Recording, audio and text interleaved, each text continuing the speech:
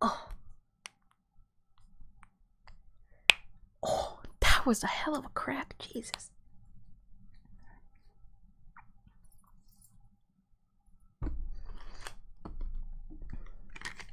I've got a bunch of random stuff out. Hi.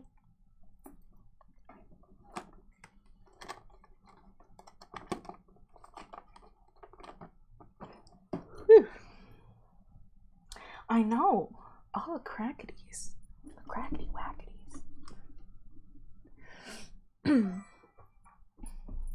You weren't sat waiting. Aw. That's cute. Got some interesting curlies happening today.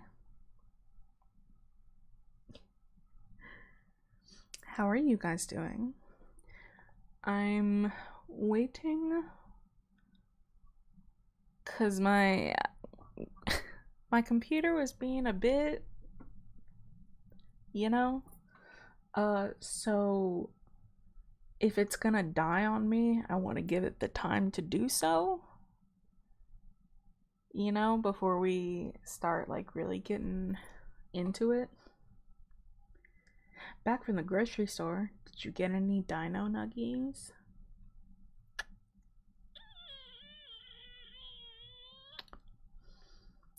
Because dino nuggies are pretty good.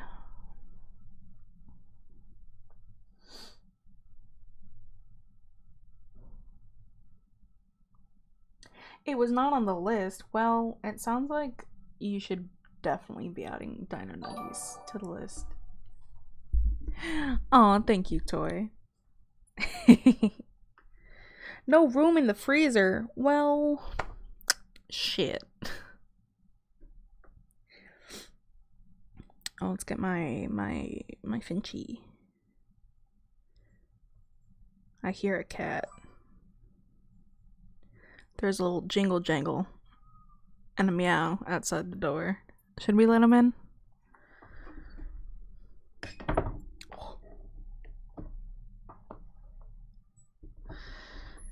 Coming. Oh, let's get the baby.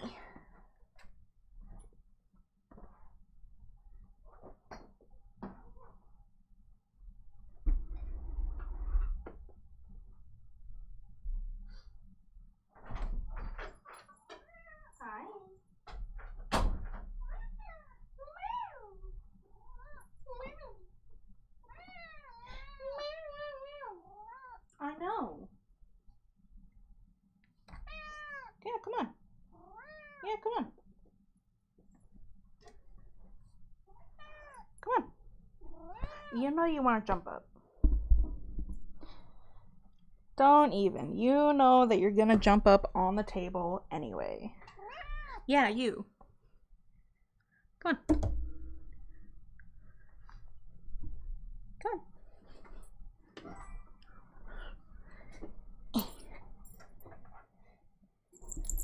There he is.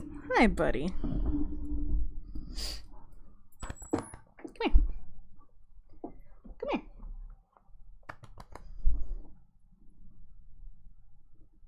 Yeah. Hi. Come on. Oh, there he goes.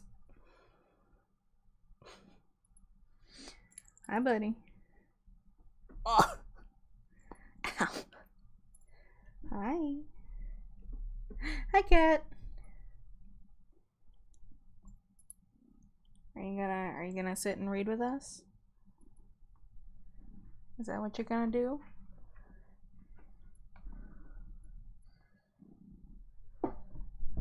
No, not yet.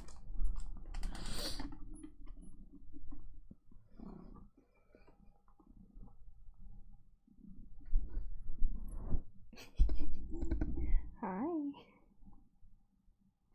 Do you want to read with us? Are you gonna sit and read with us? Maybe, possibly. No, not yet. Kitty or carrot.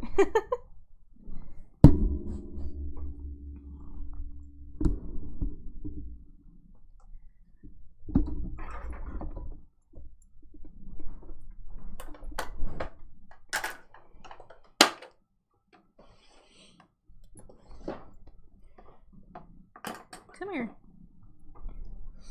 You just noticed my shirt, my Monday shirt, and some Salem drool. Hi, baby. And he's drooling again. He's just so happy to be here. Are you just happy to be here? Yeah, you're just happy to be here. Yeah, I know. I know. He's such a happy baby.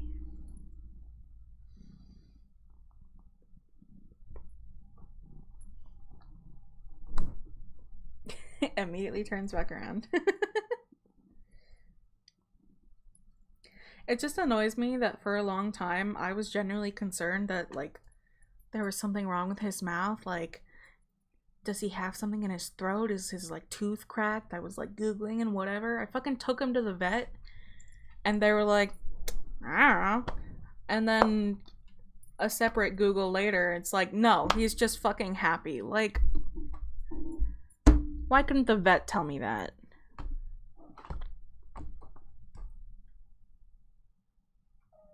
What is it? That's the tale of nuisance. You're not gonna be a nuisance, are you?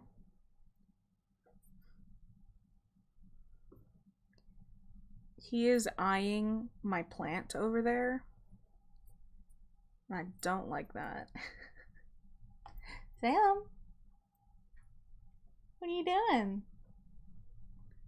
You eyeing my plant? Don't do that.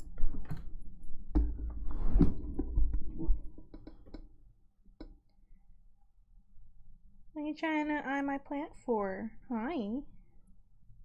Hi. Are you being a big baby? Yeah.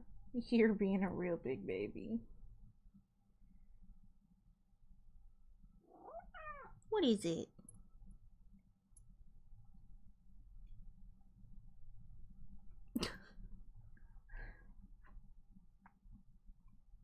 Oh, also, so I'll do a longer than usual stream today. Tomorrow I'm not going to stream because I've got a bunch of things to do, and I will be out on a trip for a while. So this will be the last stream for a little while.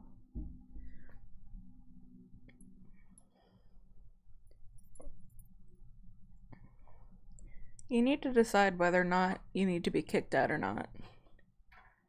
He is... You see that green right there? Over there? That's my plant that he's fucking just staring at. And I don't like the way he's looking at it. And I was looking at all my plants. Well, one of them is catnip, but I don't think he knows that yet.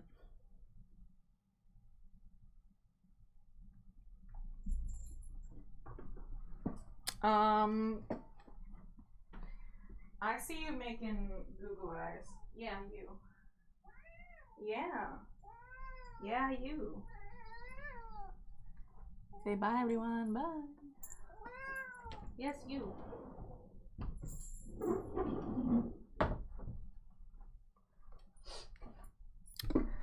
Anyway. And plant looked tasty. I will miss you guys too. Oh, you know what I really want to fucking get? I've been seeing this fucking chair that's for like sitting any which way you want, right? And has like a little, I guess, foot area where you can like sit cross-legged, you can like kneel on it, you can sit on the whole chair backwards. I want that chair. I want the chair. I need the chair. Anyway. For now, this'll do.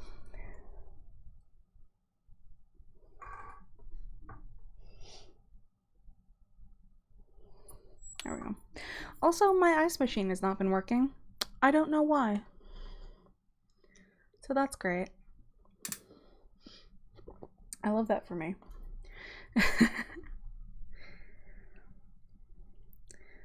Okay, let's do our Finchy real quick.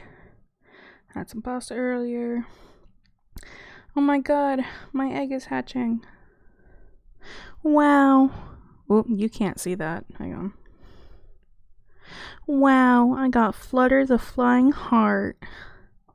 But orange.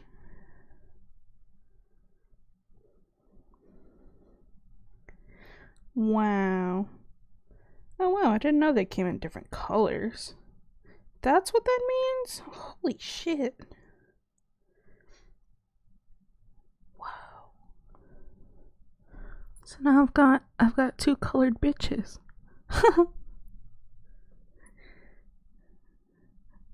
Cool. Alright, we gotta equip a new egg. Very important.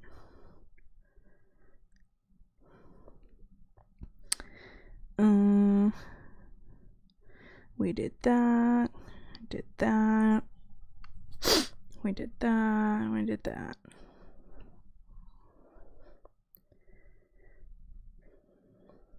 You just noticed the earrings?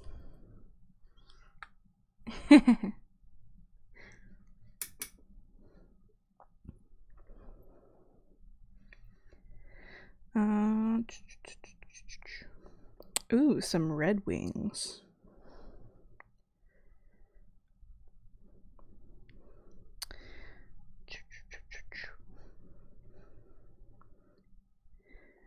Open this.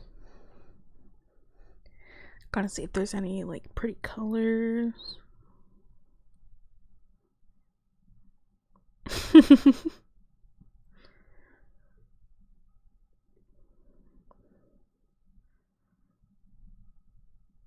Okay.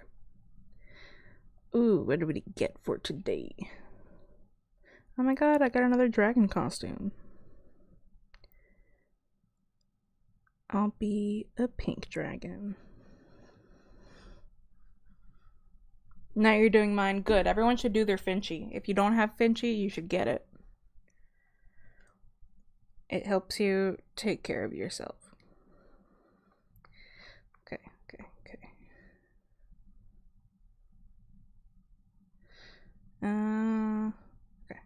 So we'll just have that over here. I don't think I'll stream on TikTok because meh.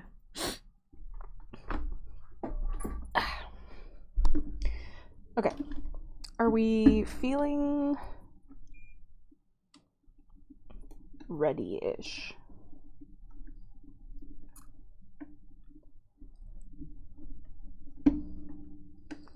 Trying to get into like an okay position that doesn't also completely white out my face. Alright. So, I believe when I was rudely cut off by a storm, that I was in the middle, well, like the beginning of the chapter. So I'll just restart the chapter. It's only 2 pages, so that way we're not missing anything. The next morning, the orphanage awoke to the lovely smell of fresh croissants and bread, and the aroma of baking matched Molly's sunny mood. Edna's Italian theme was going over the top in the dining room. She'd brought her radio in, and opera was playing loudly. Laid out on the tables were books on Italy.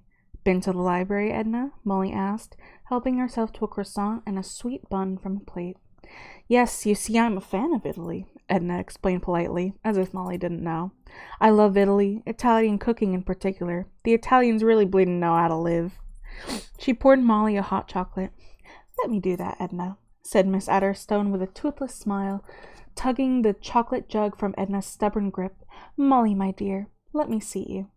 She led Molly across to the window, as if she were royalty. Children whispered as Miss Adderstone swept past, her false teeth necklace swinging with every step. This morning she had a huge pair of knickers on her head. She was wearing her polyester suit, except that it had been snipped all over and was full of cuts and slashes. It looked like the mad creation of some crazy fashion designer. "I like your suit," said Molly. "Oh, thank you, Molly. I did it myself last night with a pair of scissors."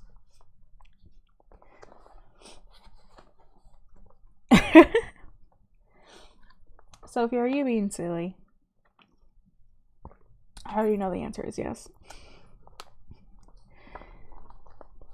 Behind them, someone screamed. Miss Adderstone turned with her usual foul expression, for nothing had changed in the way she felt toward other children, and looked horrified. Hazel Hackersley had hit herself with her mug and tipped hot chocolate all over her head. "What do you think you are doing, Hazel?" Miss Adderstone said furiously. "Excuse me, Molly." There was another yell as Roger chucked milk all over his hair. Miss Adderstone snapped her false teeth castanets and descended upon him like a bad-tempered lobster. "That's it, Roger Fibbin. For that, you get a nip." And click-clacking her way toward the quaking Roger, she gave him a nasty nip on the arm. "Yow!" Roger cried out, his eyes wide with alarm. Molly winced. She didn't think she had hypnotized Miss Adderstone to be quite that fierce. Edna, who had come over to Molly's side, whispered in her ear, "I think Agnes has gone a bit bleeding funny in the head." When Molly left the dining room, she noticed Gordon Boyles hitting himself on the head with a croissant. She smiled at him innocently. All morning, Edna and Miss Adderstone were at Molly's disposal. Edna made her delicious snacks, and Miss Adderstone gave her a foot massage, while Petula sat on her lap. By noon, Molly was feeling wonderfully relaxed and ready for the talent show. The other children left on foot, but Edna escorted Molly down to the minibus, carrying her knapsack and opening the back door for her. Then she climbed into the front seat with Miss Adderstone. Molly, with Petula on her lap, was chauffeured to the Briarsville Guildhall. The hall was a Victorian stone building with a copper-green pepper pot roof. No, I did say that. Its steps fanned out in two directions like a mustache on the front of the building, and today its steps were covered with children dressed up in all sorts of outfits, in sequined suits and top hats and tails. Some were dressed to sing and dance, some were dressed to do magic, some were dressed to act a part, and some were dressed to do a comedy routine. All were prepared for the talent competition, and each child was accompanied by a parent. There were parents tying back hair, parents stitching last-minute hems, and parents giving pep talks. "Just belt it out, Jimmy. Show 'em what you're made of. Sally, don't forget to smile when you sing. Remember, Angelica, it's all in the eyes." "It certainly is," thought Molly as she made her way up the steps. No one noticed the plain, gangly girl who squeezed past. Clutching her knapsack with the hypnotism book safely in it, Molly made her way to a desk in the front hall. "Name," said the lady with rhinestone-rimmed spectacles. "Molly Moon."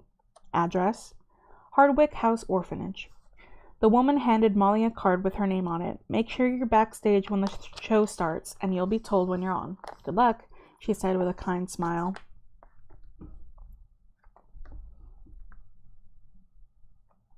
Hang on. I might be interrupted occasionally because I haven't got my ADHD pills, and so I'm communicating with the pharmacy.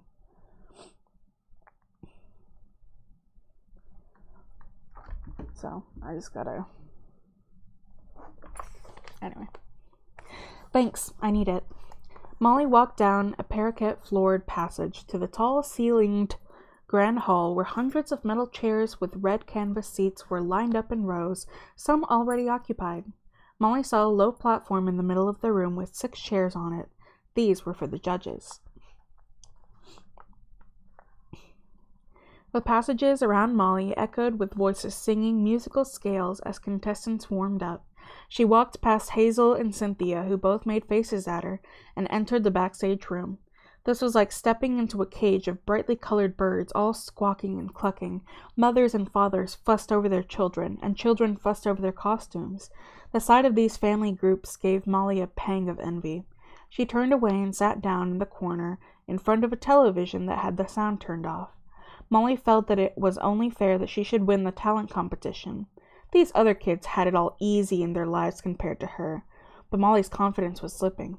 She watched the TV, hoping it would calm her and stop her palms from sweating. A commercial break was showing the Cube ad. The same ad from the Cube poster on the billboard overlooking Briarsville was now on the television, tipping back a can of Cube. Molly felt very at home. "Oh, you're so cute. Can I sip your Cube?" Molly spoke the lines of the woman in a sparkling bathing suit. Then she spoke along with the hero of the ad. "Hey, the world really looks better with a can of Cube in my hand." Next, Molly knew a deep voice over the top of the scene would say, "Cube, it'll quench more than your thirst." Molly watched and felt homesick for Rocky. They always laughed together when they acted out the Cube ad. She wished they were both on that parasitical beach now. An explosive sneezing shook Molly from her thoughts. Miss Toadley had walked into the room. "A-tish-shoo!" "Oh," she said disdainfully, wiping her nose with a hanky. "I'm surprised to see you here. I didn't know you had any particular talents." "You'd be surprised," said Molly coolly. "I'm a judge, you know," declared Miss Toadley with another sneeze. "I know, and I'm really looking forward to performing for you," said Molly cheerfully, as Miss Toadley waddled away. After 5 more minutes, a man with a shiny red waistcoat came in and began handing out cards with numbers on them. "May I go last?" Molly asked politely. "Certainly." The man gave her a card with the number 32 on it and took Molly's card with her name on it. The competition began. Molly left the changing room when 2 boys began fighting over a magic wand. She stepped up to the wings of the stage and waited, next to the woman who was in charge of the curtains. From there, Molly had a side view of the stage. After every act, the woman pulled a cord, and the heavy velvet curtains swung shut with a swish of musty air. The MC, the man in the red waistcoat, then hopped in front of the curtain and announced the next performance. Molly watched the other contestants go before her. Tap dancers, jugglers, mime artists, ballet dancers, a boy with a drum kit who did a 5-minute drum solo, and a girl who did impersonations of TV stars. Some children took sheets of music up with them, for an accompanist who sat at the white piano on the side of the stage. She watched ventriloquists, singers, musicians, comedians, and a few who were overcome with stage fright. Each time an act finished, the performer went down the front steps to sit in the audience. Each time, Molly's stomach fluttered with nerves. Molly peeped through a hole in the curtain to see what the audience looked like. She saw fat Miss Trinkleberry in the front row staring up happily, but Molly could only see the front few rows lit up by the stage spotlight. The rest of the audience was in darkness. This made her panic. If she couldn't see the audience's eyes, how could she be sure that they were looking at her? If a mother in the back row was fishing about in her handbag, or a judge was doing up a shoelace, they might not look at Molly's eyes. If they weren't hypnotized, her secret would be out. Molly didn't know how to hypnotize a whole audience with just her voice. The chapter, Hypnotizing Using the Voice Alone, had been ripped out of her book. This was terrible. "Number 27, Hazel Hackersley," announced the MC.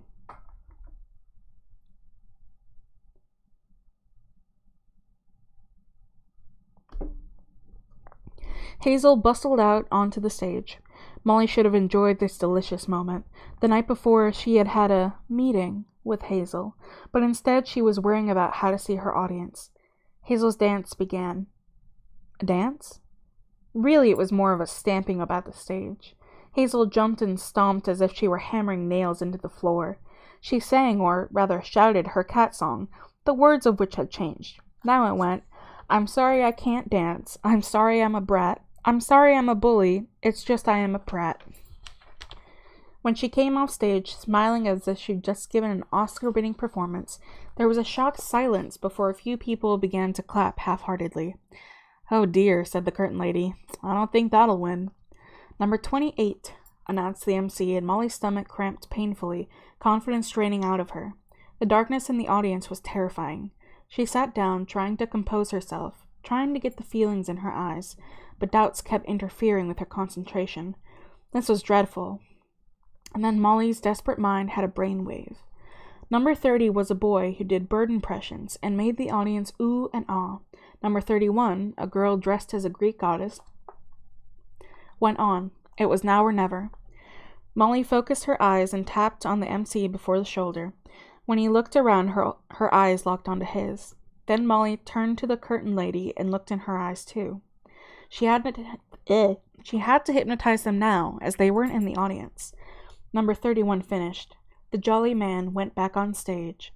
And now, last but not least, he said, we have number 32, Miss Molly Moon. Molly walked onto the stage, her hands more sweaty than they had ever been in her life. The curtain opened and a hot spotlight hit her face. She walked up to the microphone, her stomach twisting with nerves. She was suddenly filled with a fear that she couldn't remember how to hypnotize anything, let alone a whole audience full of Briar's villains. What a word. I know, right? She looked out into the black hole of the hall and could feel the people out there all looking at her. The air was thick with anticipation. There was a silence except for a few scattered coughs and a sneezing fit from Miss Toadley. Good afternoon, ladies and gentlemen, she said nervously. I am Molly Moon, and this afternoon I am going to show you the talent that I have for reading minds. She heard a murmur of interested noises. For this, I have to be able to see you, so, ladies and gentlemen, boys and girls, the hall lights will now go on. Shielding her lights from the spotlight, Molly looked upward. Light controller, please could we have the spotlight off and the audience lights on? In 2 switches, the stage spotlight went off and the gang of lights above the audience came on.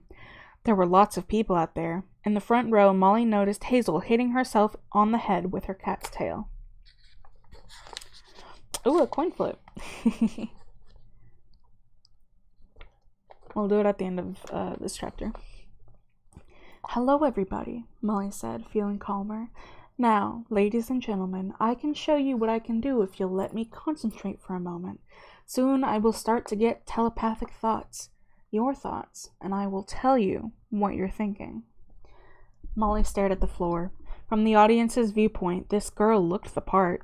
There she stood, concentrating in a very theatrical way. Of course, all this mind-reading business was an act, but the girl was pretending very well.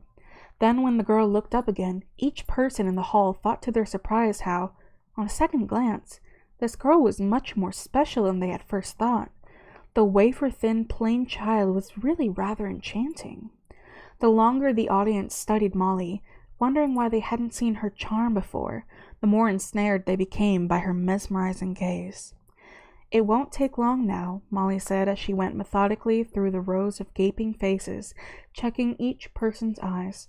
A second was all it took to sense the fusion feeling getting stronger and stronger. Molly was amazed that most of the audience had fallen under her spell immediately, the judges included. Miss Toadley looked like an old toad, with her mouth hanging open. Miss Trinkleberry looked as if she were about to have a fit of giggles. The only problem was a woman in the 6th row. Madam, yes, you in the 6th row, with the sunglasses. Please could you take them off? When the woman removed her glasses, Molly found that she was already in a trance. A boy who had been to the bathroom almost slipped through Molly's net, but she caught him on the way back to his seat. As he sat down, glazy-eyed, Molly was confident that every single person there was well and truly in the palm of her hand, sweaty as it was. She'd even eyeballed the light operator. Now, dim the audience lights again, Molly told him. Under the shiny beam of the spotlight, she began to talk to her audience. You are all under my command, she began. You will all forget that I came onto the stage to read minds. Instead, you will think that I came on stage and... Molly's clear instructions reverberated through the guild hall. Molly's act began. All the people sat back in awe. This Molly Moon's song and dance routine was so good, so accomplished, so entertaining. They felt that they were witnessing a star being born. The girl was breathtakingly talented, charismatic, and funny, with an adorable face. She danced so gracefully that her feet didn't seem to touch the ground. She sang like an angel, and then she told jokes Such funny jokes. Jokes that made them laugh until they thought their sides would split. In reality, Molly was simply standing on the stage, describing to the audience what they thought they were seeing and hearing. Before she finished, Molly had a special word with Miss Toadley. From now on, you will tell everyone you meet what a horrid, bullying teacher you are, Molly told her, and Miss Toadley opened and shut her mouth like a goldfish to show that she agreed. Then Molly clapped her hands and instantly brought everyone out of their trances. The whole audience erupted into loud applause, cheers, and wolf whistles. Number 32, Molly Moon. She was obviously and undisputedly the winner. She had more talent in her little toenail than all the others put together, and there she stood, dressed in a very ordinary skirt and top.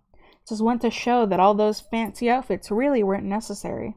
Why, that Molly Moon had such stage presence that she didn't need a costume or makeup. There was something extra special about this girl. She was just so likable. She definitely had that special magic that people call star quality. The audience clapped until their hands hurt. Molly stood there, smiling and bowing. She liked this applause and adoration. At last she went to sit down in the front row. People near her congratulated her profusely. "Molly, that was marvelous," stuttered Miss Trinkleberry. Even Hazel Hackersley was smiling at her, which Molly found a revolting experience. Then the judges walked up the aisle and onto the stage. Miss Toadley was second in line after the mayor. "I'm a horrible bullying teacher, you know," Molly heard her tell the judge behind her. "I know," he said. "I've got a child in your class." As the mayor announced Molly the outstanding winner, the other judges nodded their heads like those nodding toys you see on the back shelves of cars. Quite simply the most talented child this town has ever had the pleasure to watch. So please, put your hands together once again for our very own homegrown Molly Moon. Molly stepped up to receive her prize money. She could hardly believe she'd done it. Her fervent wish on the hill above Briarsville as she gazed at the cube poster had been to become rich, popular, and good-looking. Now, with a flash of her eyes, those wishes had been granted. "Thank you very much," she said happily. As she clutched the fat envelope full of crisp, new banknotes, she was seized by a strong feeling of wanting to leave the scene of her crime as quickly as possible. So, after posing for a few pictures, she left the stage and walked swiftly out of the building before anyone realized she was leaving. She'd walked down the Guildhall steps and climbed into the back of her chauffeur-driven minibus. "To the Briarsville Hotel," she ordered. Edna turned to smile at her. Petula jumped on her lap, and Miss Adderstone looked at her obediently. "Yes, madam." With a screech of rubber tires on the road, the car sped away. Okay, let's do our coin flip. Are you ready?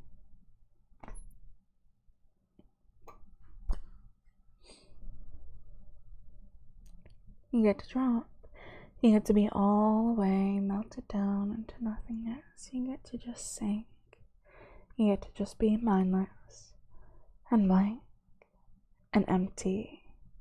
Nothing in your head, just my voice and how it echoes in your head over and over and over again, and how good that feels, how wonderful it feels to just listen, to just be ensnared, entranced, and captivated by my voice. Just like that. Very good. And then waking up from me. Up, up, up. All the way up.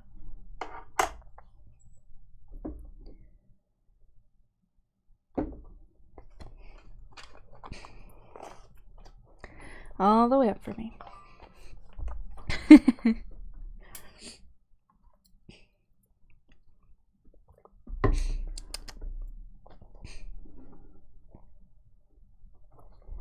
Everything was going according to plan.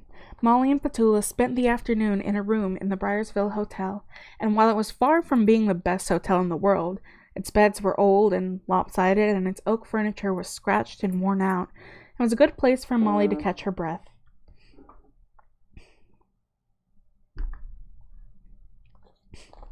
You're very welcome. As you were drinking. Oh no. and Petula found the armchair comfortable.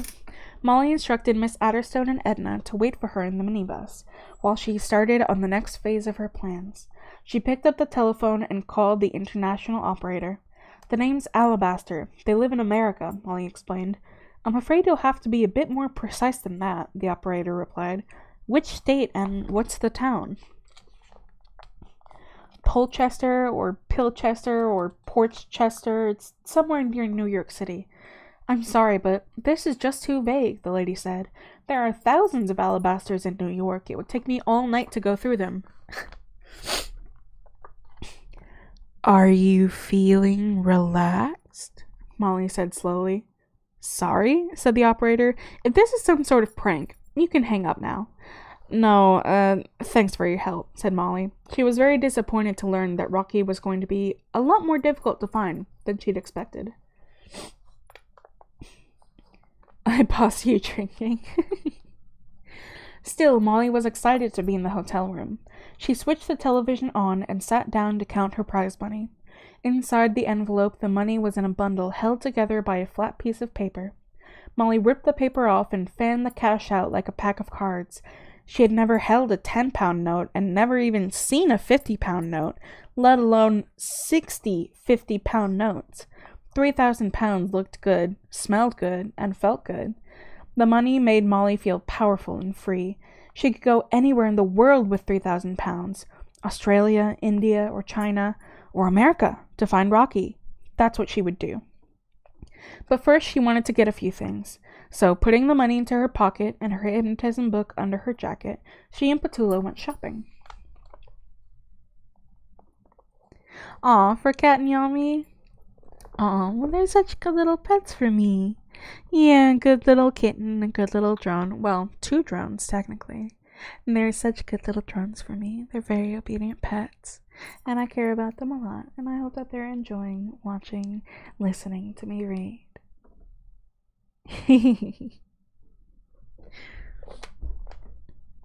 Very good little pets for me.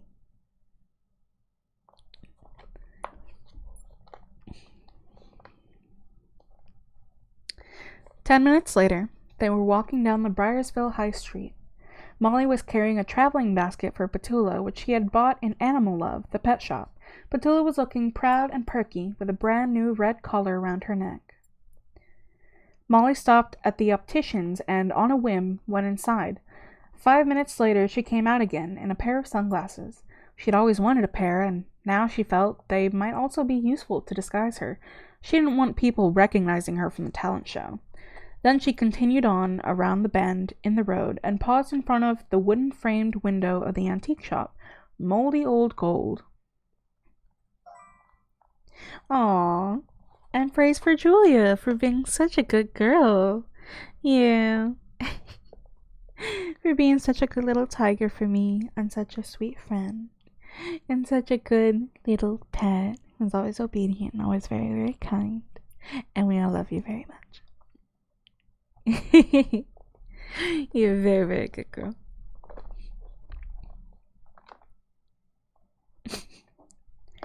The window display was an eccentric collection of interesting bits and pieces: mirrored glass balls, cut glass crystal goblets, silver boxes with secret compartments, a parasol with a parrot handle, magnifying glasses, a corset, a huge ostrich egg, a bowl of wax fruit, a sword, and a pair of Victorian riding boots. And then, on a small velvet platform at the back of the display, a golden disc caught Molly's eye. On its surface was etched a black spiral that seemed to pull Molly's eyes toward it. It was beautiful, and though her breath had steamed up the window, she was sure that she could see it was on a chain. It looked exactly like a pendulum should look. Molly took off her sunglasses, pushed open the shop door, and stepped inside.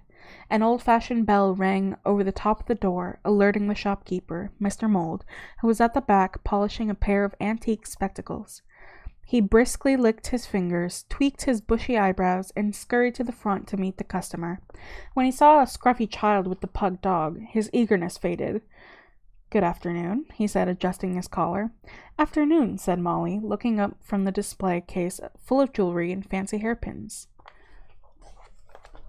We can even, it's not gold, but, you know, we can, I don't remember how small this chain is.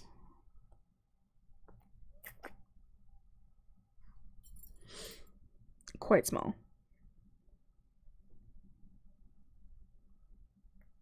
Oh, come on.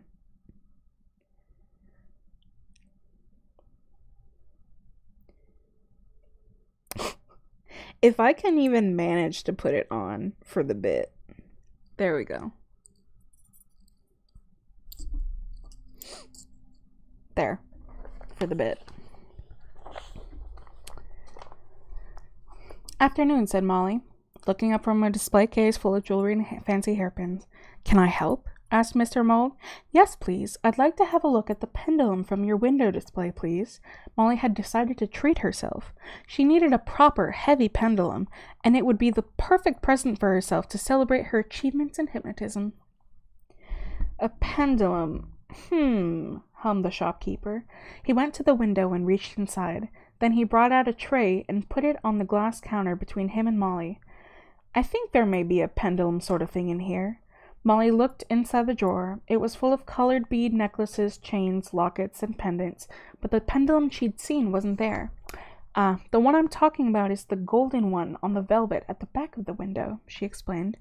Mr. Mole coughed. I'm afraid that pendant will be beyond what you can afford, young lady. He fetched the antique pendulum on its chain and let Molly admire it. Close up, it looked even better than it had seemed before. Its gold was worn but not dented, and the spiral on it was perfectly etched. How much is it? Well, £550. It's solid 22-carat gold and rather old. Perhaps this one would be more suited to your purse. Mr. Mold picked up a pewter necklace with a dull brown stone in it. Molly ignored the pewter piece and studied the golden pendulum. Its spiral seemed to turn as she looked at it. She found it irresistible. She had to have it. She was sick of not being able to afford things. From now on, she'd buy whatever she wanted. With an extravagant gesture, she reached inside her pocket and pulled out her wad of cash. I'll take the gold pendulum, she said politely, and she counted out 11 50-pound notes. Mr. Mole stared. You must have been lucky at the races. No, lucky at the talent competition, Molly explained. Oh, so you're the girl who won. My granddaughter called me and told me about you. She said you were just fabulous. The old man couldn't disguise his amazement. He was astonished that a girl as ordinary-looking, as ugly even, as Molly could be thought of as cute, gorgeous, and lovely, which was how his granddaughter had described her. He shook Molly's clammy hand. So you had them all cracking their ribs laughing, he said, half hoping Molly would do an impersonation for him or tell him a joke. Molly said, smiling enigmatically. So you're buying yourself a present. The shopkeeper pressed the button on the till, making it open with a ting, and slipped the 550 pounds into its drawer. Yep. And where did you learn to perform like that? Molly was so happy and excited that she didn't mind telling him. From a very old book, she said mysteriously, tapping the big, heavy shape under her jacket. You're joking. No, I'm not. It's a very special book. Which is why you're carrying it about with you, said the shopkeeper. You got it, said Molly. Mr. Mold wrapped up Molly's purchase. Thank you, and enjoy your pendant. Thank you. Goodbye. As Molly tucked the parcel into her pocket and turned to leave, the bell above the shop door rang, and another customer came in. In a cloud of cigarillo smoke, he bustled past Molly, knocking her slightly. Molly stepped up out of the shop, pulling up the collar of her scruffy blue jacket and putting her new sunglasses on again. Mr. Mold gazed after her. The new customer blocked his view. Let me have another look at the pair of glasses you showed me this morning, he demanded. Ah, yes, Professor Knockman, said Mr. Mold, shaken from his daze. He pulled the spectacles that he'd been polishing earlier out of his top pocket and put them on the counter. You'd never guess it, but that girl out there has just won the town talent competition. His impatient customer wasn't at all concerned with such modern Briarsville life, but he did have an interest in Briarsville life 100 years ago. He'd been into Mr. Mold's shop several times since he'd discovered that the elderly antique dealer knew the story of the town's famous Dr. Logan, and that Mr. Mold had even bought and sold artifacts that had been used in Logan's traveling hypnotism show. Today, Professor Knockman was back in the shop because the pair of antique spectacles that was on the counter now. They had black lenses with white swirling pattern on them and were said to have once belonged to Dr. Mesmer himself. Supposed to be protection against hypnotic eyes, Mr. Mold had explained. Fun, but foolish. But I should think, he added hopefully, very appropriate for your museum collection. The spectacles were expensive, and Professor Knockman hadn't decided whether to buy them or not. He picked them up and scratched at his oiled mustache with a plump, long-nailed finger. Mr. Mold continued to stare down the high street at Molly and Petula, who were strolling along, looking in shop windows. Apparently she can dance like Ginger Rogers. My granddaughter thought she was beautiful. She looks quite plain to me. Well, I suppose it's all in the eyes of the beholder. Yeah, whatever, said the professor, trying the strange spectacles on and looking up at the ceiling. She bought herself a beautiful gold pendant, although she called it a pendulum. Funny thing for a child to buy. I hope she doesn't fritter all that prize money away. A pendulum? Said Professor Knockman, suddenly giving the shopkeeper's full attention. He turned his swirly, spectacle-clad eyes upon him. How much money did she win? 3,000 pounds, I believe. It's amazing, isn't it? She looks so ordinary. Well, you know what they say, don't judge a book by its cover. And talking of books, when I asked her where she learned to perform like that, she said, from a very special old book. What an eccentric child. This man just could not keep his shit to himself. He just could not shut the fuck up. Why? Why did you need to tell all of this? What book? Demanded Knockman, his nose twitching like a dog's that had just picked up a scent. Some book she's carrying. Professor Knockman snatched off the antique spectacles and, at last, looked out into the street at the girl. She was reading the ads outside the newspaper stand, and held awkwardly in the crook of her arm, under her jacket, was the hard-edged shape of a large rectangular object. Knockman gasped. He'd hit the jackpot. He was sure of it. His mind raced as he thought about what Mr. Mold had been saying. The girl had bought a pendulum and won a whole lot of money. Everyone thought she was gorgeous, but she wasn't, and the secret of her success lay in a special old book. A book she obviously didn't want anyone to see since she was hiding it under her jacket. Knockman's gut instinct surged up and told him that the shape under the odd-looking girl's jacket was, without any shadow of a doubt, his hypnotism book. Molly and Petula were now disappearing around the corner. The professor lunged for the door handle, then remembered the spectacles. I'll take the glasses, he said. How much did you say there were? They're absolutely unique. Customer confidentiality. Yeah, I guess so, said Mr. Mold shrewdly. 450 pounds. He handed the silver-rimmed spectacles over. Knockman's mind was galloping. He knew the shopkeeper was charging too much, but if they were really effective anti-hypnotism glasses, he might need them, and he didn't have time to bargain. I'll take them. Professor Knockman put the money out on the desk. Don't bother wrapping them. And if you get anything else on hypnotism, call me in the States. Here's my number. Certainly, said the shopkeeper happily. He'd never sold so much in an afternoon. It had been a good idea to open on a Sunday after all. Goodbye.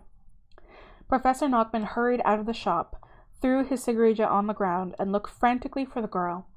Burping with excitement, he puffed his way down the street in the direction she had taken. Molly and Petula, meanwhile, had returned to the hotel, where Miss Adderstone and Edna were faithfully waiting in the minibus. Molly went to her room, collected her knapsack, and came down to pay her bill. Then she went to the minibus and climbed in. Petula hopped in after her. Where to, miss? Miss Adderstone asked in her rubbery-mouthed voice, still not wearing her false teeth. Who's cooking for the kids right now? No one? The airport, Molly said confidently. She sat back and gave Petula a good stroke. Professor Knockman, who had been looking for the girl in other shops, bustled into the drive of the hotel just as the blue minibus was pulling out. The driver had a mad look in her eye and seemed to be wearing a pair of knickers on her head. As the vehicle turned into traffic, Professor Knockman caught a second glimpse of the plain-looking talent contest winner. She was sitting in the back of the minibus like a starlet, with a pug dog beside her and a big burgundy-colored book on her knee, and through the low window he saw that she was holding what was, unmistakably, a passport. Professor Knockman knew that the girl had the hypnotism book. He dived for the back of the minibus, but he missed the vehicle completely and tripped over his feet instead. Dumbass. Getting a mouthful of exhaust, he started to panic. Nachman realized that the hypnotism book, his book, was sliding away from him. The book was essential to his plan, his brilliantly conceived secret plan that was going to catapult him to the top of his profession. Without it, he'd never achieve his aims. Now there was a good chance that the girl with the passport planned to take it far, far away. Desperately, Nachman ran, huffing and puffing, into the hotel and rushed upstairs to his room. He threw everything into his suitcase and charged back down. "Are you leaving, sir?" asked the receptionist, alarmed. "Have you paid your bill?" But Nachman didn't reply. He was already out the door. "To the airport," he growled at a sleepy taxi driver who was reading the paper. As the car moved off, Nachman wheeled the traffic lights not to turn red. Beads of sweat were dribbling down his forehead. Then, as the taxi made good progress out of town, he realized that he could still catch the girl, and he began to cool down. That book was his destiny. All he had to do was follow it. The airport was an hour-and-a-half's drive from Briarsville. Molly sat in the back of the minibus, stroking Petula and looking out the window at the countryside shooting by. She drank it all in, not sure when she would be seeing it again. She wasn't bothered if she never came back, nor did she care that she didn't really know where in America she was going. She felt strong, rich, and eager to see the world, and determined to find Rocky. Miss Idlestone drove fast and furiously to the airport, and she and Edna helped Molly out of the minibus. They seemed almost sweet now as they stood huddled together. Miss Idlestone in her snipped-up suit with her knickers on her head, and Edna in a tight-fitting, Italian-looking raincoat. They dabbed their eyes with hankies. Edna's had a map of Italy sewn on. "Oh, Molly, we'll bleedin' well miss you," Edna said weepily. "Best of luck, Molly dear," Miss Idlestone sniffed. "Thank you," Molly said cheerfully. Petula gave Miss Idlestone a dirty dog look. "Send us a postcard. Do keep in touch." Molly nodded. Then she decided to give each of them a farewell present. She clapped once, and both went into a deep trance. "Now listen carefully, you two," Molly said. "I'm going to give you some new interests, so your lives get more interesting. Miss Idlestone, from now on, you will have a big new passion for—" Molly looked about for inspiration. For airplanes and flying. Yes, that's it. You are going to learn to fly planes. And Edna, well, you will love Italian cooking in Italy even more. You'll love Italian fashion, Italian cars. Oh, and the language, of course, which you'll learn to speak. And from now on, both of you will be nice to all children." Molly felt satisfied that she had been generous to everyone at Hardwick House. She clapped twice, and Miss Idlestone and Edna came out of their trances. Miss Idlestone started to sniff again. "Oh, you're so lucky, Molly, to be going on a plane," she said with a sob. "I've always wanted to fly." "Arrivederci, Molly," sniffed Edna. Molly helped Petula inside her traveling basket. "Goodbye, then," she said. She turned away, and the sound of Miss Idlestone's and Edna's wails faded as she stepped inside the terminal building. "Boy, oh boy," Molly said under her breath. "I'd like a ticket on to the next plane to New York, please." The airline clerk peered over her desk at the small girl, whose chin was level with the top of the counter. "I'm sorry, but we can only sell tickets to passengers who are 16 or over."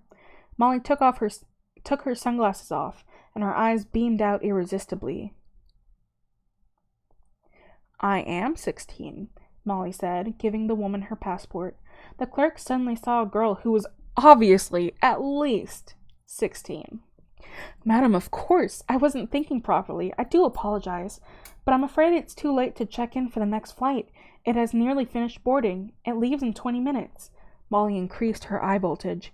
"I'm so sorry," the blue-suited woman said bewilderedly. "I don't know what's come over me today."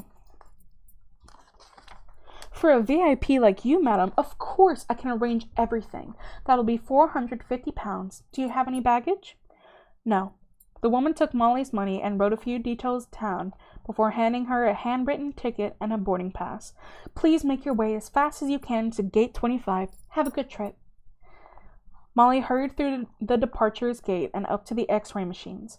After a good eye flash, the security guard let her pass through without checking her dog basket, and Molly padded past first duty-free shops and down carpeted corridors. Voltage. Voltage, not voltage. Just as Molly found gate 25, Professor Knockman arrived, sweating and panting at the ticket desk. Did a young girl just buy a ticket here? He asked aggressively. She would have bought it with cash. Sir, we have hundreds of people buying tickets here every day, said the ticket clerk crisply. Yeah, Professor Knockman said rudely, but a girl of 10 or so, Sir, we don't sell tickets to children, and besides, we don't divulge information like that. The telephone behind the desk rang, and the woman turned to answer it. The professor leaned forward and scanned the piece of paper in front of her, reading it upside down. There was a note of a cash payment for a ticket to New York for an M. Moon. Give me a ticket to New York. I want to catch the 2000 flight, demanded the professor. The woman looked down at her list and crossly covered it with her hands. I'm afraid it's too late to board that plane. The gates have closed. Indeed they had. Molly had stepped onto the plane, the last passenger. Molly showed the flight attendant her economy ticket and flashed her eyes. First class, I think, she suggested, and was escorted to the first-class compartment at the front of the plane. She put Petula, hidden in the basket, on the empty seat beside her. As Professor Knockman stamped and raged, Molly was buckling her belt. As a security guard put his hand on the professor's shoulder, a flight attendant brought Molly an orange juice. Professor Knockman had to make do with a ticket on the next plane to New York, 5 hours later. The plane roared down the runway and took off into the darkening sky. Molly looked out the window. It was her first time on a plane. She found the idea of being in a huge chunk of flying metal scary. Her hands began to get sticky, but then she noticed how calm all the flight attendants were, and she felt better. She stared out the window again and watched the twinkling lights of the airport falling away as the plane climbed higher and higher. She looked to the west in the direction of Hardwick House. It was somewhere there, miles and miles away. Molly breathed a sigh of relief. It was good to be leaving. Hardwick House had nothing to offer her now, and somehow, she was sure, she'd see Rocky again. Then everything would be hunky-dory. Maybe she could hypnotize his family to adopt her too, or they could run away together and live out of suitcases. Molly's mind boggled as she thought about America. She'd seen it so often on television programs. Soon she'd be living the happy life that she'd been longing for. She wouldn't have to watch ads and pretend anymore. Molly began to investigate the small television screen attached to her armrest.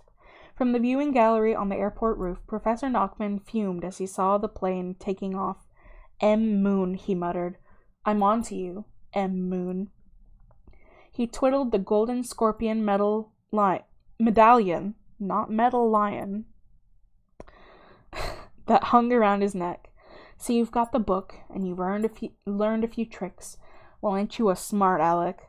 But not so smart that you covered your tracks. You better watch it, Kitty. Kitty with a D, as a child. I'm hot on your heels, and when I hook you, whoa, you're really gonna wish you'd never laid eyes on that book at all. Menacing. The flight to New York was 8 hours long, but Molly was very comfortable in her massive reclining chair. She watched 2 films and smelled lovely from all the free skin creams that came in a special bag. Petula behaved herself all the way, sucking on a stone that she'd picked up in the Briarsville Hotel drive. She whined only once when the chicken casserole arrived, but the flight attendant thought it was Molly making the noise. Molly ordered a second helping, which she put in Petula's basket. As the plane wheeled down through low-hanging clouds to join John F. Kennedy Airport, Molly pondered her next move. She had 1,910 pounds left of her prize money, and she'd spent 5 pounds on Petula's collar, 15 on her travel basket, 20 on the sunglasses, 50 on the afternoon in the hotel, 550 on the pendant, and 450 on the airline ticket. Over 1,000 pounds. She was amazed how quickly it had gone. The first thing to do was to change her money into dollars. Then she'd have to get a train or a cab to where in New York? Molly wasn't sure yet. Some hotel. From there, safe and private, she'd be able to plan what to do next. Ladies and gentlemen, please put your watches back 5 hours, announced the pilot. The time in New York is 11 o'clock at night. We hope you have enjoyed your flight and look forward to traveling with you again. Molly was so nervous and excited that she didn't feel at all tired. She put on her sunglasses, picked up her knapsack and Petula's basket, and 20 minutes later was out by a taxi stand with dollars in her pocket, 2,998 to be precise. There, while Petula was having a pee in the gutter, a cab stand attendant with a thick Brooklyn accent asked Molly, "Where to?" I'm not going to be doing any accents. "New York." "Yeah, little lady, but which part of New York?" "The center," Molly said as confidently as possible. The woman wrote Manhattan on a piece of paper, gave it to a driver of a rusty old yellow cab, and helped Molly and Petula inside. The door slammed and Molly slid back into the seat. A tinny recorded voice from under the seat shouted, "Hey you, this is a former mayor of New York. Buckle up, I don't want to see you in the hospital." And Molly did up her seatbelt. Another, deeper voice inquired, "Okay, so where to in Manhattan?" Molly looked up at the solid partition between her and the driver, with a tiny sliding door for money to be passed through. She could only see the back of the driver's bald head. He glanced at her in his rearview mirror and said, "You're small to be traveling by yourself this time of night. You know, you ought to be careful. This is an unfriendly city if you go to the wrong part of it." "I'm older than I look," Molly replied, "and I'm used to being on my own. And you know what? Nowhere could be more unfriendly than the place I've just come from. Now, I want to go to... it's been such a long flight that I've forgotten the name of the hotel." Molly made a convincing act of searching her pockets for a piece of paper. "I know all the hotels in Manhattan," boasted the driver. "What's it like?" "It's the grandest, largest hotel. You know one. You know the one. It's got flags everywhere and gold. Dead posh." "Oh, you mean the Waldorf?" "Yeah, that's the one," Molly said happily. "The Waldorf." "Okay, little lady, well, hold on tight." The cab pulled into traffic. It was the bounciest car Molly had ever been in. She and Petula bobbed up and down as the rusty old vehicle turned onto the highway and headed to the island of Manhattan. Molly stared out in wonder. Everything was so big. Huge juggernauts thundered down the 6-lane road like glaring monsters with scores of lights on their massive fronts. To the left and right, suburban houses stretched away into the distance. It was a dark, moonless night, but the highway was a solid river of white headlights and red taillights. After rolling and bouncing along for half an hour, the driver announced, "Here she comes." They rounded a corner, and suddenly there, out of the window, was a view of the tallest, brightest, most colossal, space-age city that Molly had ever seen. The buildings were mammoth, like buildings from another planet, and they all stood on an island. Petula put her front paws on the window to look out, and Molly's hands started to sweat as she saw that the way onto the island of Manhattan was over an enormous, glittering bridge. Her mouth dropped open as they drove toward it, and as they began to cross water, Molly saw how truly big these buildings were. Some had dozens of floors and thousands of windows with lights still on. "So many people are still awake," Molly exclaimed. "Yeah, didn't you know?" The driver laughed. "This is the city that never sleeps." On the other side of the bridge, the cab drove onto a street that was lined with tall buildings. "The streets in Manhattan are real simple to follow," the cab driver explained as he honked at a truck. "They were designed on a grid system, you know, so it's easy to navigate, like 59th Street, 60th Street, and so on. Some streets are east of the park, some are west. The park's in the middle. We're on the east side of the island. Around the east 60s, 70s, and 80s is the nice part where you get all the rich people. Mind you, these days rich people live downtown too. Yeah, Manhattan's real expensive, but the roads are still full of holes." The driver swerved suddenly to avoid a big pothole. Finally, he pulled up in front of a grand old building. "This is your stop, lady, and you owe me $35. A doorman wearing a brown and gold uniform stepped up and opened Molly's door. Molly paid and thanked the cab driver, and the yellow car rattled away into the night. She and Petula entered the building and walked uncertainly up a flight of wide marble steps into the hotel lobby, where they stood and stared. A heavy, glistening chandelier hung high above their heads. The floor underneath their feet was done in beautiful mosaic patterns of beige, pink, and green. Small sitting circles of chairs, patterned couches, and coffee tables were dotted about, and behind them was a beautiful grand piano. As Molly walked past a bank of elevators toward a second lobby, she saw her reflection in a mirror and thought how very scruffy she looked in her old clothes. This was the most luxurious, perfumed place she had ever been in. The haughty receptionist coughed, looking down at Molly over two large nostrils. Can I be of assistance? Molly turned and stepped toward the small, smartly dressed man who was standing behind a black glass desk. Yes, please. I'd like a room. I'm afraid you're a little young, and we don't allow pets. Molly was tired, so it took more effort to crank her eyes up to zapping mode, but after a moment the receptionist was as impressionable as a piece of squashy dough. He looked at his books. I'm afraid, madam, all our rooms are full. Full? Molly said incredulously. But you must have loads of room here. Yes, and all 1,427 are occupied. There isn't even one available? We have the royal suite, madam. I'll take it. How much is it? It's $900 a night, madam. What? And do I pay before?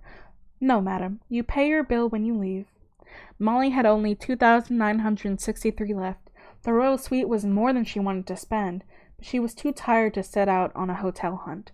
Oh, well, I'll take it, and my dog will stay with me.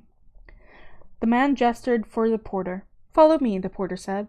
They took the elevator to the 42nd floor and followed a plushly carpeted passage to an elegant-looking door. The porter unlocked the door and led Molly and Petula in. Molly felt as if she had walked into a dream. The room was spectacular. In fact, because it was a suite, it had 4 huge rooms. A bedroom with cream-colored silk curtains, a giant 4-poster bed, a large sitting room with sofas and a low table in it, and a kitchen and a dining room. Every room, including the bathroom, has a television and a music system, explained the porter, opening the cupboards and revealing hidden TVs and stereo equipment. Here is the minibar, and also here is a list of services we provide, from limousine hire to hairdressing. The jacuzzi is easy to operate, and there is a fitness center downstairs on the 19th floor. Room service is available around the clock, so if you require anything, please don't hesitate to call. Thank you, ma'am. The porter bowed and went. Molly kicked her shoes off and jumped onto the bed. Yee-haw, she shouted, feeling suddenly very wide awake. Petula scrambled up too. Isn't this great, Petula? I mean, look at us. Can you believe it? Yesterday in Gross Hardwick House, and today in the most luxurious hotel room in New York. Petula barked happily in reply, and Molly jumped off the bed and opened the minibar. After giving Petula a bowl of ice-cold mineral water, she opened the window. Noise blasted into the room. Taxicab horns, horns from delivery vans, and the grinding of garbage trucks, sirens from police cars, voices shouting and whistling. The whole city was buzzing with life. Molly had never been anywhere as loud and as busy as this. With Petula tucked under her arm, she looked out over the city. Hi, Brooke. Welcome. It was midnight, but the streets were full of traffic. The city towered about her, a jungle of skyscrapers with insect-like cars and yellow cabs crawling about on its forest floor. Molly wondered how many people lived here. And for a second she wondered whether, maybe, somewhere out there, among the millions of New Yorkers, maybe there was someone related to her. Rocky must be out there somewhere, but where? She hugged Petula. Where are your family, Petula? Petula licked Molly's hand. Yep, Petula, I guess you and me are family. We're all we've got at the moment. Molly gazed down at the bristling city. She had supposed that New Yorkers would be as easy to hypnotize as any other people. Her eye trick had worked on the receptionist. With this room costing $900 a night, it was vital that her hypnotic powers work. Of course, she could move to a cheaper hotel, but Molly liked the richness of this place, and she wanted to stay here. Molly shut the window and went to have a bath. She squirted all the mini bottles of bubble bath into it, to make it extra bubbly, and when the bubbles were foaming high, she sank into the sweet-smelling water. She clicked on the wall-mounted TV with the remote control. How far this was from the drafty bedroom at Hardwick House, where only recently she had been punished for having a bath more than 10 centimeters deep. She laughed out loud.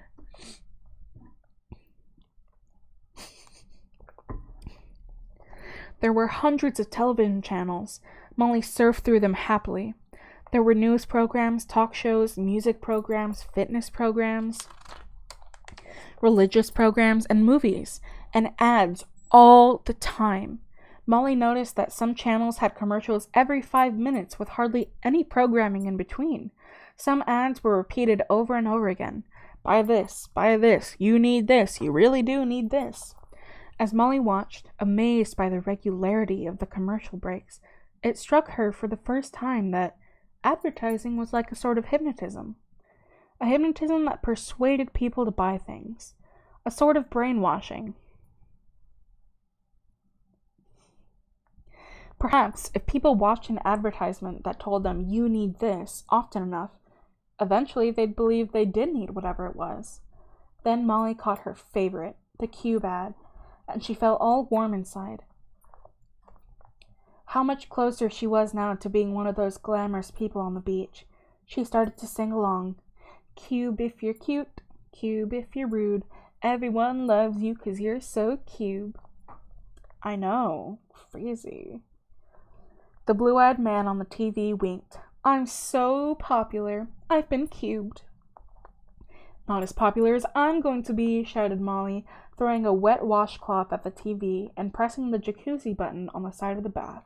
A moment later, she was practically blown out of the water. Molly slammed her hand on the button again, and the bubbles stopped. She wasn't sure about the jacuzzi. It was like 10 monsters farting in her bath all at once. But apart from the jacuzzi, she certainly felt she could get used to this kind of life. The question was, how should she go about keeping it? After her bath, Molly got into her satin-sheeted 4-poster to think. But instead, like Petula, on the end of the bed, she fell instantly asleep. Aww.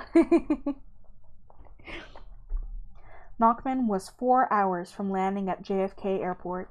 In his mind, he conjured up a picture of the girl with the book. The girl who, the taxi driver from Briarsville had told him, had performed in front of hundreds of local people who had all thought her the most talented and sweet-looking child they had ever seen. Nachman realized with astonishment that this girl had hypnotized them all. He was astounded that a girl as young as she could learn Dr. Logan's art. She must be exceptionally talented, but his fascination with her was soon replaced with fury. How dare the wretched kid steal his book? He'd soon wipe the smirk off her face. He ground his teeth. She wasn't going to escape him. He was on her trail. Even though he hadn't properly seen what she looked like, he was sure that if he kept his ear to the ground, he'd track her down in New York. He removed his new spiral-patterned glasses from his pocket and gave them a polish. He'd read enough about hypnotism to know that when someone had the mesmerizing gift, people were powerless under their gaze. But something in the makeup of the spiral of these glasses deflected the effect of hypnotic eyes. Nachman hoped they worked. The only other thing he needed was a voice-scrambling machine, and then he'd be protected from M. Moon's voice, too. Stroking his oily mustache, Professor Nachman sat back and wondered what the M stand for. Margaret? Matilda? Mavis? He smiled.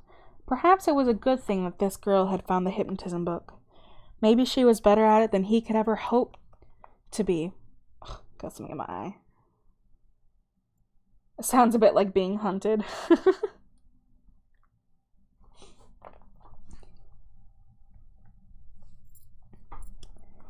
When he found this M. Moon, maybe all he needed to do was control her, which shouldn't be difficult. After all, she was only a child.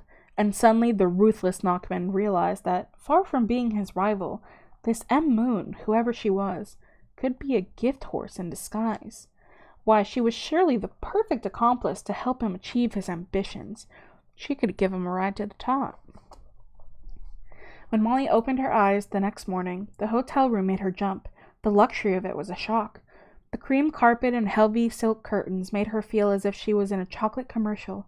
She tipped herself out of bed, opened the fridge, and took out a Heaven bar, singing the brand song as she ate it. Oh yeah, of course not. That would be so crazy. I'm in heaven, heaven's in me. I knew I'd get to heaven eventually. Then she put on the robe from the back of the bathroom door. It was way too big for her, but warm and very soft, like the towels in the Cloud9 ads. She walked over to the windows, this time to look at New York in daylight. The city buzzed away below and beyond. The buildings looked even bigger, and Manhattan seemed to stretch farther. A massive poster, hundreds of feet tall, was stuck on the wall of a skyscraper. It was a giant picture of a woman wearing blue jeans and a denim jacket. Underneath it said, "Walk like a giant, wear diva jeans." The giant woman made Molly feel extremely small. An attack of butterflies gathered in her stomach. Since Briarsville, she had been riding on a wave of glory, and with a spinning head she'd made her bold plans and left the country. But now, in the morning light, Molly didn't feel quite as confident as she had the day before. She realized she knew nothing about this city or its inhabitants. She looked at the New Yorkers far below on the pavement, who were walking along with purpose and determination. Very few of them were idling or stopping. Molly decided she must learn something about this place before she stepped out into it.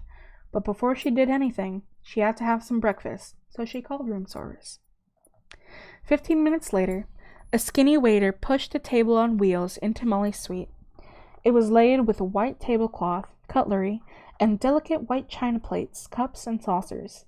2 shiny pots were beside the 2 silver domes that concealed Molly's breakfast.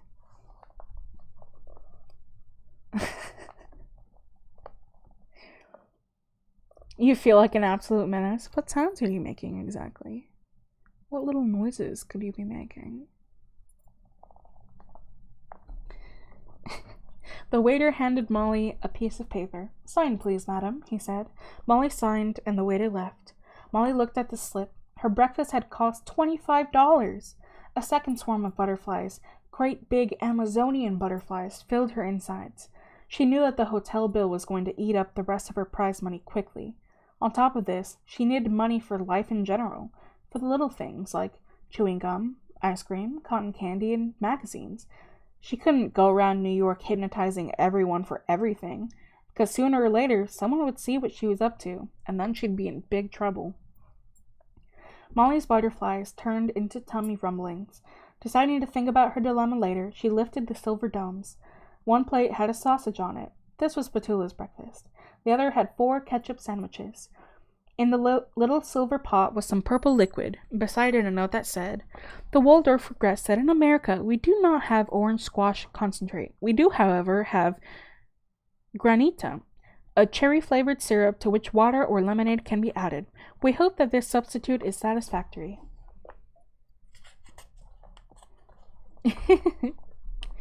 Molly sniffed the granita and poured some into a glass. It tasted okay. The big silver pot had hot chocolate in it. Soon, Molly and Petula were eating with relish. After breakfast, Molly bit her ketchupy lip and thought she should approach this money problem logically. Perhaps a TV would help her. So, putting her new sunglasses on, she and Petula settled down for a marathon viewing session. Molly flicked through the channels, paying particular attention to the ads. She landed in a nature program. On the screen was a nest with 3 baby birds in it, all squawking for food. The chick in the middle was much bigger and noisier than the others. The narrator's voice explained, "The baby cuckoo has hatched in the robin's nest, and already it is growing faster than the robin chicks." The mother robin returned to the nest with a worm, but before the smaller robin chicks had time to have a bite, the cuckoo chick snatched it. "It's amazing," continued the narrator, "how the mother robin thinks the cuckoo chick is her own. When the mother robin flew off, the cuckoo chick started to hop about, and then, with a firm movement, it pushed first one baby robin chick and then the other out of the nest." Molly gasped. So cuckoos really did push other birds out of the nest. Miss Trinkleberry's lullaby rang in her head, making her feel uneasy. Was she like those baby robins? She felt more like the cuckoo the way she'd pushed her way to winning the Briarsville talent money. Miss Trinkelberry...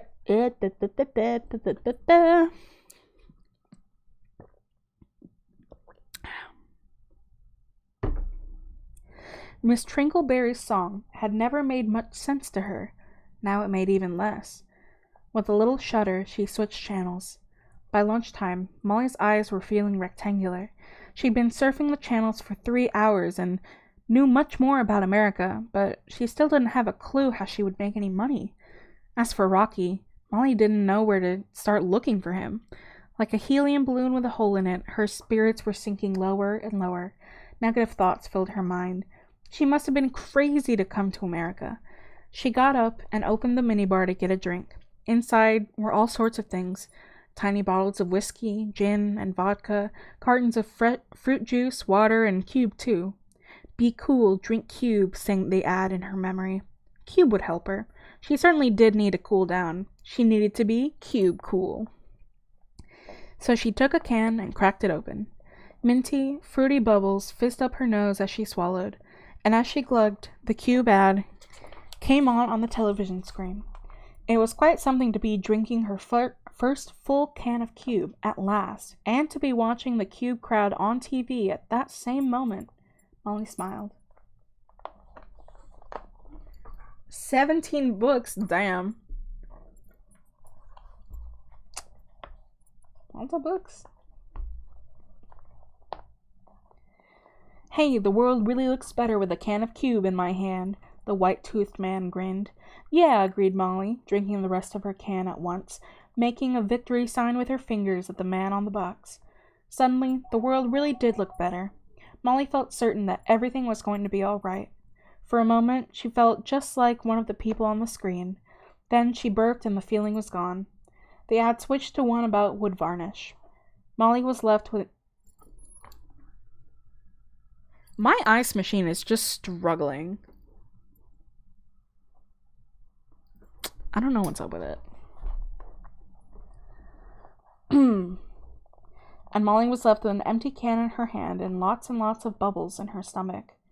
Molly was startled. She'd actually believed that a can of Cube could help sort out her problems. Cube and its people. With Cube by her side, she'd felt sure she'd be more confident and able to charm the world. Instead of feeling cool, though, she felt hot and worried and deflated. Molly felt that her favorite ad people had betrayed her, and in a blinding flash she saw that her infatuation with them and their world had been madness. Why, they were completely unreal. As she watched the next ad, which featured a boy with a scraped knee, Molly thought that maybe she could get work as an actress. After all, those people in all the ads weren't real, they were actors. And there were hundreds of ads. There must be lots of work. Oh, damn. Oh, hang on.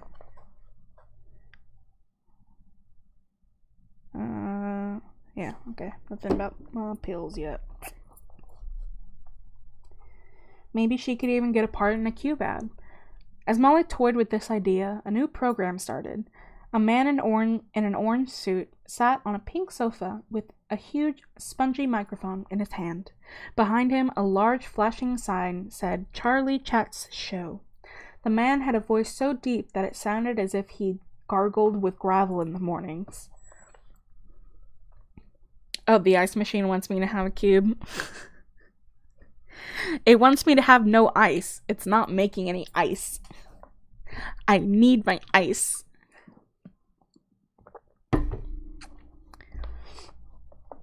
Yes, ladies and gentlemen, as promised, we have here with us today, please put your hands together and give a very warm welcome to Broadway's newest star, Davina Nattel. Molly was surprised to see that Davina Nattel was a small girl of about 8 or 9. As she strode onto the stage, the audience whistled and clapped. She sat down, and the red-haired interviewer, Charlie Chat, boomed, "Well, hi, Davina. It's just great to have you on the show." "Hi, Charlie. It's so great to be here," came the sugar-sweet voice of Davina. "So, Davina, let's get straight to the point. I'm sure everyone wants to know what it feels like to be the star of a Broadway musical." It feels just great, said Davina, smiling beautifully. Oh, thank you. I love the songs, I love the dancing, I love the story, I love the other actors, I love the audiences, I love being in Manhattan. You must have a great big heart for all that love, said Charlie Chat, and the audience laughed. Well, it's all great, and everyone should come and see the show. Davina turned to the audience and beamed out a huge, persuasive grin. Her face gave Molly a jolt. She looked a bit like Hazel. Let's see some of it, said Charlie Chat. On came a sequence of clips. First, there was a picture of the entrance of a grand theater with the title of the show, Stars on Mars, written above it in neon lights. A slinky black car pulled up outside, and Davina Natel, in a fur coat, got out of it. Then the picture cut to some clips of the show. The stage set looked like the surface of the planet Mars, full of big red rocks. Davina Natel was dressed in a shining red astronaut suit and was tap dancing and singing. It was a space musical. More clips were shown of other parts of the show. One where 4 large Mars monsters tried to attack Davina. Petula dropped the stone she was sucking and growled at the Martians. The chat show audience clapped, and Molly felt some of the thrill that she'd felt on the Briarsville stage when her audience had applauded her. My goodness, that certainly was something.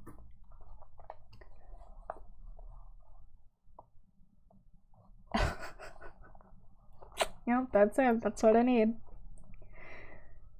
Thank you. You know, I owe just about everything to my caring, wonderful, self-sacrificing mom and dad. Aw, said the audience. And, said Davina, to my manager, Barry Bragg. Ah, yes, said Charlie Chat, and here he is. On the screen appeared a man with a center part and combed-down, gelled hair. He had red cheeks and wore a checkered suit and a pair of red spectacles. Hi there, Davina and Charlie, he said. Hi, Barry, cried Davina Natel. So, Barry, everyone here wants to know, how did you discover Davina? Well, she just walked straight into my Manhattan offices on Derry Street, said a bow-tied Barry enthusiastically, and she bowled me over. You all know how she sings and dances. Well, she just came into my offices and she sang and danced around the room like the little bit of magic that she is. It was obvious to me that she was going to be a star, so I introduced her to the director of Stars on Mars. And well, a hit and a half later, here we are. Davina laughed, shaking her golden locks playfully. My lucky stars were out the day I met you, Barry. She turned to Charlie Chat. Barry knows everyone in show business. Oh, I'm getting packages. The program continued, and Molly watched bright-eyed people come and go. She realized that she really did fancy being an actress for a bit, but not in the ads. They seemed very superficial compared to singing and dancing in front of a live audience. She'd enjoyed all that adulation and applause on the stage in Briarsville, and she'd like to experience it again. She bet actors like Davina got paid a lot. Well, actor strike shows us that actually no, they don't, so. Hello. Hi. Welcome. Perhaps this manager, Barry Bragg, would be a good person to meet. Acting would be a challenge, but Molly felt sure she could rise to the occasion, especially with her new skills. And what was that Rocky said? That she never tried at anything? She would prove him absolutely wrong. She got up and stretched. Petula did the same. Molly felt as if she'd found a solution. This Barry Bragg, whose office was on Derry Street, wherever that was, could help to sort her out. As she got dressed, she hummed along to a number from Stars on Mars. It was a really catchy tune, and Molly thought what fun it must be to star in a Broadway show. Molly put on her t-shirt and her old holey sweater. She pulled on her worn-out, short gray skirt, she brushed out her curly hair, and she looked at her peculiar face in the mirror, wrinkling her potato nose at her reflection. She locked her hypnotism book in the room's safe, then grabbed her jacket and whistled to Petula. Come on, Petula, let's go and get a slice of the action. With her own destiny at the front of her mind, and leaving all thoughts of Rocky behind her, Molly left the hotel room. It was scary stepping out of the quiet, snazzy hotel into the busy, dirty streets of Manhattan. Hot dogs, onions, bagels, roasted peanuts, coffee, pretzels, burgers, and pickles filled the air with their aromas, and everywhere there was movement, of people and of traffic. Molly had never seen such a mixture of people in one place, all colors and all kinds. There were the biggest, fattest people she'd ever seen walking past the thinnest. New Yorkers seemed to dress exactly how they felt, without caring what anyone else thought. Molly saw a guy dressed in cowboy chaps swaggering past a woman dressed in a sparkly pink hot pants. I can hear Salem meowing at the door. Molly imagined Miss Toadley in a pair of them and smiled. And she thought how Miss Adderstone could walk down the street here with her snipped up suit with her knickers on her head, and everyone would just think it was a new fashion. For a moment, Molly felt very small and unsteady, but then a hotel porter appeared beside her in his brown and gold uniform. "Cab, ma'am?" Yes, please," said Molly. The porter opened the door to another rattly yellow cab, this time driven by a guy with a thick black mustache. "Where'd you want to go, lady?" I said I wasn't going to do accents. He said, "Dairy Street," said Molly as firmly as possible. She and Petula climbed in, and a different taped voice under her seat said, "Meow, cats have 9 lives, but you don't, so buckle up." Molly didn't need to be reminded, as this driver drove like a madman. They skidded away from the hotel and down one of the main streets that went south through Manhattan. "Lexington Avenue," said a sign, and the driver slalomed down it as if he were in a computer game, laughing like a lunatic every time he nearly hit another car. Molly gripped the seat, and Petula sank her claws into the vinyl.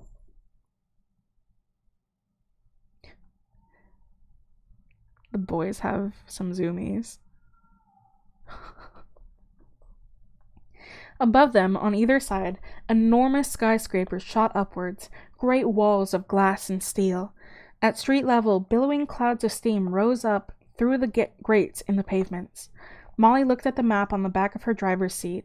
It was a plan of Manhattan, and she saw that although most of the streets were named by number, at the bottom end of the island the streets had names, as in other cities. Indeed, 20 minutes and $13 later, Molly and Petula had arrived in the maze of these streets and had been dropped off on one called Dairy. It was a street full of brown stone buildings, more the size of the buildings in Briarsville, although they still had a distinctly city feeling about them. Molly and Petula picked their way along, looking at names on doorbells. At last, they came to a polished bronze sign that said, "The Barry Bragg Agency." Molly was relieved that finding Mr. Bragg had been so simple, although it did mean that now there was no putting off meeting him. Spooked me. She straightened her skirt, took a deep breath, and pressed the buzzer. "Hello," said a squeaky woman's voice on the intercom. "Can I help? I've come to see Barry Bragg. Come on up to the 5th floor. The door buzzed open. Molly and Petula stepped inside into a dark, mirror-lined lobby. "Oh, thank you, Toy. That's very kind of you. Thank you for the gifted sub."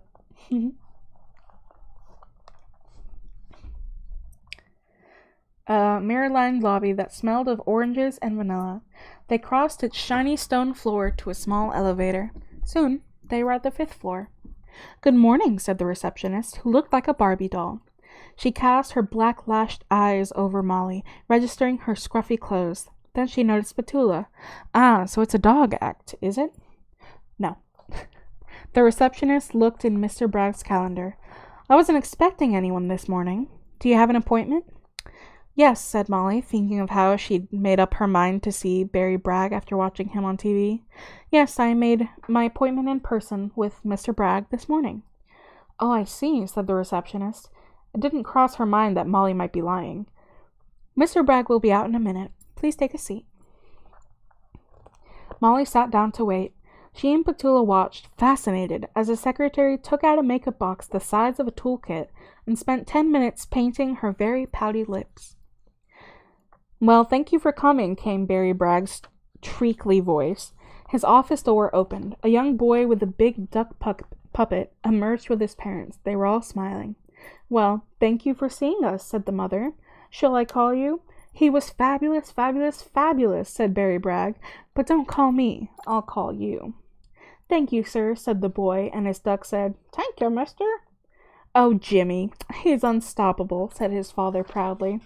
I see, said Barry Bragg, laughing loudly. "Well, goodbye, and keep practicing." The visitors left. Barry Bragg loosened his pink bow tie and breathed a sigh of relief. Gee whiz, talk about a tired act. Then he noticed Molly. "Who are you?" he asked, frowning.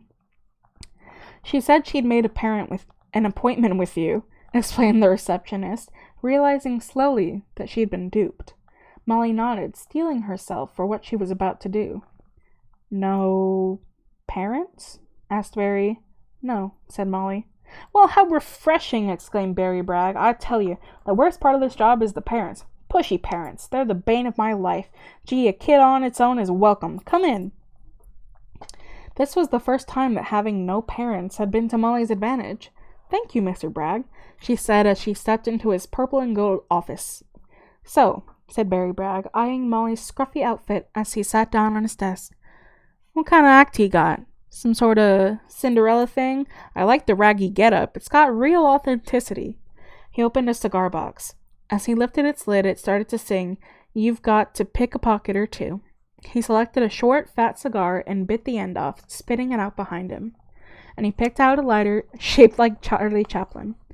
A flame came out of Chaplin's hat, and after sucking and puffing cigar smoke into the room, he said, "Okay, kid, let's see what you can do." As the smoke cleared, he turned his blue eyes toward Molly. She was holding a pendulum, which she was swinging slowly backward and forward, and her soft voice was saying, "Just look at this." "Oh, so it's a hypno..." Barry Bragg tried to finish his sentence, but couldn't remember what he was going to say. The pendulum was so beautiful to watch. Its middle was a strangely spinning spiral that drew him towards it. "That's beautiful." No more words seemed to be able to leave his mouth, but he didn't mind at all. Molly slowly stopped the pendulum swinging and said calmly, "Look into my eyes." That was it. Molly's green eyes zonked Barry within seconds, and Molly set to work. "Barry, you are now under my command, and you will do whatever I tell you. Is that understood?" Barry nodded. Molly smiled. "First thing, I want you to put out that cigar." Half an hour later, Barry was talking enthusiastically over the phone. "I'm telling you, Rixie, she's fabulous. You just gotta come see her." After a quick cab ride from her apartment, the producer and director of Stars on Mars arrived at the Derry Street office. Her name was Rixie Bloomy, and she was one of New York's hottest personalities. She was 36 years old and was the most expensively dressed woman Molly had ever seen. She wore a black leather trouser suit and zebra skin ankle boots, and carried a matching furry handbag. Her hair was as bouncy as if she had just walked out of a shampoo commercial. Her lips were plump and luscious. They had been plucked up by one of New York's top plastic surgeons, and her eyes were searingly blue. She looked suspiciously at Molly.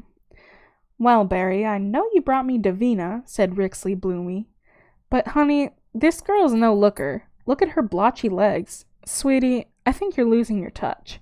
She's great, insisted Barry. "Even Molly will admit that she's no beauty queen. But don't you see, there's something about her. She's magic." Rixie Bloomy looked astonished.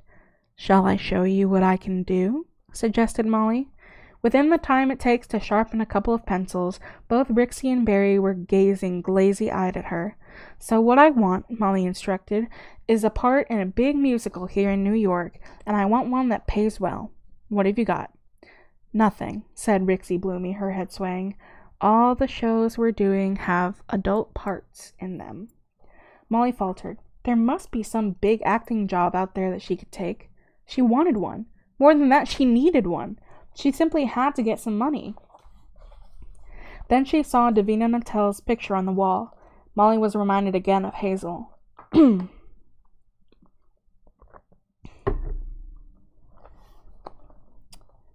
Davina had the same spiteful glint in her eye.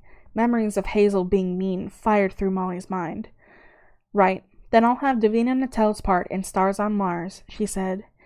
If you say so, said Rixie. Good, said Molly. I'll learn her songs, I'll learn her dances. Oh, and I want my dog in the show. There are no parts for dogs in the shows set on Mars, said Rixie Bloomy. Well, make her a part, said Molly, and designed Petula some astronaut outfits. Petula looked at Molly as if she liked this idea.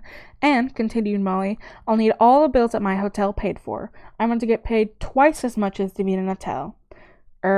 How much will that be? $40,000 a month. Molly gulped. Yes, well, that is the amount you must pay me.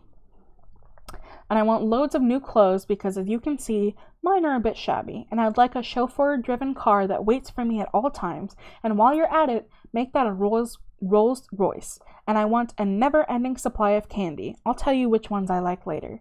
And here's something very important. I must meet all the people in the show separately before we start working, and all the people who work behind the scenes, and I really mean all of them. Is that clear?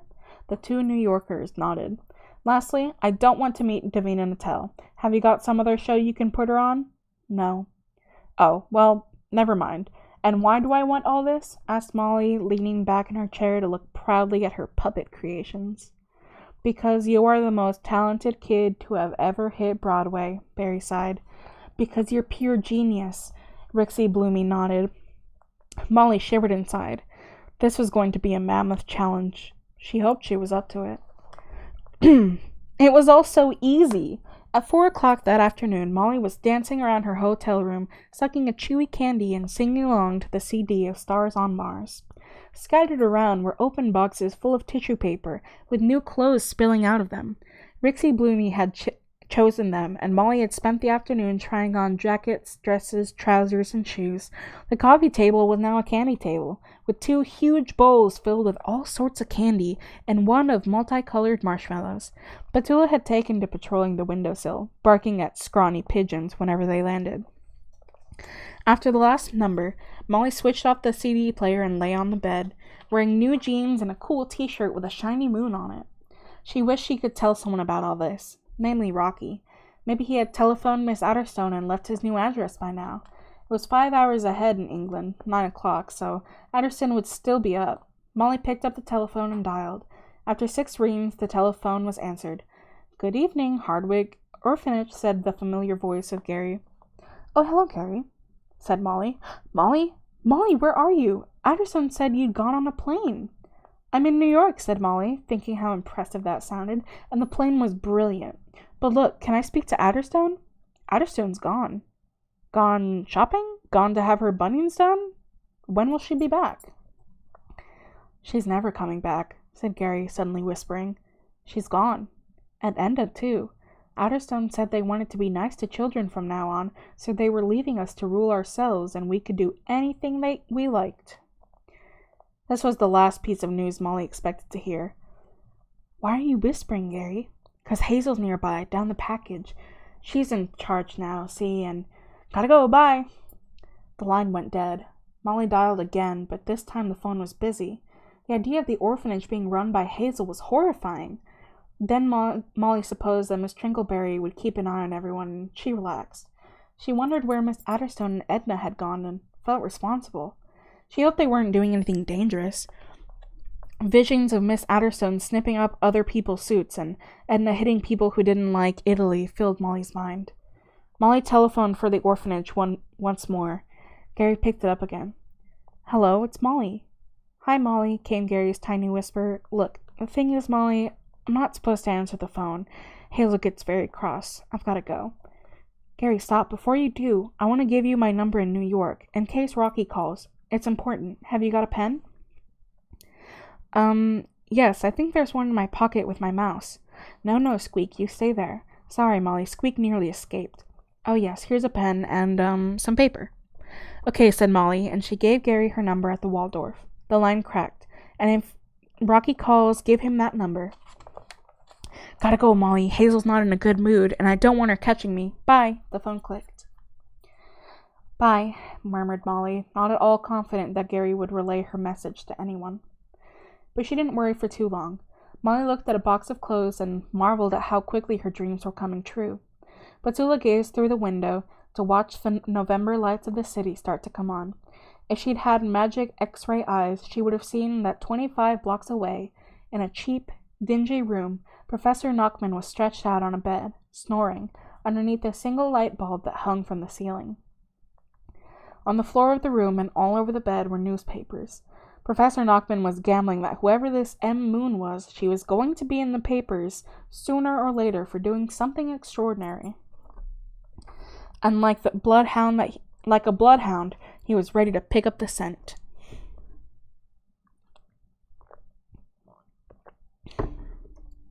In his dreams, he saw the girl again, sitting in the back of the minibus with the hypnotism book in her lap and a pug dog next to her. In his sleep, Professor Knockman growled. Back in her hotel room, Petula sniffed the air.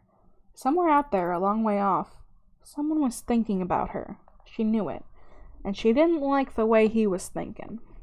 Petula barked, then shivered. She jumped onto Molly's bed and pushed her nose under the covers to find one of her stones. Molly had a nightmare. She dreamed that she was a big, ugly cuckoo in a forest with no friends. In the background, Miss Trinkleberry's song echoed through the branches, as if the very trees were singing it. Forgive, little birds, that brown cuckoo, for pushing you out of your nest. It's what Mama Cuckoo taught it to do. She taught it that pushing is best. All the other birds ignored Molly. Some had the faces of the smaller children from the orphanage. When Molly walked towards them, they flew away. In the dream, Molly felt desperately lonely. She was searching for Rocky and tried calling out his name, but all that came out of her beak was a squawk. However, in the morning she soon forgot her heartache, the heartache of her sleep, for she had work to do and money to make. She was about to become rich. Soon she would be popular as well, and, in other people's eyes, even lovely-looking too. Rehearsals for Stars on Mars were starting, and Molly had no time to pine for her friend. The Manhattan Theater, where Stars on Mars was playing, closed its doors suddenly. None of the newspapers knew why. Behind the doors, Davina Natel had been fired, and the theater staff had been sworn to secrecy. Molly hypnotized every single person who was working on the show. The conductor in the orchestra, the musicians, the ticket people, the sellers, the light operators, the stagehands, the makeup artists, the other actors, and the boy who swept the stage. Everyone thought she was marvelous. Then rehearsals began. They started at 10 every morning, with a brief break for lunch and more rehearsing all afternoon. Molly had to learn where to stand, how to dance, what to sing and say. To Molly's surprise, she discovered that rehearsals were really fun, and she was determined to try her hardest to be good. Of course, whatever she did, the rest of the cast thought she was fantastic. When she sang out of tune, no one noticed. When she got moves and dance wrong, no one cared. Her tap dancing was useless, but everyone thought it was perfect. Petula was enjoying it too. She didn't like the Martian monsters, which were like enormous red peppers with antennae, but she loved the red astronaut's outfit that had been tailor-made for her. She also enjoyed barking on the stage. And then, on her third day in the theater, came a meeting that Molly wasn't expecting. Molly was in her dressing room when she heard a horrible, screamy voice in the corridor shout, "Where is she?" "She's in there, Miss Davina," a sequined chorus girl said, "but Davina, don't be too angry. When you meet her, you'll see why. I mean, you'll like her." "Like her?" yelled the voice fiercely. "Like her? She's just ruined my career. She's stolen what's mine. What's the matter with all of you? Brixley, Barry, all of you, you know I made this show what it is." The chorus girls squeaked, "Sorry, Davina," but when Davina stormed into Molly's dressing room, where Molly was trying on an astronaut suit, Molly was ready. "So," said Davina, slamming the door behind her and stamping with her high-heeled boot, "who do you think you are? How dare you?"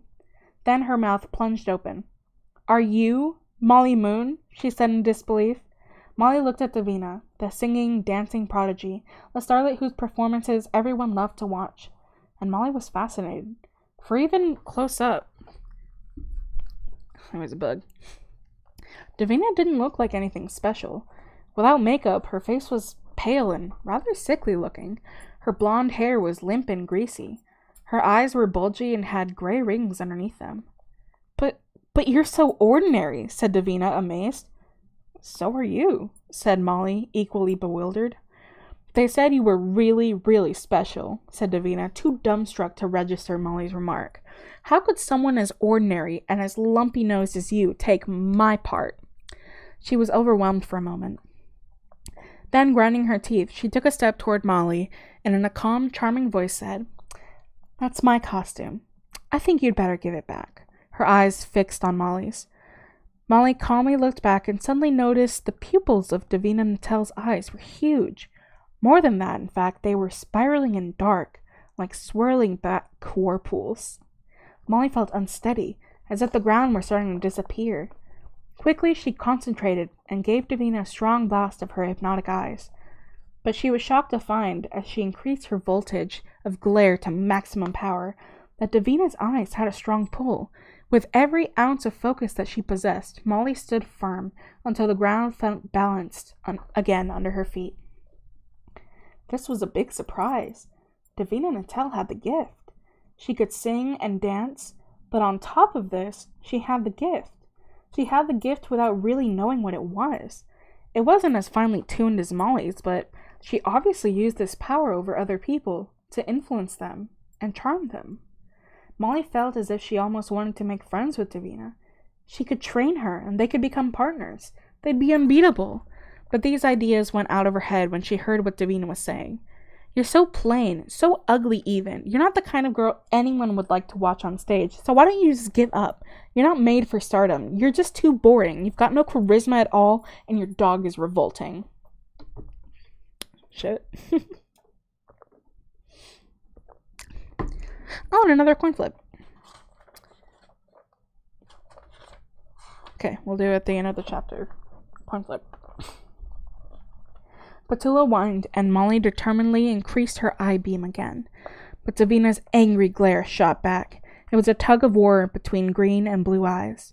Molly's hands began to sweat. She was concentrating so hard on her look that she couldn't even begin to think how to use her voice. She began to worry that she wouldn't win, and this negative thought clouded her mind. She weakened. She wondered what would happen if Davina managed to hypnotize her. Maybe Davina would rob Molly of all her powers and leave her empty-handed.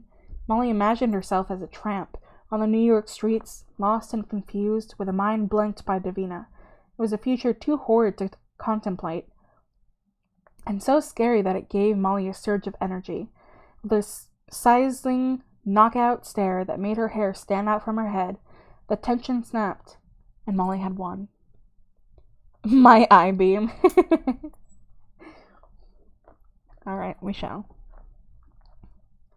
Davina looked away. In a shaky voice she said, I don't know how you've done it. You may have won everyone else over, but you won't win me. You're just a pimply, ugly country girl. Breaking down in loud sobs, Davina stumbled away. Molly was exhausted from the confrontation. She had never expected to meet someone who had the gift, and she was shocked at herself for not being prepared. She should have guessed that other people like her existed. Molly wondered how many people there were in New York who, like Davina, unconsciously used their hypnotic powers to get ahead. Then Molly wondered how many there were who had those powers and knew exactly what they were doing. She speculated on how many copies of the Loken book there might be. Maybe there were people out there even better at hypnotism than Molly. All these thoughts were very unsettling. She was relieved when a knock at the door distracted her, and Rixie Bloomy poked her plastic-looking face into the changing room. She smiled sweetly. Are you ready to rehearse, dearest Molly? That night, the New York Tribune had a shocking headline. Broadway Brawl. Davina Nattel makes way for new kid on the block. Professor Knockman bought his copy of the paper and read it eagerly on the street corner. So she was called Molly Moon, and she was starring in a Broadway musical. Fantastic. At least there would be no more hunting in the dark. Such a bright spotlight shone on this Molly Moon, he couldn't possibly lose her again. This was brilliant. Professor Knockman couldn't wait to meet her. It didn't take Knockman long to discover that Miss Moon was living it up at the Waldorf. He parked his rusty white van on the other side of the street from the hotel. All night he waited, huddled up in a sheepskin coat, trying to warm himself with a small heater plugged into the cigarette lighter socket, chewing his long nails to bits while he waited to spot his prey. He slept fitfully, obsessively checking the hotel entrance. Around 9:30 in the morning, a silver Rolls-Royce pulled up in front of the hotel. Nachman shook himself awake and wiped his steamed-up windows to get a better look. A porter was opening the hotel door for someone. Nachman squinted, and at last he saw Molly Moon.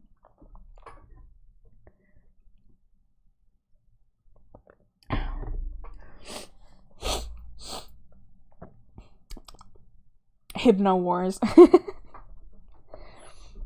Down the steps toward her car she came. She was dressed in a soft white mink coat with a fur cap to match, and her feet were in cream-colored, knee-length, low-heeled leather boots. Under her arm was a flat-faced pug. The girl looked like a starlet, altogether different from the scruffy kid Nachman had seen in Briarsville. Nachman was beginning to respect Molly. He was amazed and impressed by the speed at which she'd arrived. She had exceptional talents, and he was sure he was the only person in New York who knew her secret. From that morning on, Professor Nachman kept close track of Molly's movements about the town. He followed her as she went shopping, accompanied by bodyguards, watching as more and more smart bags and boxes were loaded up into her Rolls-Royce. He waited as she went into amusement arcades and spent a fortune. He sat outside fabulous restaurants as she tasted the cuisines of the world with Rixey or Barry. And the more he watched her, the more convinced he was that he was right about the power of hypnotism. This Molly Moon obviously had everyone under her thumb. Nachman had been looking forward for years to learning hypnotism himself, ever since he'd heard about the hypnotism book from a rich old lady he'd met in a coffee shop. He found out that the 90-year-old woman was related to Dr. Logan, the great hypnotist, and what was more, she'd inherited his money. In her grand apartment, she showed Nachman an intriguing letter from the librarian at Briarsville describing the hypnotism book. Why, if that book ever got into the wrong hands, the old lady had said, who knows what might happen in the world? Nachman instantly hoped those wrong hands might be his. He became convinced that if he could get his hands on the book, he would be able to carry out the most ambitious crime of his career. For Nachman was no intellectual with studious interest in hypnotism. He wasn't a real professor, but a professional crook, with a lot of experience under his belt. Nachman had hours to while away in his van. Hours to mull over how pleased he was that all his efforts had been worthwhile. In a way, Molly Moon finding the book had been a good thing, because now, once he got his hands on her, he could very quickly rocket himself into the super league of crime. Nachman licked his lips greedily. He knew now that he was going to become the greatest criminal of all time. As he dozed in his van, he imagined how much money Molly Moon must be making, and he murmured to himself approvingly. He flitted in and out of sleep, fantasizing that he, too, had hypnotic powers, dreaming of how powerful he could become. He had visions of himself in an old-fashioned golfing clothes, on a lawn beside a huge mansion, with a maid bringing him tea. He saw himself on a grand yacht, with a uniformed crew of 10, sailing around New York. He imagined himself sleeping on a pile of money, holding the book, Hypnotism. One day at dawn, Nachman awoke to see a huge poster being plastered up on the side of the skyscraper near the Waldorf. The picture on it was a giant photograph of a 100-foot-tall Molly Moon in an astronaut outfit, holding her dog, who was also wearing a spacesuit. Nachman chuckled. This girl was a genius, and the better she was at hypnotism, the better it was for him. Okay, so we'll do the coin flip, and we'll do my eye beam. Ready?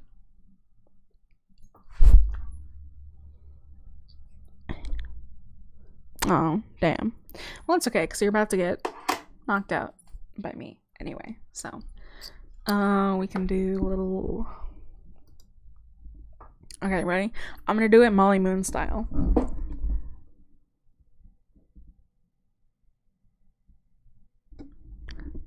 Just relax for me. Just sink all the way down. Just like that.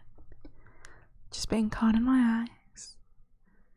Just feeling how easy it is for you to be lured into them, captured and caught. to sink into mindless bliss for me. To just relax completely. Just like that. Good. It just feels so nice to look in my eyes. How dark and deep they are. They just seem to pull you in more and more. You can't help yourself. And you don't want to help yourself. It feels so much better to just give in to my eyes and sink. Very good. All the way down. Just like that. And then waking up for me. Up, up, up. All the way up for me.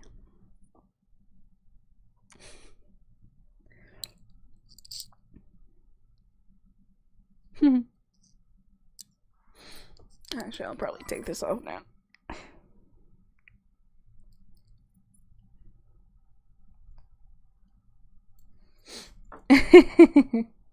I'm glad.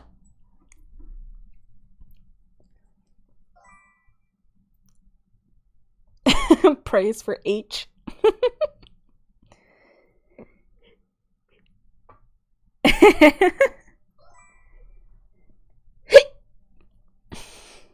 Hiccupy. I'm glad.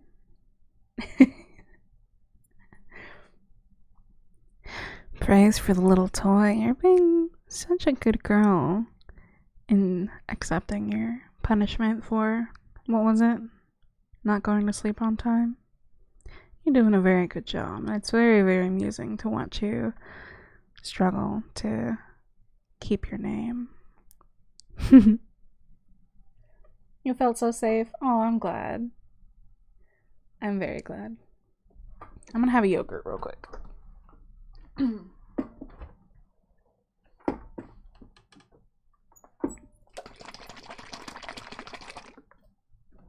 Furiously shaking.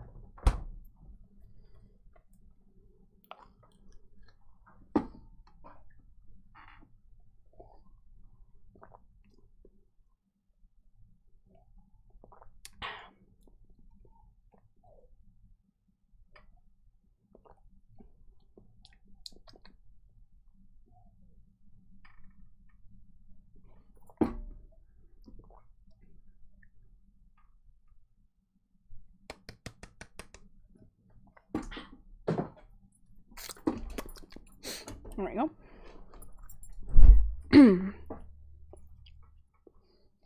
How are you guys feeling?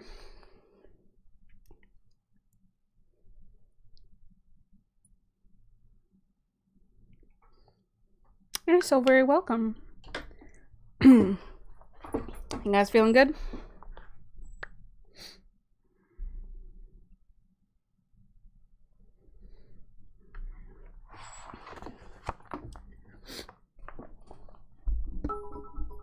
Oh, thank you, my girl.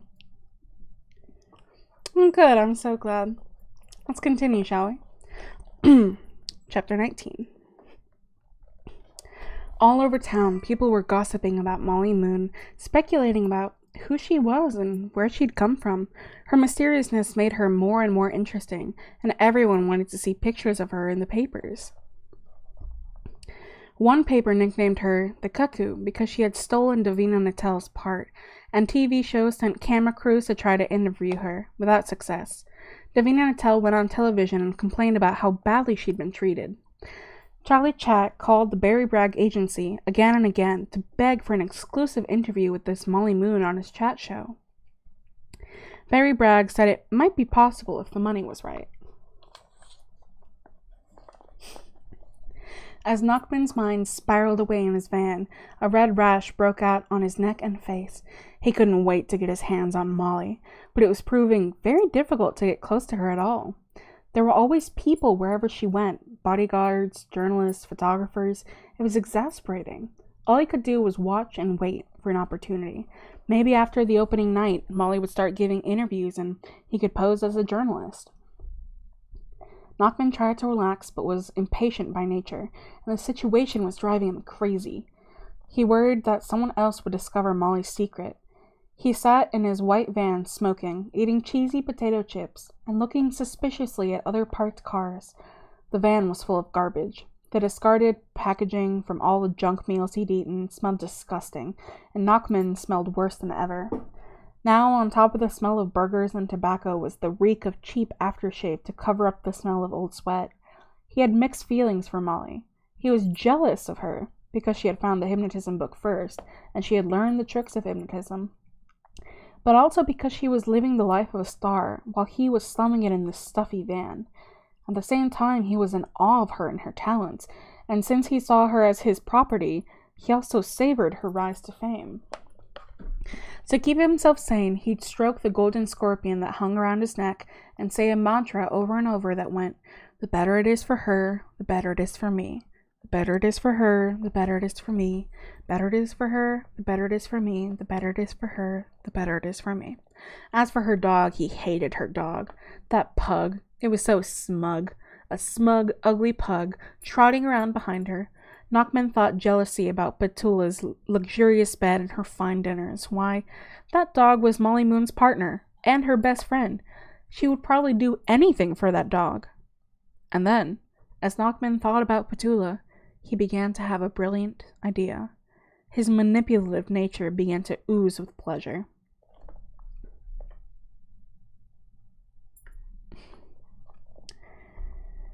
Oiling his thought and helping the idea grow. Why hadn't he seen the value of the dog before? Why, that dog was the key to Molly's heart. Knockman smiled and stroked his double chin. He picked at a scabby rash on his neck, flicking a piece of it onto the dashboard of the car.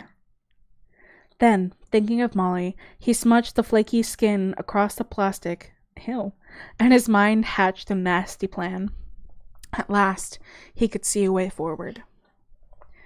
November rolled into December, and temperatures in New York dropped as winter sank its teeth into the city. Molly hadn't had time to think about Rocky, since when she wasn't working hard on the show, she was busy enjoying her fame and fortune. She had been very busy about town, always with a bodyguard who kept journalists away from her. She had spent happy hours shopping, going to the movies, and seeing the sights. She had been to an exclusive salon and had her hair cut properly, so that she no longer looked like an orphanage kid. And she'd made 10 visits to a beautician, where she'd been steamed and pampered until her skin shone.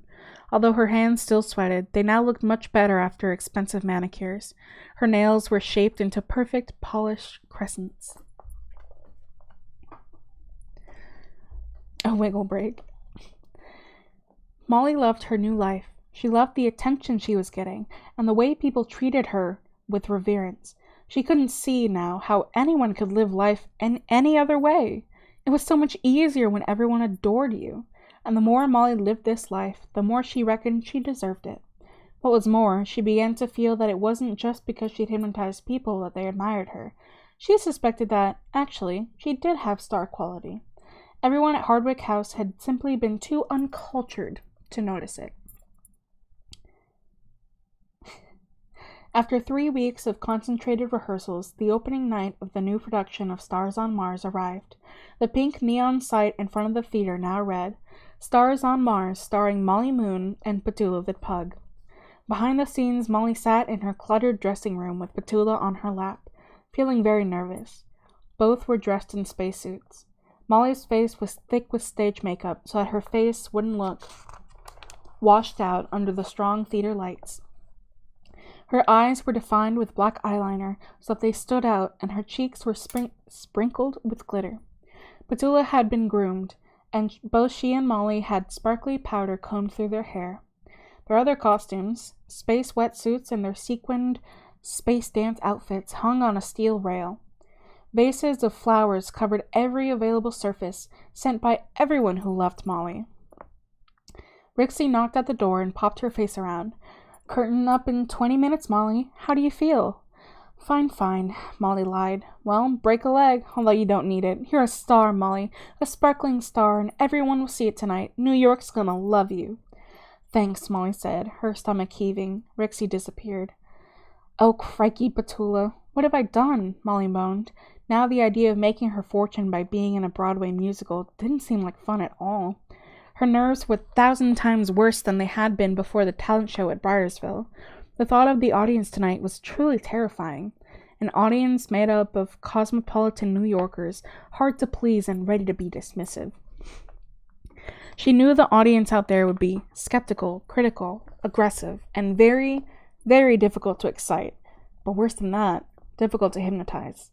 Molly remembered how Davina had been such a challenge to win over. Maybe there'd be well-practiced hypnotists in the audience, like the sort of professional hypnotherapists who help people to give up smoking. Molly tried to pull herself together. What was she thinking of? Of course she'd be much better than they were. Of course. She had only hoped the new scene she had written into the beginning of the show, with the new props, would make things easier. 15 minutes to curtain up, the PA announced. Molly reached into her pocket for her pendulum and stared into its black spiral. I will do it. I will do it, she said to herself over and over again, and then she kissed the pendulum for luck and put it back in her jumpsuit. Molly and Petula made their way down the corridor and up the stairs to the side of the stage. Through the curtain, Molly could hear the hum of the massive audience. Her hands began to sweat and her heart began to pound. Break a leg, she heard people saying. She took her position in the cockpit of a silver spacecraft on the stage, ready for takeoff. 10 minutes to go, someone whispered to her. Molly's stomach writhed. It was difficult to concentrate. The orchestra began to play the overture, little pieces of music from different songs in the musical. The audience went quiet. Molly lowered her head, which felt full with cotton wool. Come on, Molly, you can do it, she said in a low, quaky voice. Then the overture finished, and however hard Molly wished for time to stand still, the show started. With a clash of drums, the curtains swished upward. The audience sat with bated breath and feasted their eyes on Molly Moon, the cuckoo. At last, there she sat, the new star of the show in the cockpit of a huge spacecraft, with Petula the pug on a seat beside her. A deep voice crackled out over the loudspeaker. Ground control to Major Wilbur. Do you read me? We are ready for liftoff. Over. Major, Molly Moon Wilbur, with her eyes shut, replied, Ready. Then slowly, a huge glass window began to lower itself down in front of the rocket. This was the new part of the show, which Molly had added. Because this glass window was no ordinary glass window, it was an enormous, powerful magnifying glass, which the theater had ordered especially at great expense from NASA. And as it slowly dropped in front of Molly, it magnified her so much that she became a giant behind it. The center of the magnifying glass was the strongest part, and when Molly leaned toward it, her shut eyes became 80 times as big. This looked good, and murmurs of approval filled the theater. The New York audience liked this spectacle, and they relaxed to watch the whole stage grow dark, except for a spotlight shining on Molly's shut eyes. 10, said the controller's voice, boomed out over the loudspeaker. 9, 8, engine set, said Major Wilbur. 7, 6, 5, said ground control. We have ignition, said Major Wilbur.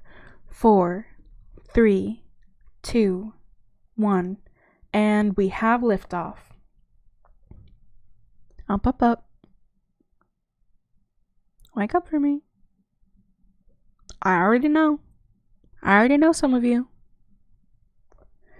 The roar of rocket engines filled the theater.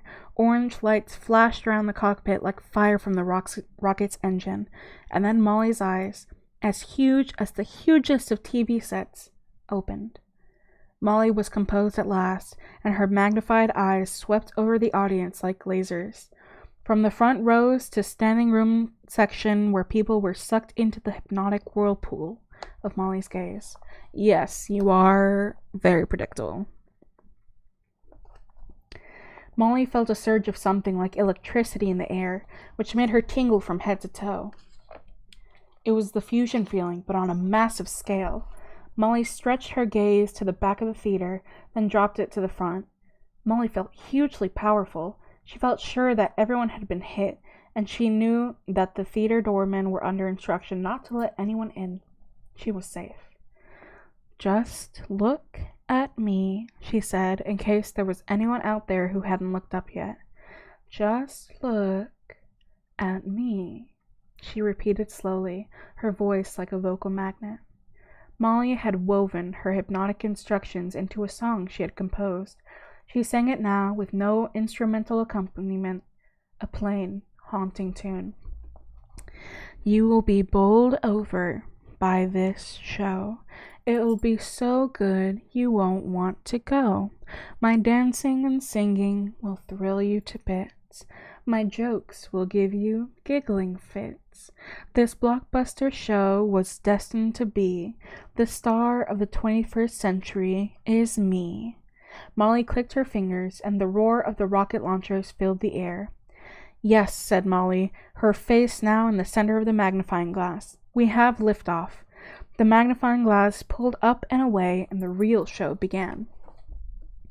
For 2 hours, the audience was in raptures of pleasure, marveling at Molly's dancing and singing. She could do ballet, tap dancing, jazz dancing, and break dancing. She leaped effortlessly into the air. She glided. And when she sang, she made her audience go all goose-pimply and hair stand up on the back of their necks. She was entrancing. In reality, Molly's dancing was clumsy and uncoordinated. Her tap dancing was a mess, and her jazz dancing heavy-footed and out of time.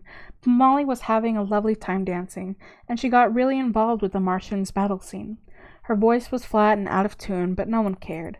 The other actors were great and helped her out whenever she forgot her lines, although it didn't matter whether she forgot her lines or not. The audience loved her, whatever she did. And they thought Petula was wonderful too, even when she simply lay on stage chewing a stone and looking bored. Chocolates melted into people's hands as they forgot to eat them. When the show ended, the theater erupted with applause, and when Molly came forward to take her bow, the whole audience stood up to cheer and whistle and clap. Anything nice that people had on them, they threw at her. Money, watches, jewelry, fancy scarves. It was a show of appreciation that was unlike anything that had ever been seen in New York before. The curtain opened and closed and opened and closed 40 times. The audience clapped and clapped and clapped and clapped and clapped until their hands were red. And then the curtain came down for the last time. Molly felt on top of the world, confident that everyone had seen what she had wanted them to see. One person alone slipped through her net. One small boy in the audience had not been hypnotized simply because he had not been watching or listening. He had been reading a comic with a flashlight and was too absorbed in Superman to look up at Molly's eyes. So later, when he put down his comic, he was the only one who saw Molly's true talent. "Mom, she wasn't that good," he said as they left the theater. "I mean, we got kids at school better than her." But his mother had been smitten. "How can you say that, Bobby? She was fabulous, beautiful, and you, Bobby, will remember this night for the rest of your life. Tonight you saw a star being born." Bobby and his mother argued about the show all the way home, and finally she came to the sad conclusion that her son needed either a hearing aid and glasses, or a trip to see an analyst. Nachman had avoided the show. He hadn't wanted to risk being inside the theater in case he was forced to take off his anti-hypnotism glasses. And anyway, for his plan to work, he needed to be outside the stage door when the show ended. It had begun to rain. Nachman stood in his sheepskin coat, hidden in the shadow of a wall, a few feet from the stage door. His bald pate and greasy mane. Oh my god. Jesus Christ.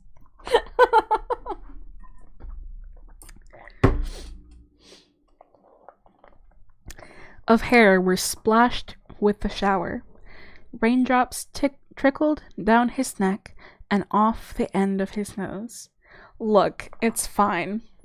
I'm just gonna read extra slow. Just after 10:30, hordes of people began to crowd around the stage door, hoping for autographs. 20 minutes later, the door opened, and there stood Molly Moon, smiling and waving, with a burly bodyguard on each side of her. The shouts and cheers from her fans perfectly distracted Molly. Petula stepped out in the rain and away from the crowd to get a breath of fresh air. She sniffed at a lamppost and had a welcome pee. Then an interesting sheepskin smell hit her nose. She trotted toward it to investigate, and as soon as she'd stepped out of the light, a strong gloved hand picked her up and covered her in a cloth, while another hand clapped her mouth shut. Petula found herself under the arm of a small, fat, smelly man who was walking briskly away down a side street. She wriggled and struggled, but she couldn't escape his grip. Poor Petula was terrified as she heard, felt, and smelled Molly getting farther and farther away. Nachman opened the back of his white van and bundled Petula into a cage inside. Before she'd had time to get her bearings, he'd shut the cage door and the van door too. Then he jumped into the front seat, started the engine, and was away. After Molly had signed what felt like 1,000 autographs, she whistled for Petula. When Petula didn't come, she assumed that she had slipped inside, away from the noisy, jostling crowd. But Petula wasn't inside either. Molly checked all Petula's favorite places: the cushion under the dressing table where she kept her stones, the pile of rags under the props table, the space under the blue corduroy chair. Then she checked the bathrooms, the stage, and even the Martian's dressing room. But Petula was nowhere. Soon the rest of the cast was helping too. They looked in cupboards, behind curtains, and wardrobes. She wasn't in the theater foyer or the ticket booth or in the bar. Petula was well and truly lost. Molly's heart gave an almighty lurch as she imagined the worst. The stage doorman looked in all the gutters of all the adjoining streets to see if Petula had been hit by a car. After that, they could only come to the conclusion that Petula had been stolen. Molly was distraught. Who could have taken her? She shuddered as she imagined poor Petula in some strange house, lonely and frightened. "I tell you what," Barry Bragg tried to reassure her. "The person who took her because they liked her, and they wouldn't treat her bad if they liked her." Inside, he was already thinking about all the extra publicity the show would get from Petula being stolen. "You know what we should do? We should put out an SOS interview on the TV. Someone will see her. I mean, people notice when their neighbors get new pets. Someone will report her." The police arrived. Molly spoke to the sergeant privately and, using her powers, persuaded him that finding Petula is one of the most important missions of his life. The sergeant radioed his superintendent, and 20 policemen and women were enlisted to search for the missing pug. Oh, okay, hang on.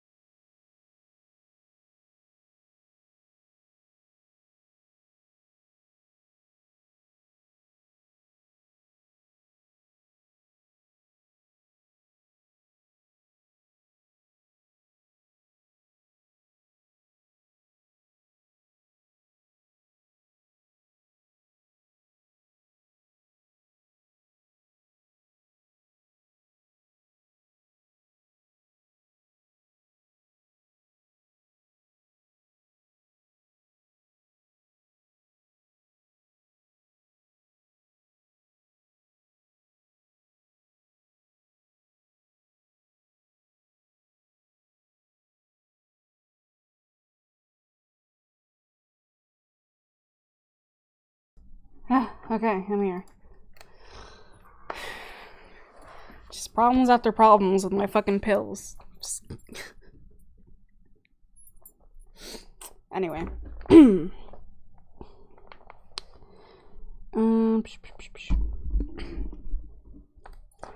the early hours of the morning, Molly arrived at the Sunshine Studios, where she was powdered and put up in front of bright lights and cameras for an interview. Charlie Chat sat opposite her, still in his party clothes since the producer of the show had called him in from a nightclub. Molly found it difficult to concentrate and produce her hypnotic gaze as she was upset and distracted by thoughts of Petula. But then she realized that she was doing this for Petula, and she tried her hardest to make herself utterly charming. Molly found it... At breakfast time that Sunday, New Yorkers eating their breakfasts of granola, pancakes, and hash browns watched Molly's interview with Charlie Chat. "It's so sad," said the already infatuated Charlie to Molly, "that a night as glorious as last night should be marred by this catastrophe, that your dog, who I understand was truly marvelous in the show, should just disappear." Charlie's gravelly voice dropped to a super sympathetic tone. "And Molly, you believe that Petula has been stolen or kidnapped?" All over the east coast of America, viewers watched the new child star and listened to her plea for help. "If anyone out there thinks they've seen a pug dog that looks like this," Molly held up a picture of Petula in her spacesuit. "If you can imagine her without the spacesuit on, this is the only picture I have of her. It's from the show. She likes chewing stones. If anyone out there thinks they know of her whereabouts, please could they get in touch with the Manhattan Theater. There's a reward of $20,000 for anyone who will give me information that will lead to her. You see, I've known Petula since I was very young. Her mother abandoned her when she was a puppy, so I can't desert her now. To be deserted twice in one life is too much. Anyway, she's very special to me. She is my best friend, although..." All at once, Molly thought of Rocky somewhere in New York, and she wondered whether he ever watched breakfast TV. "Although I do have a human best friend too, and if he's watching, I'd like to say hello to Rocky Scarlet, and I'd love to see him soon. But mainly this message is for Petula, because she's lost and maybe in danger. So please, help, if you can." People watching their screens felt incredibly sorry for Molly. She conveyed hypnotic charm over the airwaves, and viewers found themselves drawn to her. She wasn't wonderful looking or anything, but there was definitely something about her. Millions of Americans went about their day with Molly on their minds, alert to any dog's bark and on the lookout for a black pug.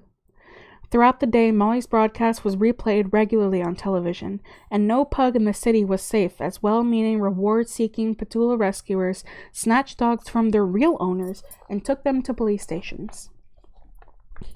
The stations were chaotic, awash with barking pug dogs and people squabbling. Owners quarreled with Petula rescuers, and rescuers argued with police. The New York police investigated every dog and every report, but none of the dogs was Petula. There was nothing for Molly to do after her interview but go back to the hotel.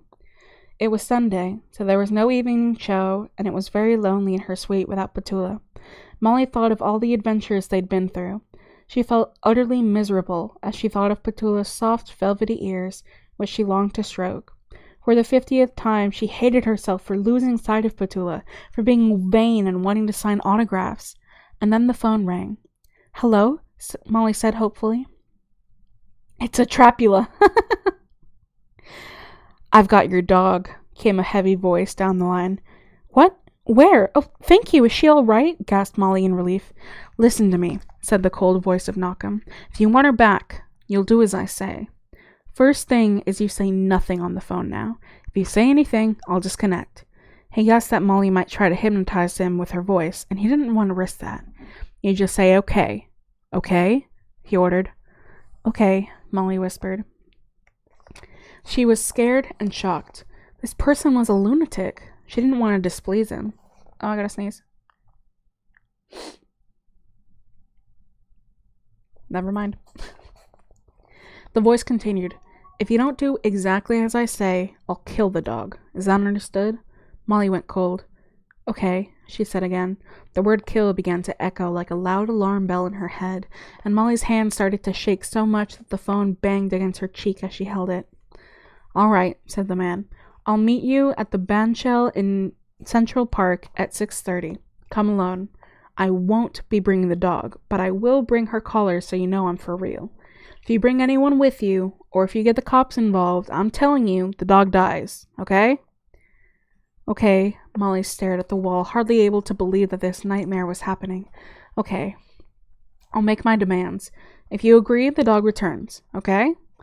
Okay, Molly repeated, although she was in such a daze that she hardly knew what she was agreeing to. The line went dead. Of all the cruel people Molly had known in her life, none was as sinister or as threatening as this unknown voice. She felt like a fool. She should have been wiser and more prepared for something like this. After all, this was New York City, and under its belly lived all sorts of dangerous and revolting creatures. Molly's spine prickled as she realized what she was about to meet one of them. Then she pulled herself together. What was she worrying about? She was a hypnotist. She'd be safe. Wouldn't she? Doubts gushed through her as she remembered Davina's resistance. But she reasoned this man was a desperado. If he had Davina's charm, he wouldn't be kidnapping dogs. Molly looked at her bedside clock. It was already 5:45. Central Park wasn't far away, but how should she get there? Quickly she opened her window, peered over the ledge, and saw to her dismay that down below there were 4 photographers hanging about. Molly thought fast. She rummaged in the bottom of one of the closets and found her jeans, a gray sweater, and her scruffy old jacket, which luckily she hadn't thrown away. Putting them all on, she looked much less conspicuous. Then, with a wad of money in one pocket and her pendulum in the other, she left the hotel room and quietly made her way to the laundry room at the end of the corridor. She had seen the chambermaids taking armfuls of bed linen in there and throwing them down a laundry chute. She'd have to risk it.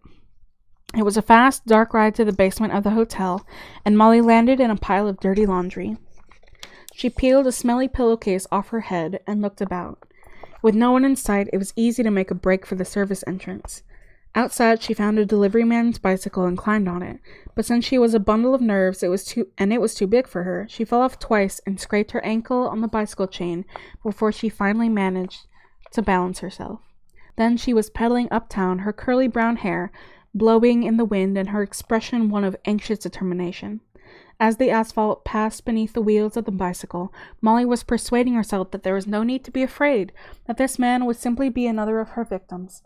As she crossed Madison Avenue, she told herself that she must be strong, and then, soon, she'd see Petula again. As she cycled up Fifth Avenue beside Central Park, she tried to feel excited, but when she got to the park entrance, her apprehension returned. With a shaky finger, she followed the paths on the park map to the Bandshell.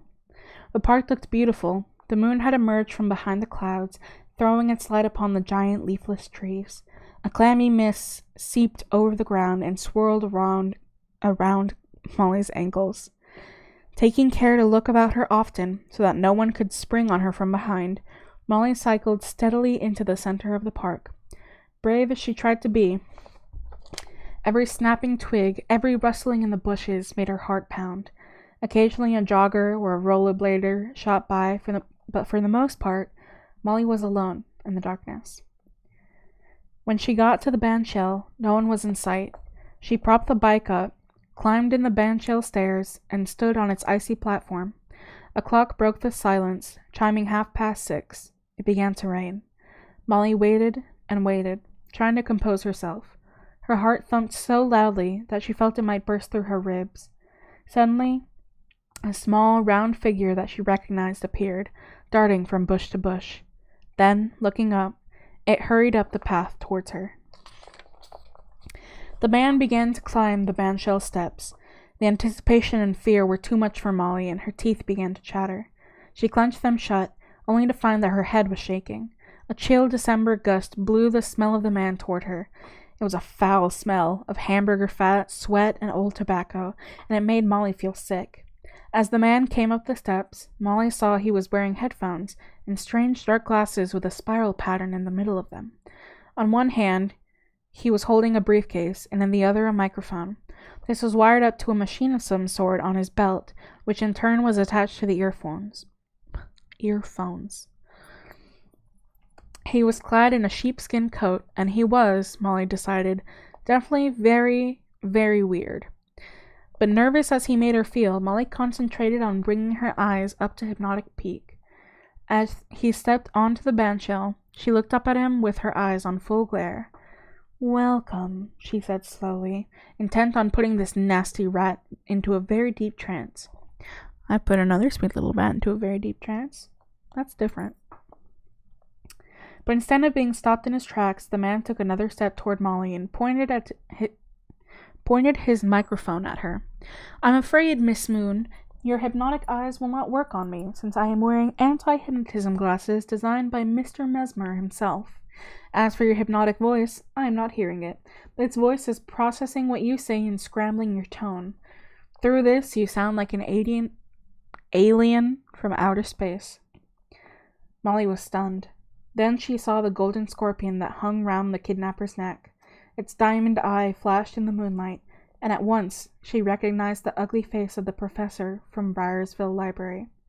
At this point, peculiarly enough, Molly's fears fell away. She actually felt relieved to see the professor, since she'd been expecting a terrifying maniac kidnapper instead, and Molly felt strangely comforted to see someone who knew Briarsville. It was almost like seeing an old friend. But then her mind flashed back to the Briarsville Library. She saw, horribly clearly, the professor shouting at the librarian.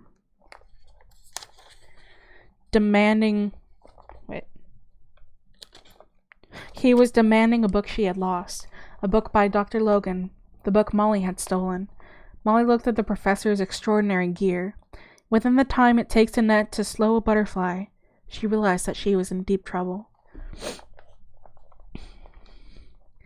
"Let's get straight to the point," the professor began. "I know your tricks, Molly Moon. Or should I say, the cuckoo. I know exactly how you operate. I know where you come from and what you've done.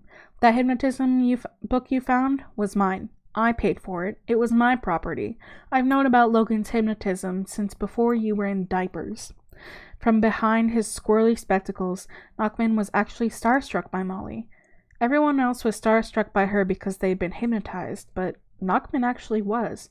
Molly, he thought, had the makings of a great criminal herself, and it was a pleasure for him to meet her. So, since he felt they were very, very alike, he spoke in a more gentle tone. "As you see, I've been very annoyed by you, Miss Moon. It has been extremely tiresome, though entertaining sometimes, to have had to chase you around.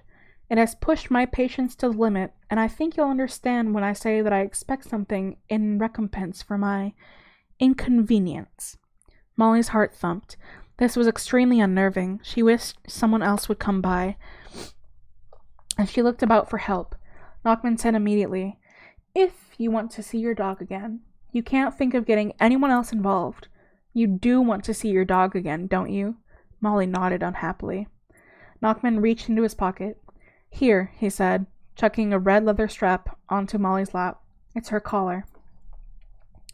Molly bit her lip. "Now," he continued, "this is all going to be very painless, I promise you. In fact, you might even enjoy what I'm going to ask of you, Molly Moon. But I warn you once again, you must do as I ask.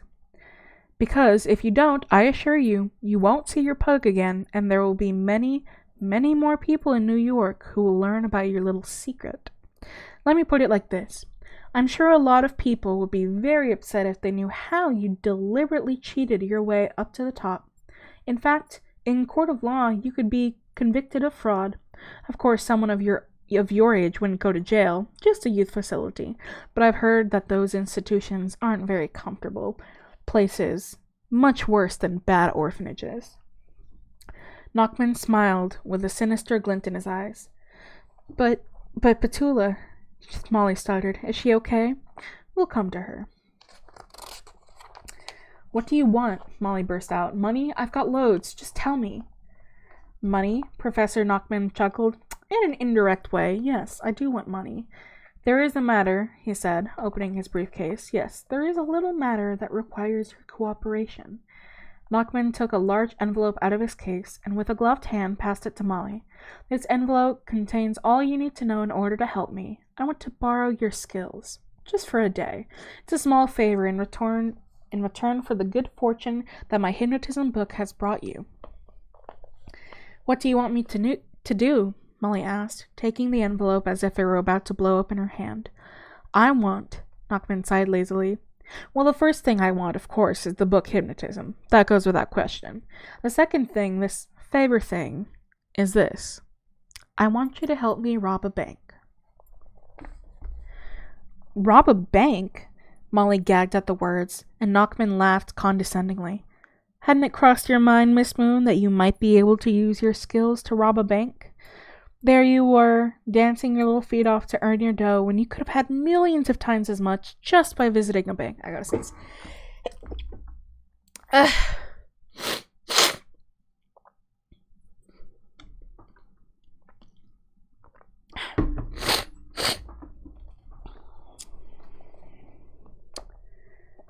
"No, it never occurred to me," said Molly in a daze.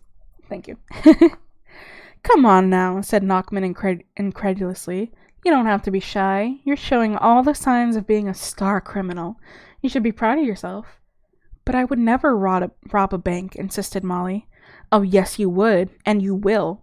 And I think that when you get back to the Waldorf and open that envelope, you're going to be very impressed." Knockman, Molly noticed, was looking very pleased with himself. "Inside it, you will find plans that will make your tiny head spin. You'll see, kiddo, how big-time crime is done." He breathed heavily. "I want you to rob Shoring's Bank. You may have heard of it. It's in New York's Diamond District on 46th Street. It's where every jewelry dealer and every major jewelry owner keeps their stones. That place is stuffed to the brim with rubies, sapphires, and diamonds. You name a precious stone, and there will be mountains of them at Shoring's. It's not a gold bullion bank, and it doesn't hold large amounts of cash. No, what it houses is jewels. And why does everyone keep their jewels there? Because Shoring's is the most impregnable bank in the world."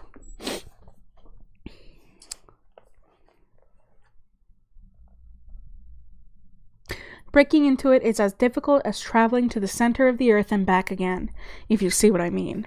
Every criminal's dream is to crack Shoring's, and I've had that dream since I was a boy." "But you're a professor!" exclaimed Molly. It sounded very prim to her, even as she said it. "Come on, Moony," scoffed Knockman. "Wake up and smell the whiskey. I'm no professor. Well, a professor of crime, perhaps." He grinned at his own joke. "And I've been studying this job for a very long time. Is Shoring's impregnable? Yeah, but not for a criminal genius like me. I was determined to crack it.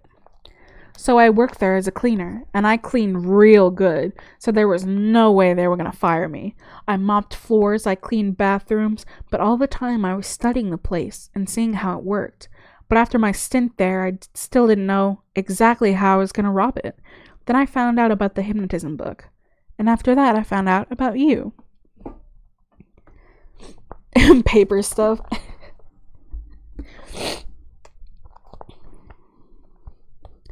Molly's mouth had dropped open in amazement. "I was going to rob the bank myself," he said, "but since you stole the book and have held me up so much, I thought I'd let you do the job instead."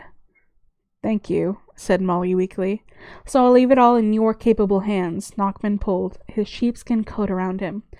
"You should look on this as a privilege. This is your chance to be associated with the greatest bank robbery of all time. You'll see. We're gonna go down in history." With that, Knockman turned to go.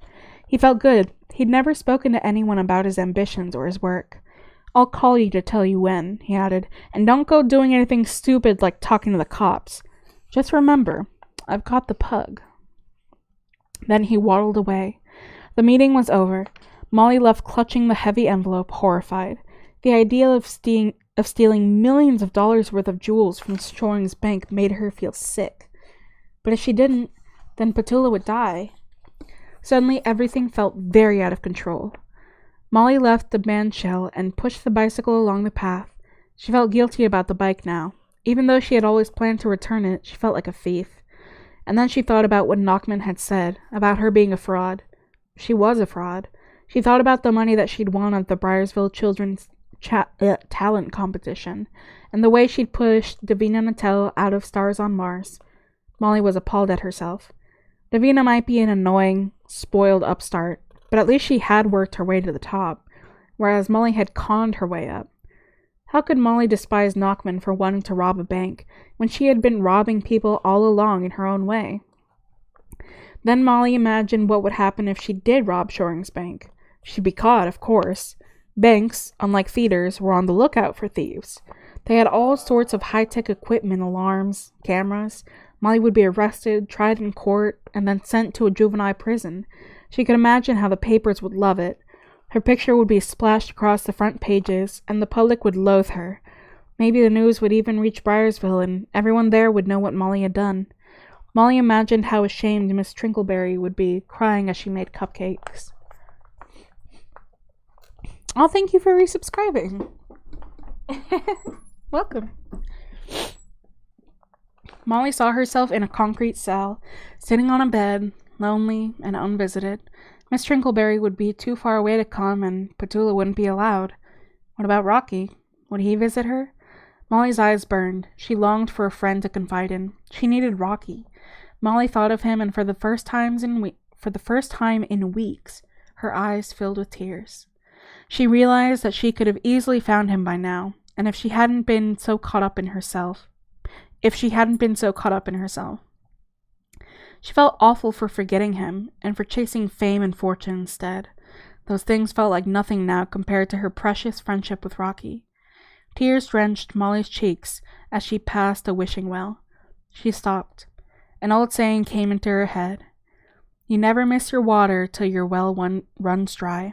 Her well of friendship had run completely dry. She reached into her pocket and pulled out her pendulum. Even in the dark, it shone. Molly thought how the pendulum was just like all the things she had been chasing in New York. It was expensive and beautiful, but at the end of the day, it was useless. Molly didn't need it at all. She liked her plain old soap-on-a-string pendulum better now. She turned the heavy golden object in her hand, and then, with a sudden gesture, she hurled it into the well. Now, why the fuck would you do that? Why? Anyway. As she did, she wished with all her heart for Petula and Rocky. With a splosh, the pendulum hit the water and sank.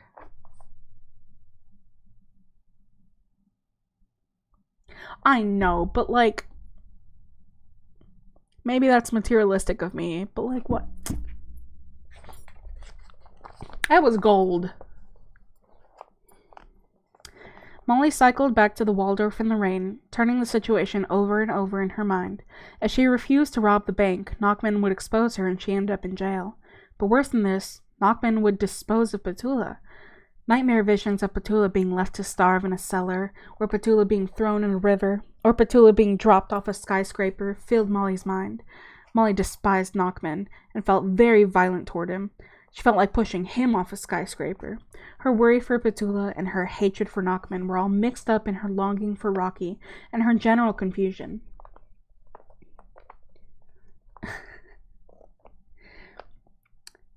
By the time Molly had returned the bicycle and sneaked into the service elevator, rain-soaked and bed-raggled, she was in a truly miserable state. Back in her suite, she sat down sadly on the bed and opened the envelope. The first thing she pulled out was a map. It was the plan of the inside of Shoring's bank. One part showed the layout of the ground floor. Another showed the layout of the bank's basement. The basement was where all the safes and deposit rooms are. Molly groaned as she saw that Knockman had written, "Empty all these rooms." One strong room was called the Small Customer Deposit Box Room. Molly thought of the innocent old ladies who kept their precious family heirlooms in the bank. They'd have heart attacks when they'd heard their jewelry had been stolen by Molly. She couldn't do it. She saw a note at the bottom of the page. The job is simple. 5 community subs. Oh, thank you. Thank you, Toy. That's very kind. The job is simple. I want all the stones, jewels, and jewelry from the strong rooms. Forget any gold and any cash. I have a checklist and will be using it. Molly pulled out other documents from the envelope. There was a page with a list of all the people who worked in the bank and where they worked. The last the last page was entitled Operation Hypnobank. It read, 1. Hypnotize all members of bank staff, clerks, secretaries, managers, security guards. 2. Hypnotize customers in bank. 3. Instruct manager to close bank and turn off all internal cameras and alarms. 4. Gain entry to basement strong rooms. 5. Rob. 6. Load up vehicle in bank garage. Hypnotize driver. 7. Blank minds of all bank workers. 8. Drive to warehouse. Address to be given later. And where was Knockman to be in all this? Miles away, of course, where he would never be a suspect. Molly read on. She was supposed to accompany the loaded bank vehicle to a warehouse where she would find a brown truck. The hypnotized driver was to move all the stolen stuff from the bank truck to the brown truck. Then she was supposed to send him off with a story in his head about where he'd been. And only when all this was done would Knockman arrive to drive his stolen treasure away.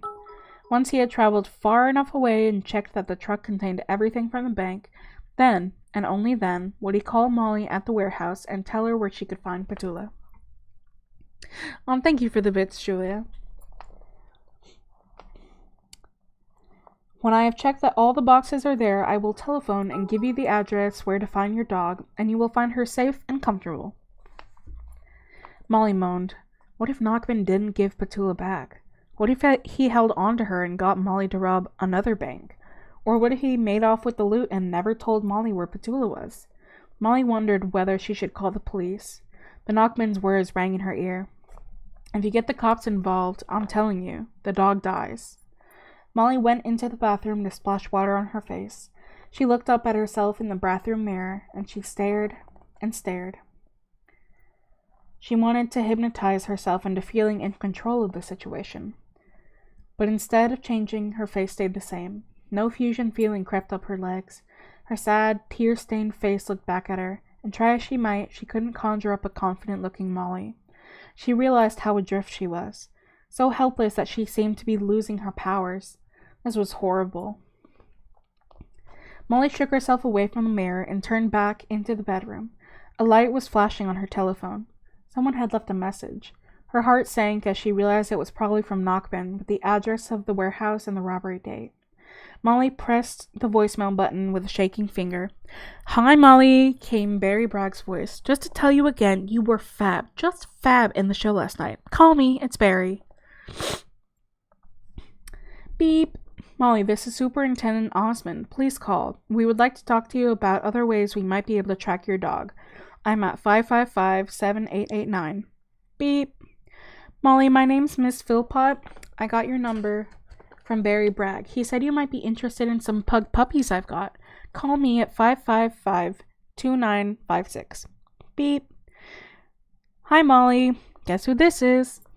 Molly sat up. It was Rocky's voice. I'm in New York in the lobby of your hotel, but you're not in. I'm going to wait here until 7:45, then I'll go back to my apartment. The number there is 555-366.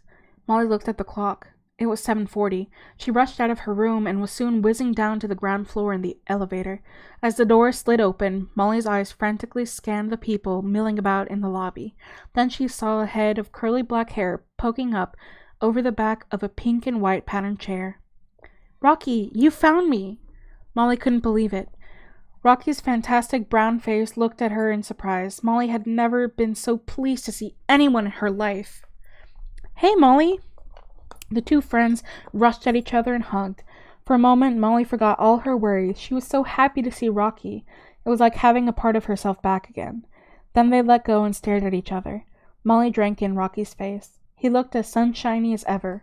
He'd had a haircut and was wearing a new denim jacket. Otherwise, he was just the same. They stood there with huge grins on their faces. Then Molly said, Quick, come upstairs away from all these people.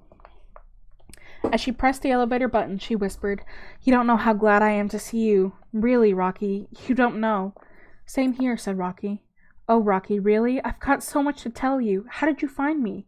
You couldn't have come at a better time. I've been wishing and wishing for you.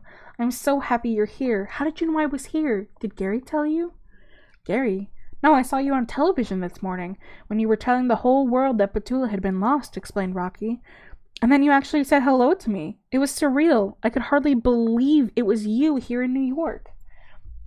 But I was really pleased because I didn't know where you were, Molly. Every time I called Hardwick House, Hazel answered the phone and she had no idea where you were either. They stepped onto the elevator arm in arm. I was just having breakfast and I half choked on it when I saw you on TV. I coughed it all over the table. I was so shocked. Sorry, Molly began to laugh. The elevator stopped at Molly's floor. I couldn't believe it was you, old Molly Moon, on American Breakfast TV. Wow, this is fabulous, said Rocky as he stepped into Molly's suite.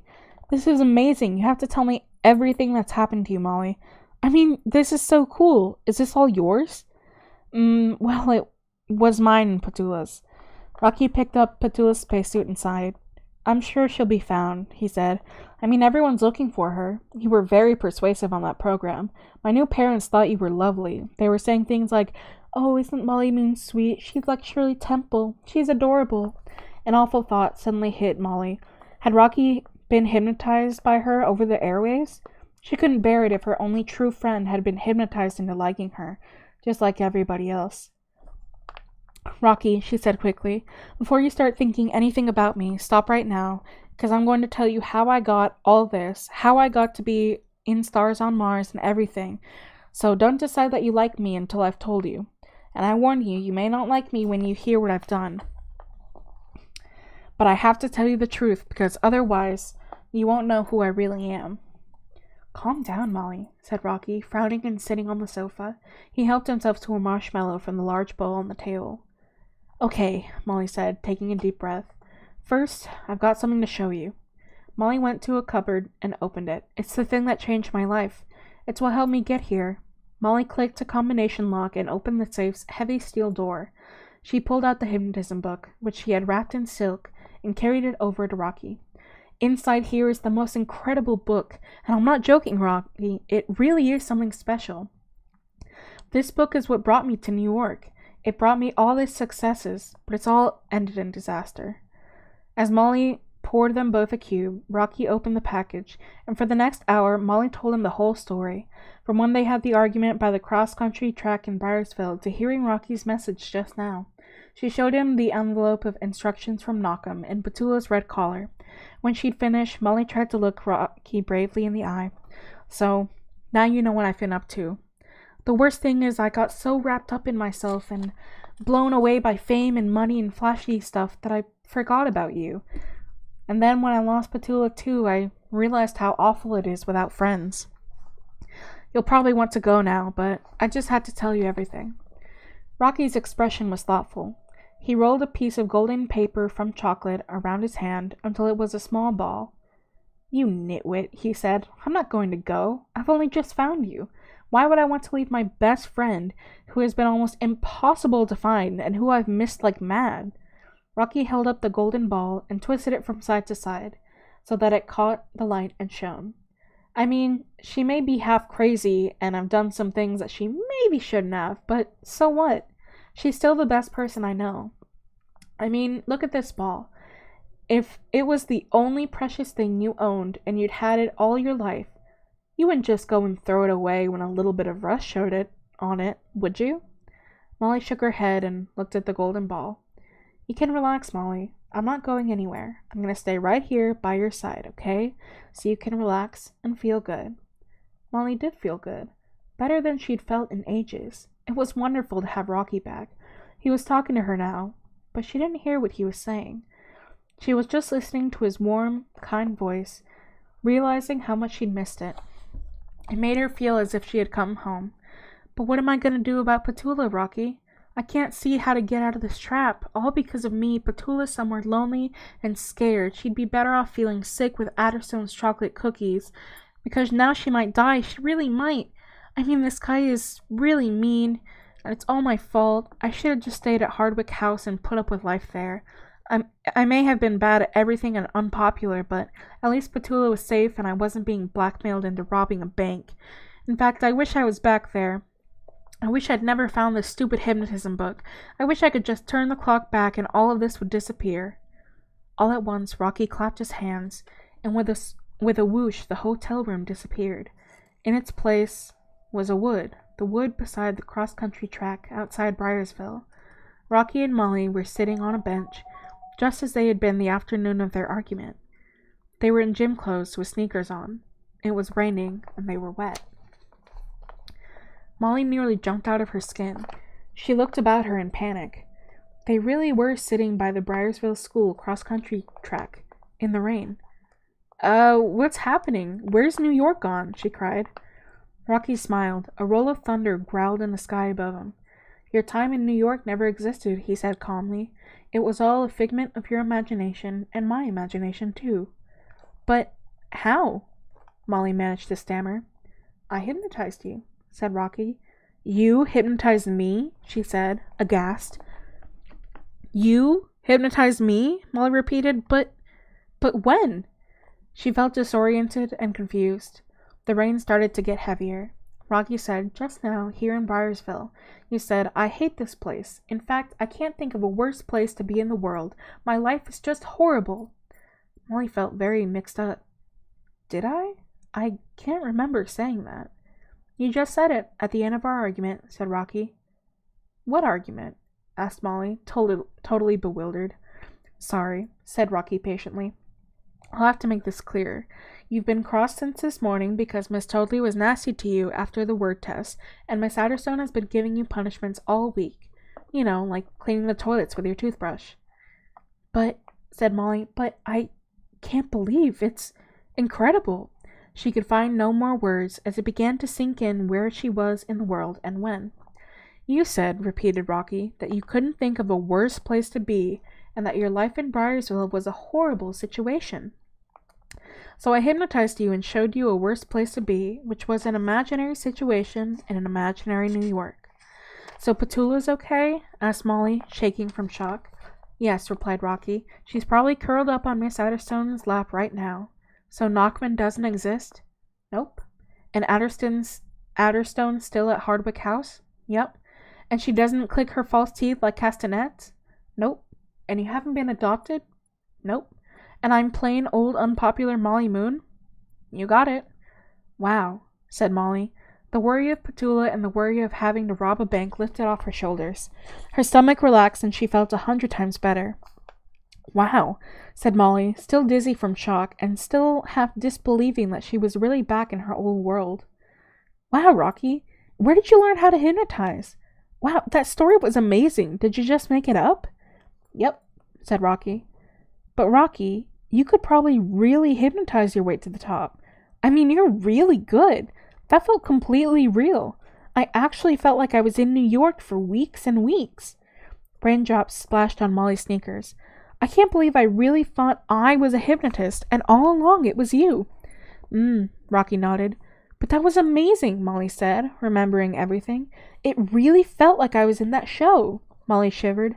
"And Knockman was so real. Ugh, he was horrible. And it really felt bad when he had Petula." "Rocky, your imagination is wild. I can't believe you made all that up. And how long have you been able to do that? When did you learn? Does the book really exist? Why didn't you tell me?" Molly looked suspiciously at Rocky.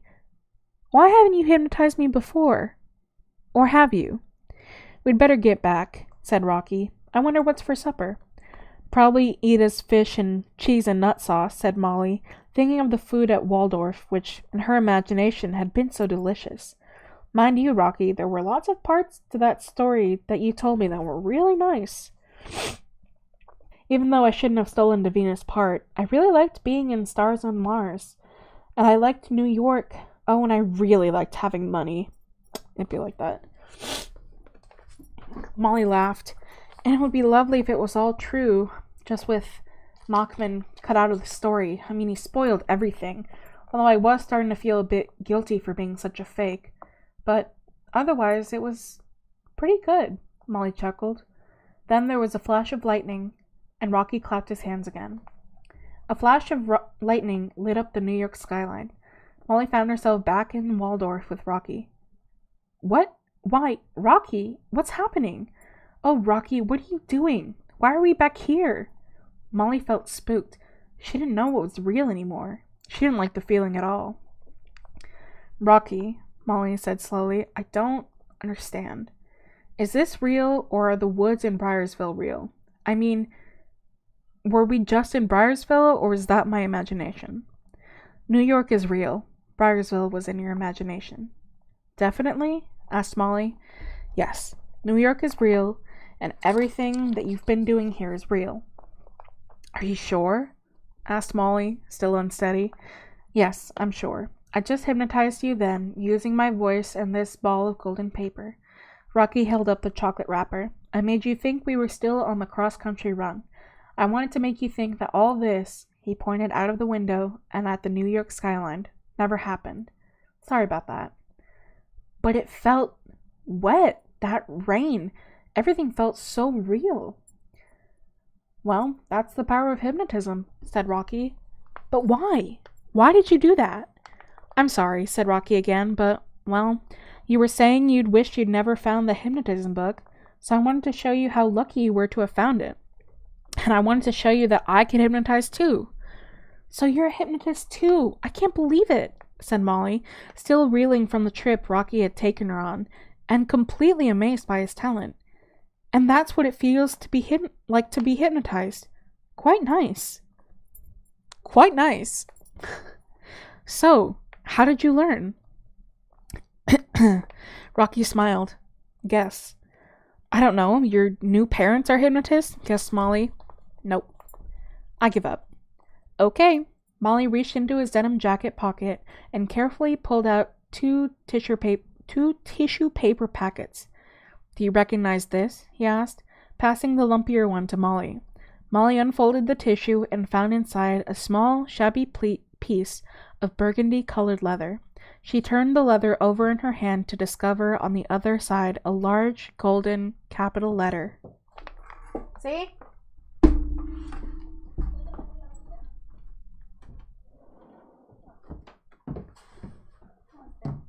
Bien. Oye, el otro día vi que tenías unos pelos en el abanico. Sí.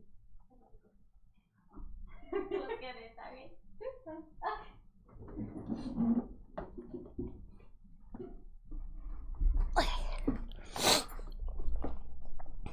The missing H, she said, amazed. Picking up the hypnotism book, she carefully placed the H in the space on the spine. It fitted exactly, and the strange word hypnotism became hypnotism again. Then Rocky passed her the other parcel. In this one were some neatly rolled yellowing pages. Molly turned the pages over.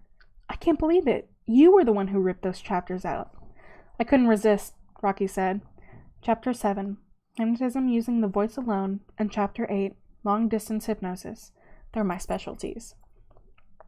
And I thought I was the naughty one, said Molly. You see, I had the book first, explained Rocky. I found it in the not-to-be-lent-out section in the library, so I read it there. It took me ages to read. Every time I had a spare hour, I'd sneak to the library. You thought I didn't like you anymore because I kept disappearing. The truth was I was trying to learn how to be a hypnotist because I had a plan. I wanted to get you and me away from Hardwick House by hypnotizing some of the Americans who came. I wanted to hypnotize them into seeing how great you are.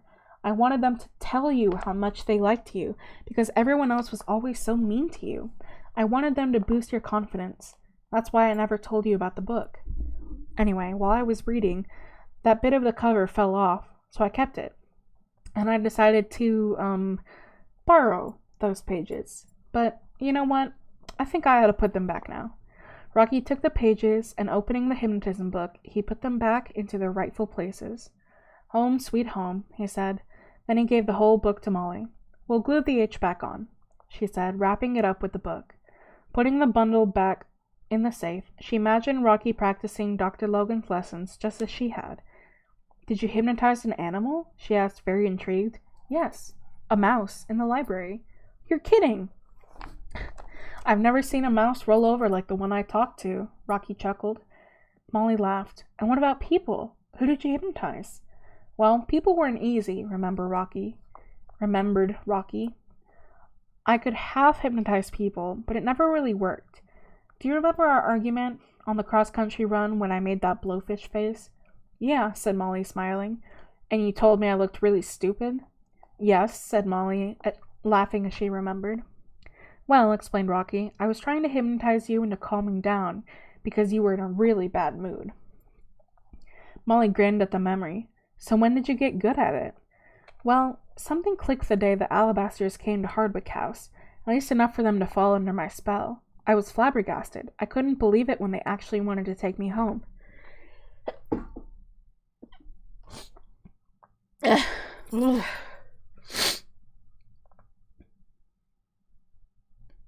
My brain got rattled.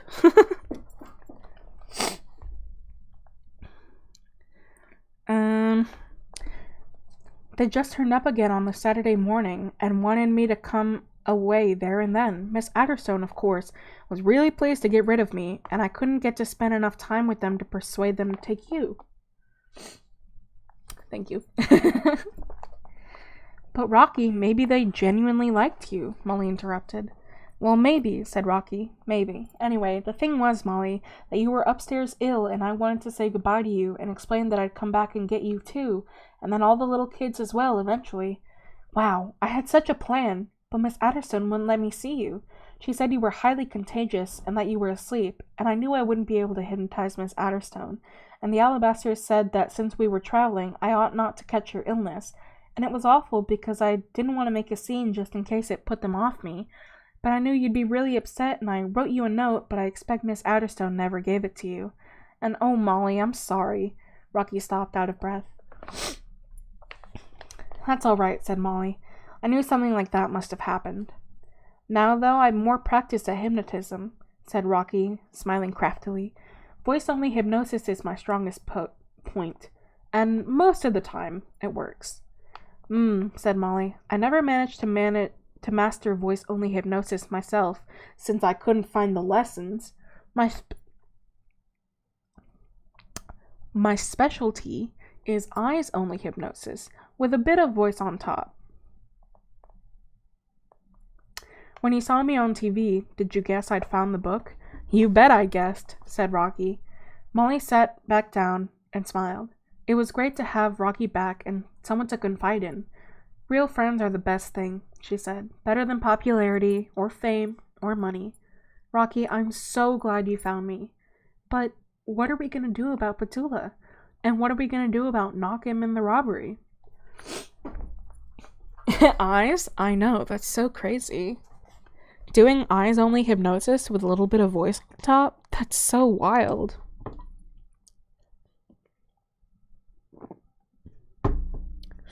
Anyway. Well, Rocky nodded slowly, things are a bit different now, because Knockem doesn't know about me. I hope not, said Molly quietly. When do you think he'll ask you to rob the bank? Who knows, said Molly. He's so greedy. The day after tomorrow? That soon? Said Rocky. In that case, we've only just got time to sort ourselves out. I've got an idea. It's a long shot, I have to admit, but it might just work.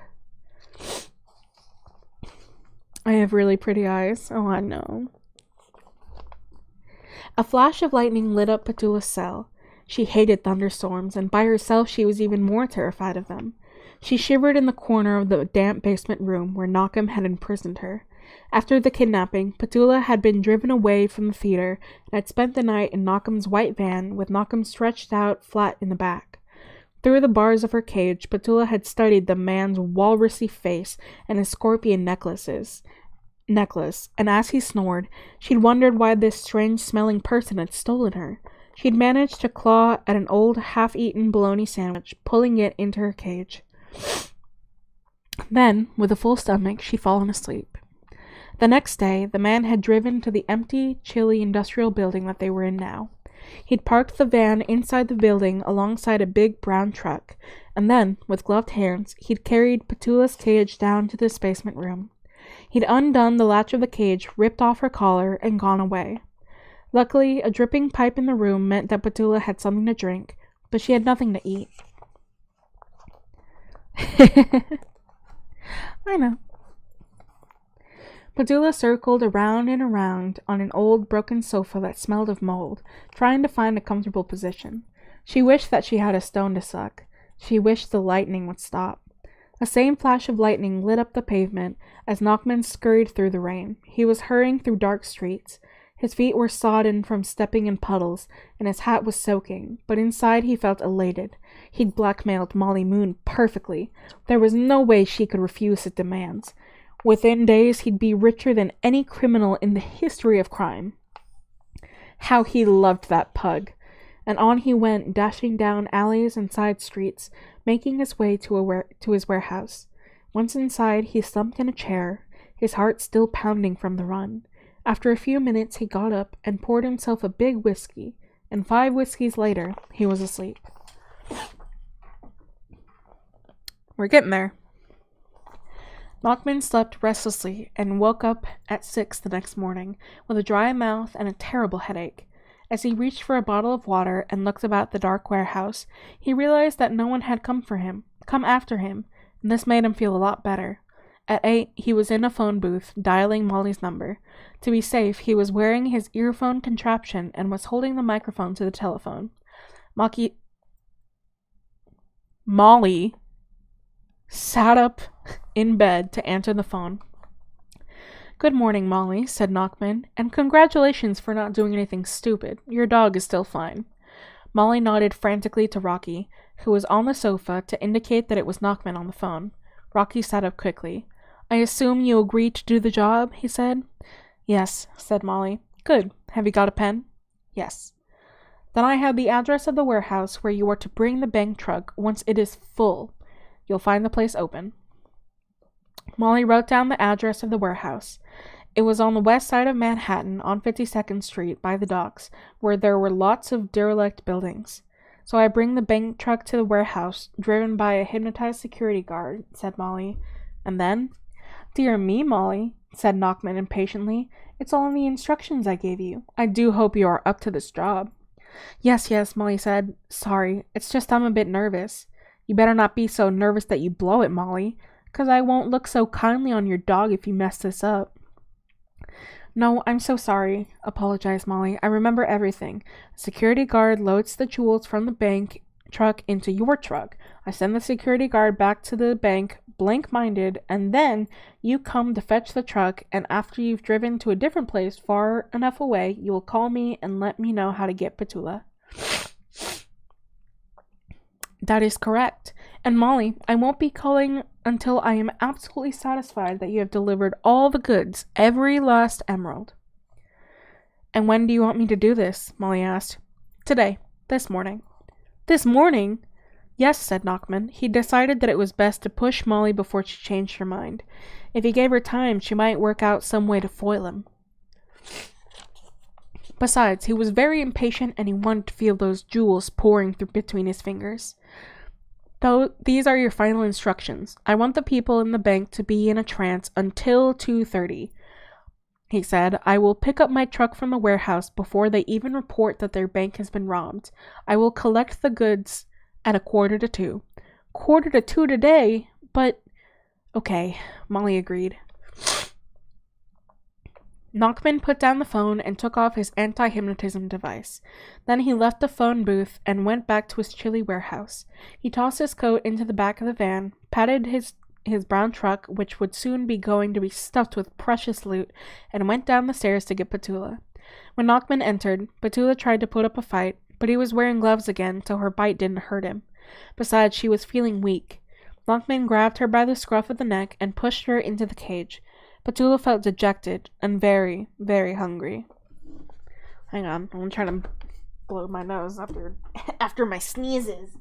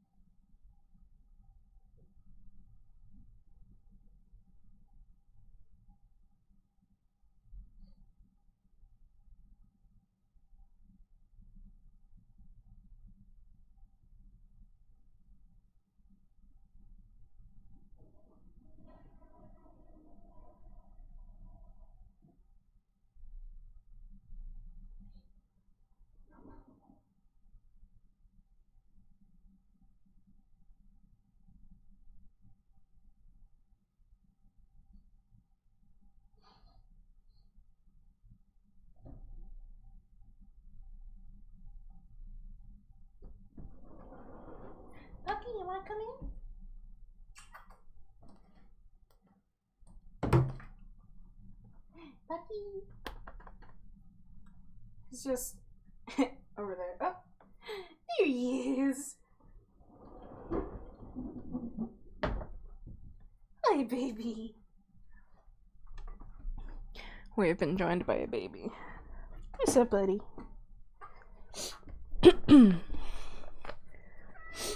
I know. With the cage in the van, Nachman then drove to Brooklyn, where he owned another, larger warehouse. This second warehouse was where Nachman kept all his stolen property. What is it, baby? It was crammed to the ceiling with boxes and bags full of stolen things, from glass goblets, not gas goblets. Would you be my partner in crime? Would you be my partner in crime?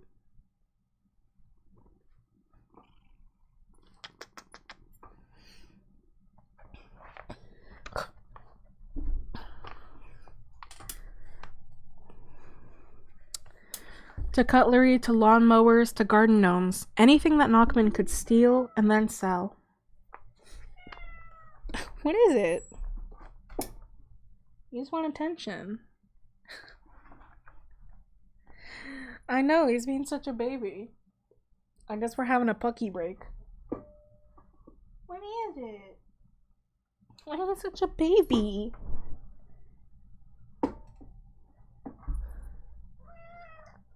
What's up? Come here. Hey, come here.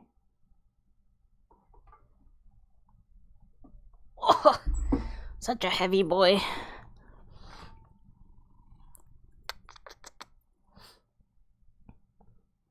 Say hi.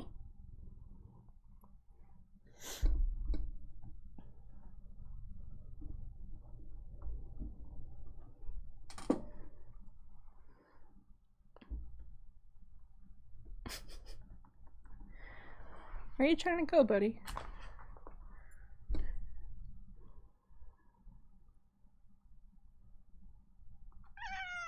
Yeah?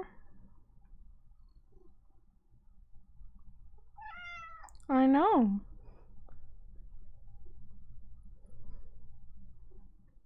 Yeah, really. Mm-hmm.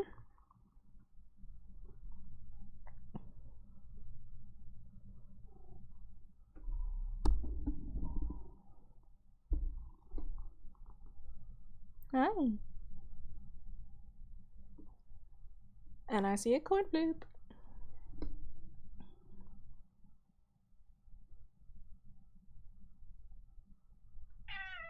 What's up, buddy?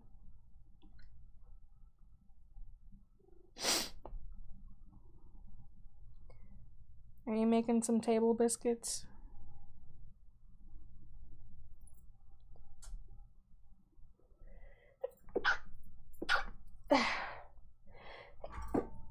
Oh god. Ugh.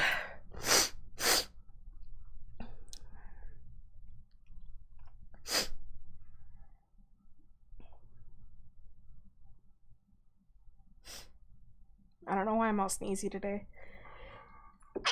I'm gonna blow my nose again. Oh, he's settling down.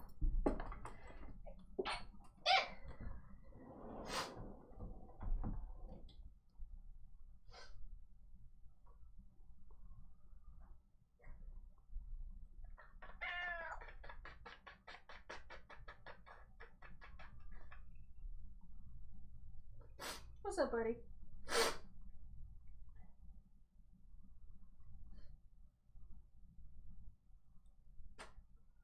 Oh my god.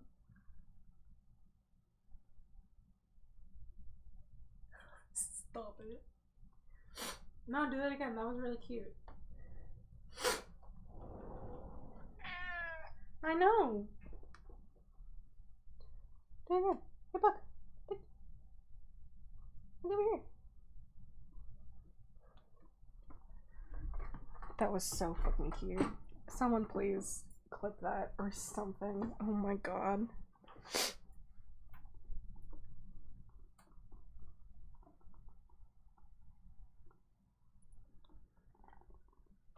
I pass inspection.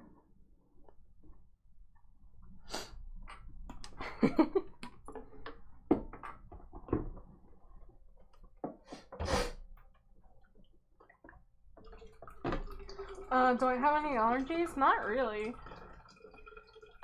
It's not like I've been sneezing like yesterday or anything. It was literally just right now.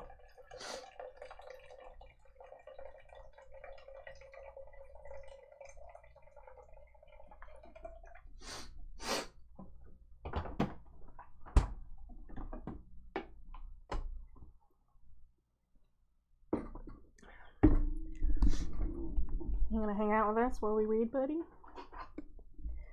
You wanna bless the coin?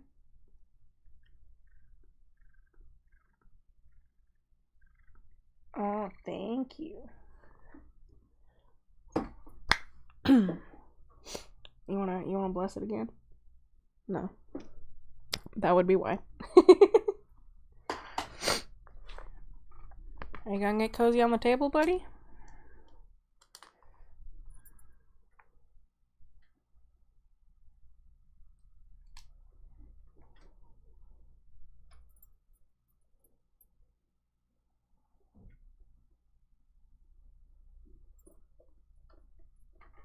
Don't bite my machine. You're a menace. He's such a fucking menace.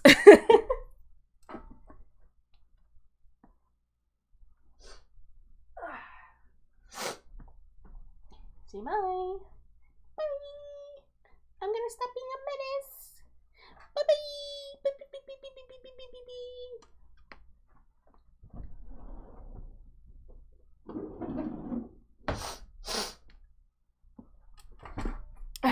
Okay. We return.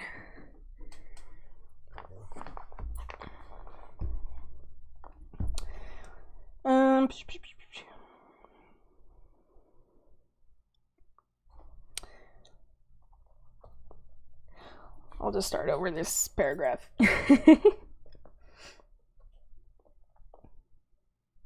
A wasted rush. Damn. With the cage in the van, Nachman then drove to Brooklyn, where he owned another, larger warehouse. This second warehouse was where Nachman kept all his stolen property. It was crammed to the ceiling with boxes and bags full of stolen things, from glass goblets to cutlery to lawnmowers to garden gnomes, anything that Nachman could steal and then sell. Nachman drove inside the warehouse, parked the van, got out, and happily kicked one of the smiling garden gnomes. Operation Hypnobank was going according to plan. Nachman had clearly frisbeed himself into the Super League of Crime. He was almost there. No more small-time crime for him now. He'd be rolling in money soon.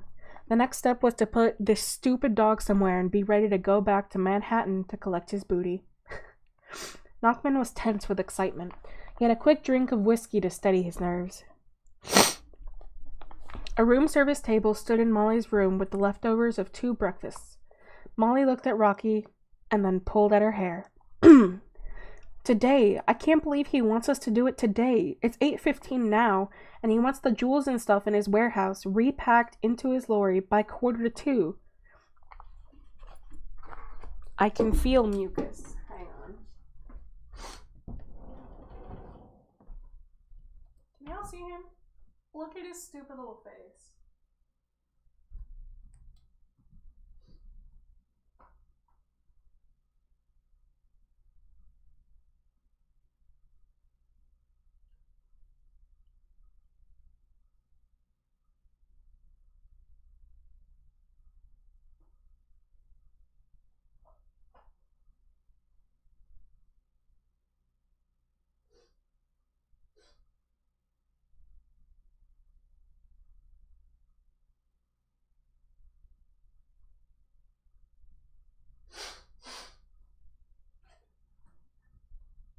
Okay.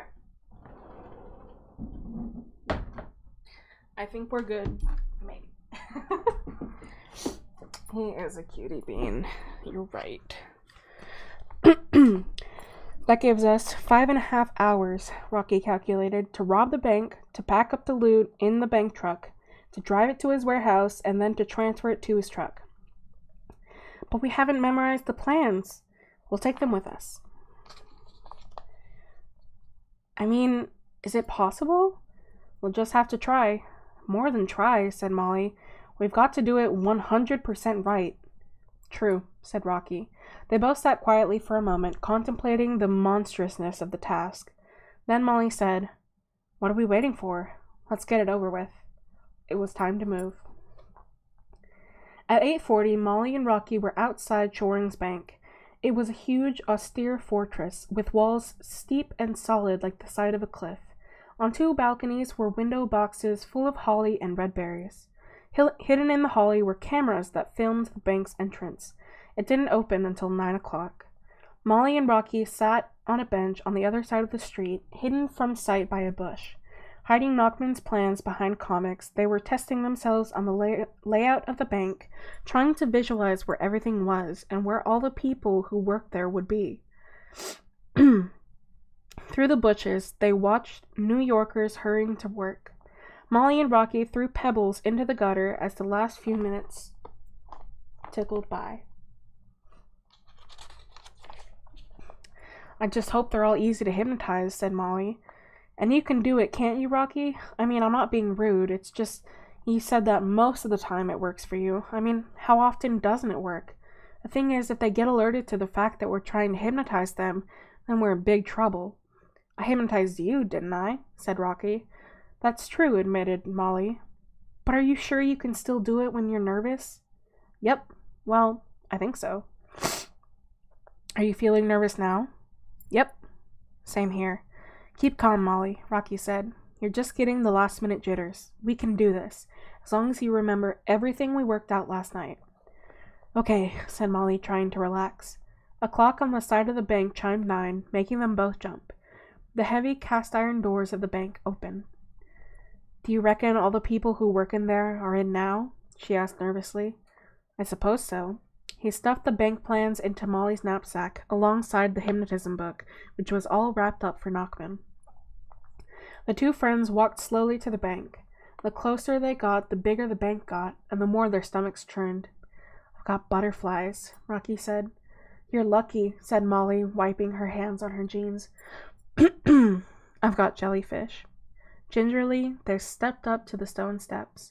As they walked through the immense entrance, Molly noticed the huge metal bolts that kept the doors locked at night, and 2 gorilla-like security guards who seemed to look straight through her.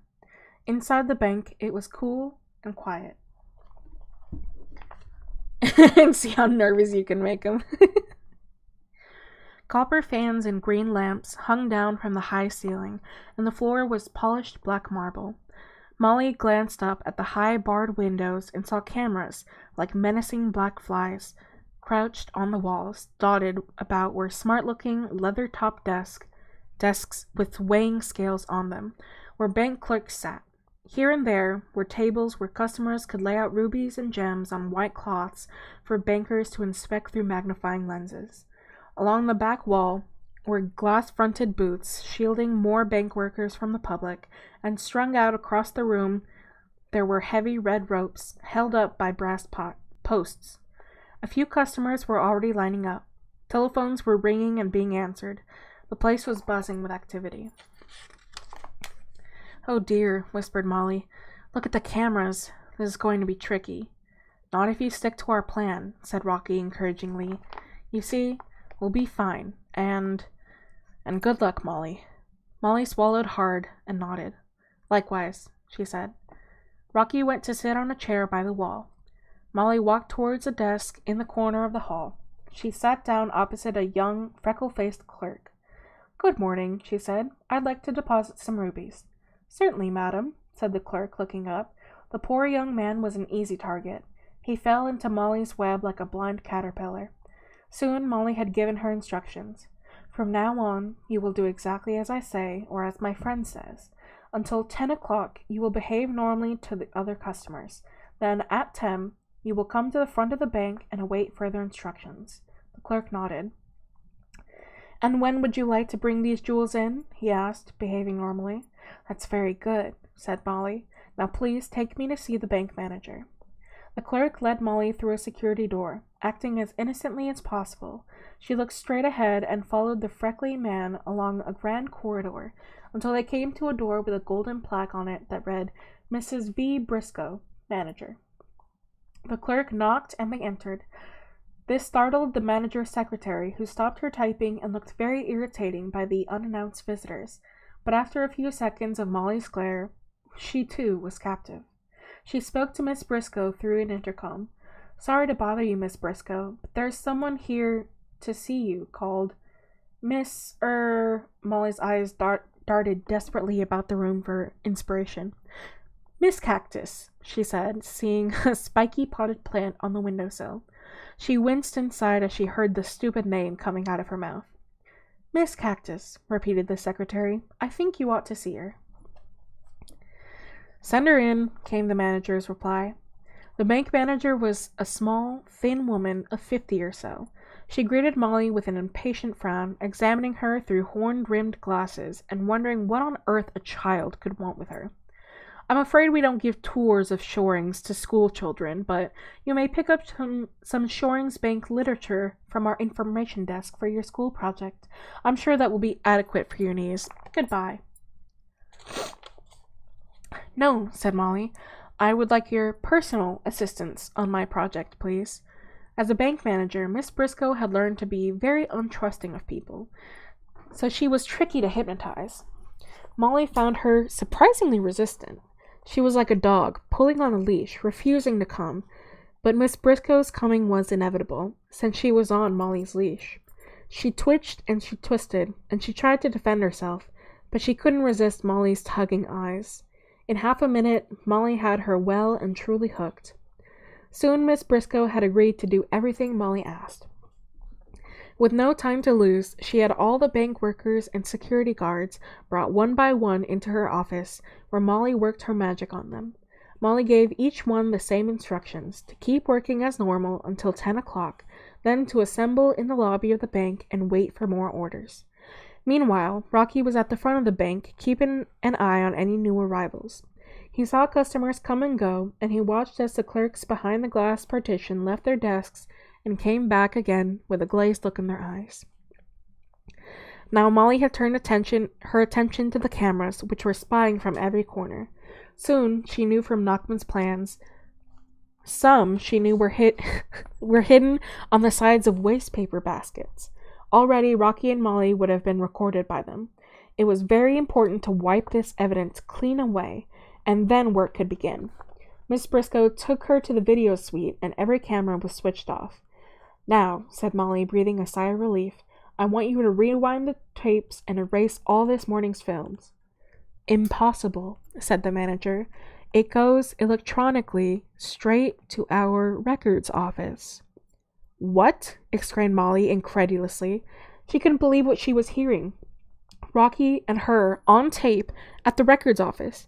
This was terrible. Molly would be recognized. Even the stupidest of detectives would be suspicious, seeing her walking around the back rooms of the bank. Nachman's notes hadn't said anything about a records office. Molly was filled with fury and thrown into panic at the same time. Wait here, she commanded. She hurried out to Rocky. Rocky, she growled, we've got a problem. We're on tape and it can't be erased because the film is automatically transmitted to the records office. We can't go ahead. We'll be caught straight away, but Rocky, if we don't, what will happen to Petula? Rocky looked worried. Take me to the video room, he said. I'm not promising anything, but I may just be able to sort this out. After extracting the telephone number of the records office manager from Miss Briscoe, Rocky settled down with a telephone and tried to focus. He'd hypnotized over the phone only a few times before, and it was very difficult to relax with Molly sighing and biting her lip beside him. Concentrating as if his life depended on it, he dialed the number. An operator answered the phone, and since the person was very unsuspecting, it was much easier than Rocky expected to hypnotize him long distance. Soon the operator had erased all that morning's tape. Feeling much more confident, Rocky then telephoned the bank's security company and had the guard there switch off the Shorings Bank alarm. Phew, Molly murmured. That was brilliant, Rocky. Lucky it worked, said Rocky, breathing more easily now. It just shows, though, he pointed out, that Occam's plans aren't perfect. I hope there aren't any more nasty surprises waiting for us. Molly nodded, feeling sick. Then on they went. Both the front door security guards were summoned to Miss Briscoe's office. As they stood beside each other in their hypnotic states, with their tongues dangling from their mouths, Molly thought how like Stone Age men they looked. "Which one do we choose as our driver?" she asked Rocky. "Which is the more intelligent-looking one?" "I wouldn't say either has a brain bigger than a sugar lump," said Rocky, "but I think the one on the left looks the cleverest." "How can you tell?" "Because he's not trying to eat his collar." The security guard they chose was the most muscly and also the hairiest. Rocky took the hungry one back to the lobby of the bank, and Molly was led by the other guard to the bank garage. This was at the back of the building, down a narrow passage, at the end of which was a black fire door with a metal handle. Behind this door was a steel balcony and a flight of steps that led down to the concrete floor of a garage the size of a tennis court. There stood their truck, a gray truck the size of a small elephant. Molly imagined that she should just be able to stand up in the back of it. Molly left the guard there and went back to the lobby, where she hypnotized the 13 customers who were there. Soon, they stood in a line like toy soldiers, standing at attention. As the clock struck 10, the doors of the bank were closed. A notice was put up outside.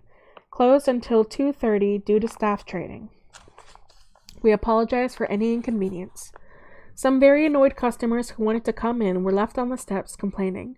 Then, hypnotized bank workers started to fill the lobby, and soon they, too, all stood in a line like zombies. "This is like a dream," Rocky whispered. For a moment, he and Molly stood still. It was eerie to be standing there, with the working day on hold. In the background, a ringing phone made Molly jump, but it was quickly answered by a receptionist, who, as instructed, said, "I am afraid he isn't available at the moment. He will call you back. Goodbye." "Okay," said Rocky. "Let's hit the basement." Miss Briscoe led them down a gray passage to an elevator. There she tapped a 10-digit code number into the small silver box. The doors opened with a swish, and Molly and Rocky followed her into the elevator. As it moved down its shaft, Molly started to feel claustrophobic. They'd hypnotized roughly 35 people, who would all be on the phone to the police immediately if they came out of their trances. And these people were all upstairs while Rocky and she were about to conduct their business below. If anyone were to wake up, she and Rocky would be trapped. Molly banished the thought from her mind and tried to concentrate on the matter at hand. Her knees were feeling all prickly, and she kept shivering from nerves. And on top of this, her fear kept making her want to go to the bathroom, even though she didn't really want to go at all. Rocky's face, she noticed, was looking distinctly pale. Molly was reminded of all the times he had helped her out of trouble at Hardwick House. She felt guilty now for getting him involved. "I'm sorry about this," she whispered as the elevator doors opened. "Forget it," he said with a nervous smile.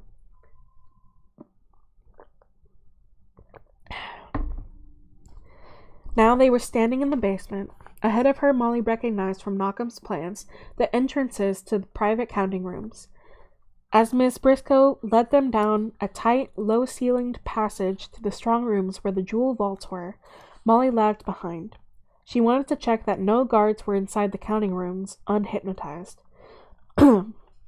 So, peeling away from Rocky and Miss Briscoe, she went inside one. It was extremely lucky that she did. A stony-faced man wearing a heavy striped suit looked up. He had a safety deposit box tray on the table in front of him and was pawing over a very large diamond. "What the heck is a kid doing down here?" he demanded, his eyes narrowing and his face wrinkling into a scowl. Quickly, Molly zapped him, and she removed the diamond from his grip. The diamond was heavy and hard and enormous. It caught Molly's reflection as she rolled it around in her hand.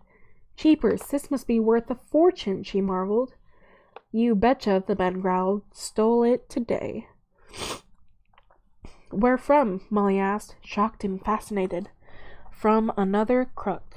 Molly shuddered and put the diamond in her jacket pocket and caught up with Rocky. He looked as if he'd just been told that Petula had been made into minced meat. "What's the matter?" "The locks," whispered Rocky hoarsely. "That idiot Knockman doesn't know a thing about this place. It's all been updated since he was here. There's absolutely no way we are ever going to get these strong rooms and these safety deposit boxes open." "Why not?" Because Miss Briscoe here has told me that she can't open them by herself. Both she and the customers who rent them have to be present to open their boxes. There are 5 strong rooms, each with 80 deposit boxes. That's 400 boxes and 400 customers who need to be here. But why? Asked Molly. Because, explained Miss Briscoe, we have a new device that opens the boxes only once it has information from me and an authorized customer. What kind of information? Iris read information. Molly's legs felt all wobbly suddenly. What was Miss Briscoe talking about? Show me the device, she said. Miss Briscoe led her to a black box on the wall. On it was a panel with buttons labeled from 0 to 9 and an electronic display board where numbers came up in green. At the moment, this display read 000. To the right of the zeros was a yellow light the size of a billiard ball. Explain how it works, said Molly. First, I punch in the number of the safety deposit box that needs to be opened. Then, the device matches my iris with my iris pattern in its memory. Next, it reads the customer's iris and matches that with the one in its memory.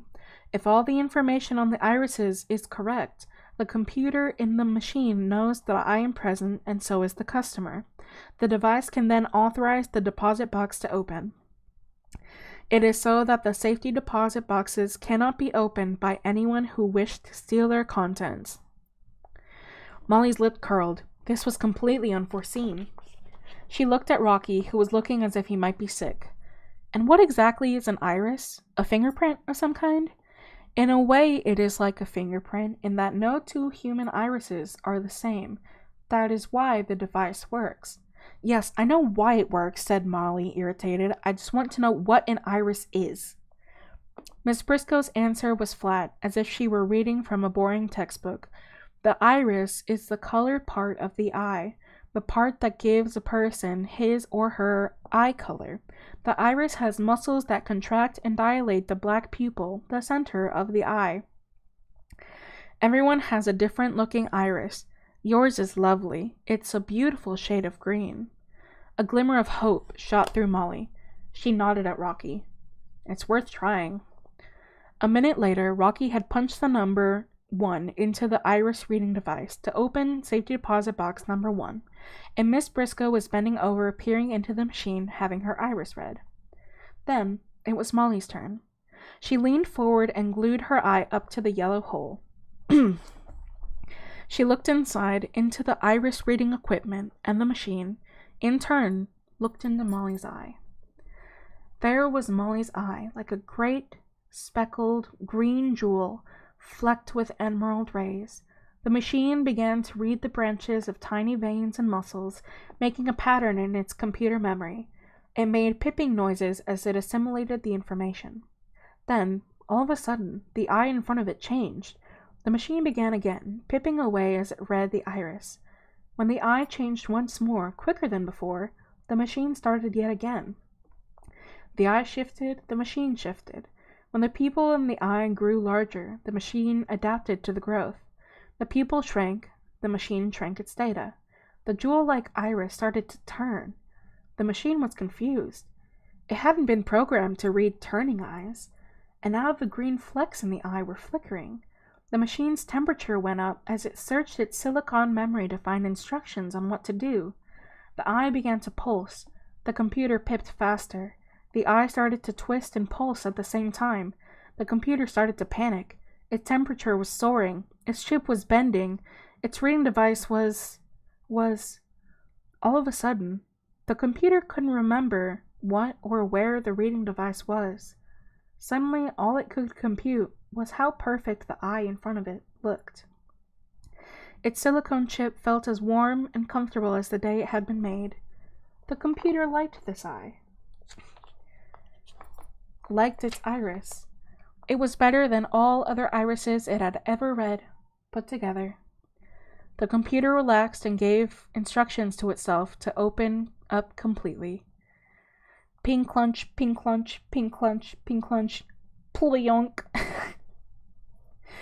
400 safety deposit box doors opened at once. and simultaneously, 5 steel-barred gates on the deposit rooms unlocked themselves.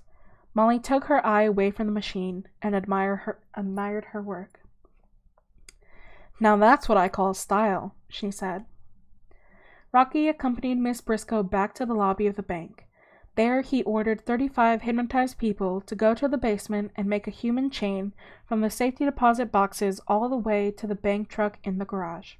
Miss Briscoe provided Molly and Rocky with basketball-sized burlap sacks and lots of big brown envelopes. Immediately the two of them set to work. The strong rooms were stuffed with a daunting amount of treasure. Each of the rooms had 8 columns of 10 boxes. Each box had a small metal tray in it that could be pulled out, and every one of them, Molly and Rocky soon discovered, was different.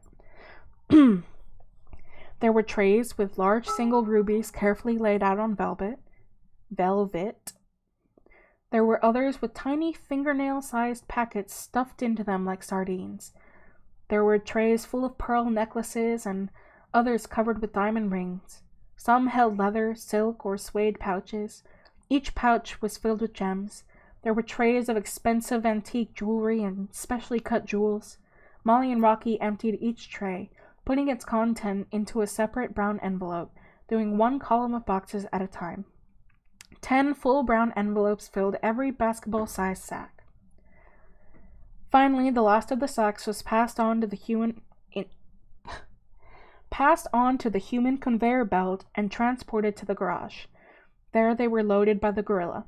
It was exhausting work. Millions and millions and millions of dollars worth of jewels left in the vaults. But eventually, every last one had been lifted and packed, and a pile of plump bags sat expectantly in the back of the truck. It was 1 o'clock. Molly and Rocky assembled the sweaty, hypnotized subjects back in the lobby and duly blanked all their minds. "All of you will wake up when you hear the clock outside strike 2:30, Molly said. "You will all tell the police that an armed gang of robbers with stockings on their heads robbed the bank, and well, each of you will have your own story to tell, like how frightened you were and what they said to you, that sort of thing. And until 2:30, you can all sit on the floor and, sing songs. The last thing is this.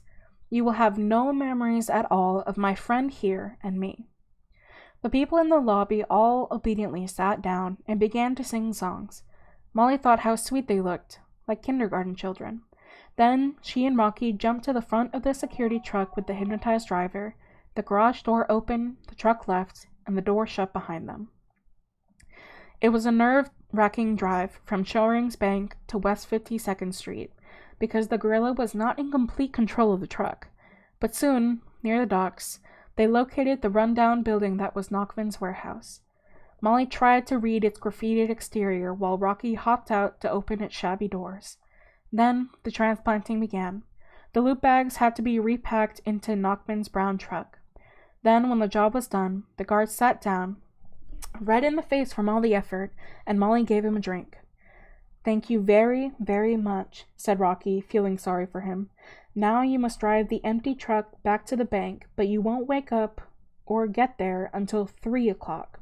You won't remember this address. You will tell everyone who asked that you were made to unload the stolen stuff into all sorts of different cars, Mustangs, Cadillacs, and station wagons, and you'll say that afterward you were tied up and blindfolded, that when you finally broke loose, you found yourself on 99th Street, and you drove back to the bank from there."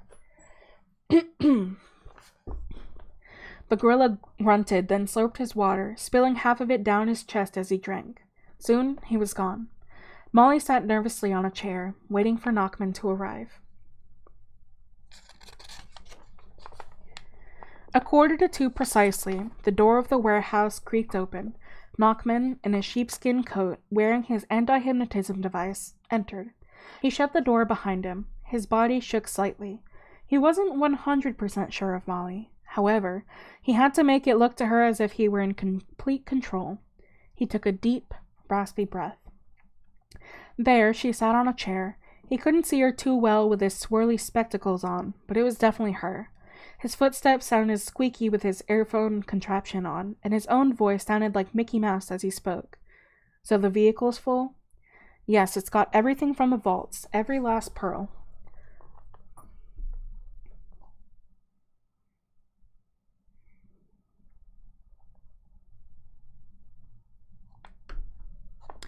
Knockman was amazed. This girl was better than he'd thought, but he didn't let his astonishment show. And the job went according to plan? Completely. They all think they were robbed by a bunch of armed bandits, and your truck has everything in it. You'll see. Molly studied the fake professor as if he were an insect under a magnifying glass. He really was a low-down, dirty louse, and he looked at Molly like a louse might look at a human it was about to suck blood from, without compassion. Good, he was saying. You're learning. Next time, you can rob a bank without my help. Now, what about the book? That was part of the deal, too. Molly reached behind her and picked up the silk-wrapped parcel. He grabbed it and roughly pulled the silk off it to check that it was the real thing. Mine, he said greedily. All mine. Now he was itching to get away. He climbed hastily inside his truck. The vehicle shook as the engine started up, and exhaust spluttered into the warehouse. I'll call you when I've gone through my checklist, he said hurriedly. Now, open the door. How's Petula? Is she all right? Molly asked, standing on tiptoe and speaking to him through the front window. Fine, lied Knockman. She's been eating well, steaks and bacon and chocolate cookies. Chocolate cookies? Yeah, and the sooner you open this warehouse, the sooner I'll call you, and the sooner you'll be seeing her. Molly saw Knockman out and watched as he drove his brown truck away along West 52nd Street. As soon as Knockman left, he tore off his squirrely spectacles and the earphones from the voice-scrambling device. The truck's gears ground noisily as he fumbled with the stick shift. Then, with his heart racing, he drove. Although he knew he would easily be off the island of Manhattan before the robbery was even reported, he felt nervous. Beads of sweat were dripping from his forehead into his eyes, making his vision blurred. He cursed every traffic light and swore at anyone who wanted to cross the street. Soon, though, he was driving into an industrial park in Brooklyn, to his gnome-filled warehouse, safe from prying eyes. Having driven safely inside the building and locked the doors behind him, he slumped against a concrete wall. Boy, oh boy, he said out loud. He sank down in a plastic armchair, surrounded by garden gnomes. He poured himself a glass of whiskey and took a slug.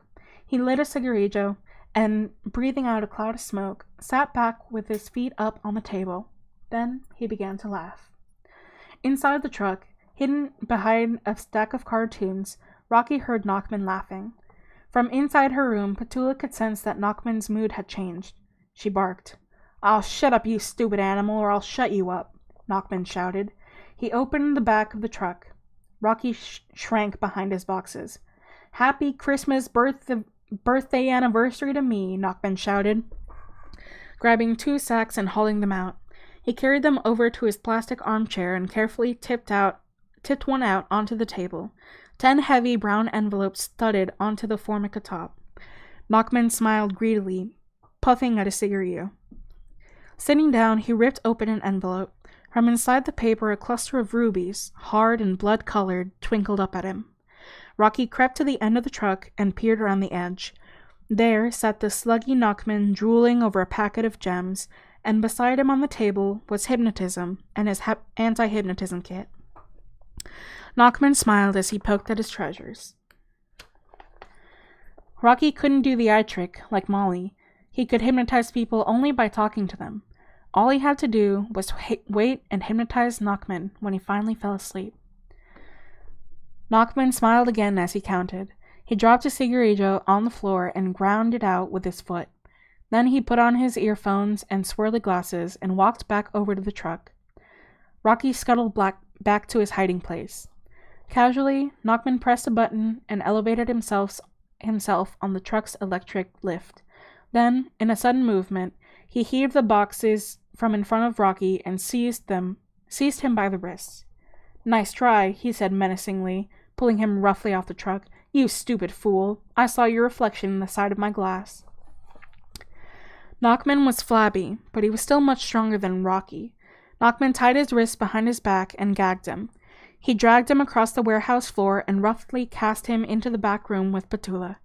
Rocky fell backward onto the hard floor.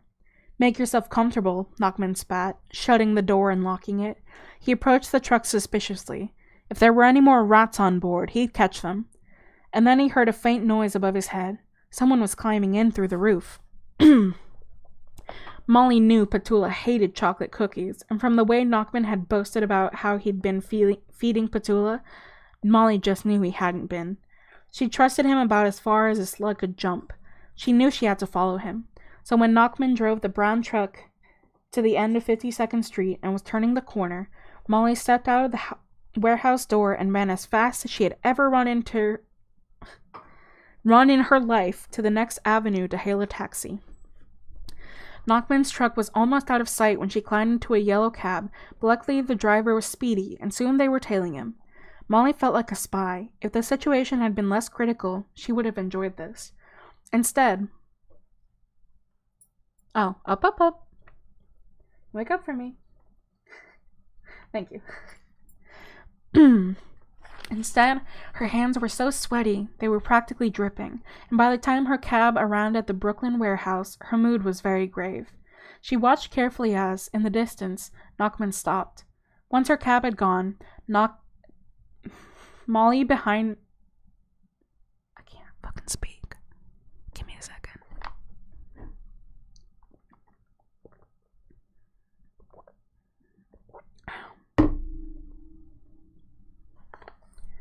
Once her cab had gone, Molly stepped behind a dumpster, I don't know why dumpster is capitalized, but it is, and spied on Nachman as he drove inside. "Got you," she said under her breath. The muffled thud from upstairs had sent Nachman into a panic. He had a sudden vision of a squad of crime-busting police closing in for an ambush. He didn't know the intruder was only Molly, who managed to scramble up a tree, clamber through a half-open skylight on the roof, and drop quietly into an upper room. Frantically, he threw the bags of gems, the hypnotism book, and the anti-hypnotism device into the back of the truck and slammed it shut. He heaved himself into the cab and hit the ignition. Molly heard an engine start and realized in a panic that Nachman was leaving. She rushed down the stairs, but already the vehicle was changing gear. Nachman put his foot on the accelerator. By the time Molly reached the pavement outside, it was too late. With a screech and spewing exhaust, the truck sped away. Molly dashed out onto the street, but the diesel fumes made her cough, and the truck was too fast. She was left standing in the empty street, surrounded by old deserted warehouses and trees. She'd really done it now. Rocky must still be in the truck and Nachman would find him. And what about Petula? Nachman would never call Molly now. Molly moaned. She felt sick to the core. Molly realized that the only safe way out of this now was for her to tell the police everything. She'd have to, otherwise Rocky could be in real danger. As for Petula, there was still a faint hope that she was in this building. Molly sprinted back. Once inside, she found a door and heard scraping noises and muffled cries coming from behind it. Molly burst into Petula's and Rocky's prison. Petula leaped at Molly, and Molly hugged her. Then she pulled the gag off Rocky's mouth. Rocky started talking as soon as he could. "Molly, I'm really sorry, but he saw me and grabbed me, and..." Rocky was shaking as he spoke. "Brock, I'm so sorry. This was all my fault," said Molly, undoing the ropes around Rocky's wrists, and hugging Petula at the same time. "I'm so glad you two are okay. I thought I'd lost you both. I really did." She reached into her pocket for a small can of dog food that she'd been carrying, and peeling back its lid, tipped the chunks of meat onto the floor. Then Molly poured some mineral water into her cupped hand from an emergency bottle she'd brought along. "I can't believe it. I don't think he fed Petula or gave her a drink at all," she said disgustingly. "Poor Petula." When Petula had finished drinking, Molly picked her up again and held her close. It was wonderful to feel her warm in her arms once more. "I'm sorry, Petula," she said. "I won't ever let that happen again." And Petula nuzzled into Molly's jacket to feel as safe as she possibly could. Then both the children stroked her and thought about Nachman. "So he's driving as far away as he can now," said Rocky. "Yeah," said Molly, "and feeling nervous, I bet." She and Rocky grew silent for a moment and looked out the door, imagining Nachman on the highway. Then, curiously, they both began to smile. Said Rocky. No doubt he'll have to stop at a gas station to fill up on fuel. He'll buy himself a heaven bar. And maybe a can of cubes, suggested Molly. Then he'll get back on the truck and drive on. And on, and on, and on, echoed Molly. And then? Asked Rocky. And then he'll get tired. And then? And then he'll start to feel like he's dropping off, and he won't like that. No, because he won't want to stop driving, will he? Because he wants to get right out of New York State. So then, to keep himself awake, I suppose he'll turn on the radio, said Molly. Let's hope he does. Nachman drove away from the warehouse fast. Every police car he saw made his rash itch, even though he told himself he knew that his truck had no reason to look suspicious. But still, Nachman was a bundle of nerves. He drove as fast as he could away from New York City, sticking to the smaller roads, looking in his rearview mirror constantly, chain-smoking and sweating like a hot cheese. After 2 hours of torment, Nachman began to feel confident that he wasn't being tailed. He loosened his shirt and turned onto the interstate highway. He drove on and on for hours, until he had driven so far that his fuel tank dial was pointing to empty. He pulled up at a gas station, filled up, and brought himself 3 heaven bars and 4 cans of cube. Then he tramped back to his truck, and off he set again. By 9 o'clock, Nachman was starting to feel tired. This worried him. He didn't want to fall asleep at the wheel and crash. He imagined the truck cracked open on the highway like a very expensive Easter egg, and all the gems and jewelry spewed over the road. But he didn't want to stop to rest. He must keep driving. Hang on.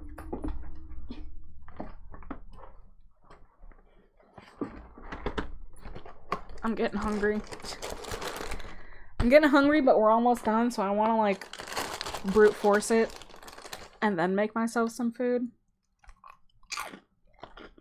But in the meantime,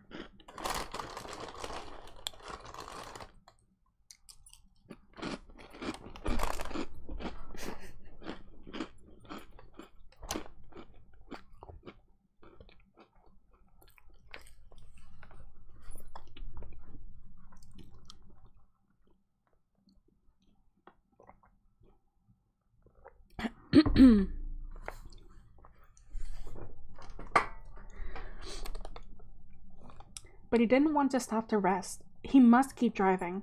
He'd pull up somewhere soon and drink an extra-large coffee. That would keep him awake. In the meantime, he decided to turn on the news. Drive time, sang a jingle on the radio. Yeah, said a chirpy announcer. We'll be keeping all you drivers across the east coast of America wide awake. Now, you needn't worry about that, so relax while you drive. We're the station that gives you motion. And boy, oh boy, have we got entertainment for you. We've got hours and hours of great music. In a second, we'll bring you the news, but first, a short break. Nachman felt a lot better. This was just the sort of station he needed, and he was very excited to be hearing the news because his robbery would be reported. As the radio played commercials, he shifted up a gear. I'm in heaven, heaven's in me. I knew I'd get to heaven eventually. Then a voice sang out, Hey you want to have a taste of heaven? Pick up a heaven bar. Nachman took another bite of his heaven bar and felt very happy. He listened to a cube ad. Cube if you're cute, cube if you're rude. Everyone loves you 'cause you're so cube. Nachman opened a can of cube, took a sip, and smiled. He was going to be so popular now. He'd never been popular in his life, and the idea of it made him tingle with pleasure. The announcer came back. So, now the news. The main story of the day is that Shoring's Bank in Manhattan was robbed today. Nachman turned the volume up. The operation was conducted earlier today by a gang of armed robbers. They made off with precious stones and jewelry to the value of over $100 million. Nachman guffawed. It was more than that. Experts are trying to ascertain how the robbers managed to secure the building and turn off all the alarms, since Shoring's Bank has one of the world's most sophisticated alarm systems. It is believed that the gang is still somewhere on the island of Manhattan. The robbery was reported immediately after the thieves left, and the police were able to set up roadblocks at all the bridges and tunnels leaving Manhattan within 5 minutes. Police have also been checking boats docked around the island. All water traffic has been stopped. A bank worker who was forced to go with the gang has given accounts of how he was made to unload the stolen goods from a bank truck into different cars which were driven away. It is believed that the criminals have hidden the stolen property all over the borough of Manhattan. The police have asked people to be on the lookout and also to be careful as the gang is likely to be dangerous. This was the best news that Nachman had ever heard. He loved this newscaster for bringing it to him. "Thank you for listening," said the newscaster. "Thank you," said Nachman. "Great news, isn't it?" said the newscaster. "Yeah," said Nachman. He really liked this newscaster, and especially his voice. It was perfectly pitched and very soothing. "You must be feeling fantastic," said the newscaster. "I am," laughed Nachman. "You're feeling fantastic. The best you felt in years." I am, agreed Nachman. "All that effort was worth it. You deserve this, don't you?" Nachman nodded. How right the voice was. "And now you need your well-deserved rest. Take a nice deep breath and breathe out slowly." Nachman breathed deeply in and out and felt much, much better. "Breathe slowly in and out as I count down. You will feel more and more relaxed. Keep driving as I count 10, 9, 8, 7, 6, 5, 4, 3, 2, 1. Up, up, up. Wake up, all the way up. "And now, Mr. Nachman, you are completely under my power. Understood?"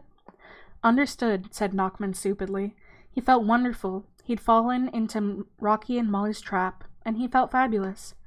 "Now," said Rocky, "I want you to turn this truck around and drive back to New York, back to the place you left this afternoon. Okay?" "Fine," said Nachman. "Fine. Just fine." As Nachman drove, the tape in the radio cassette reeler played to its end. The rest of it was blank. Molly and Rocky had had a time the night before to record only a short fake radio show.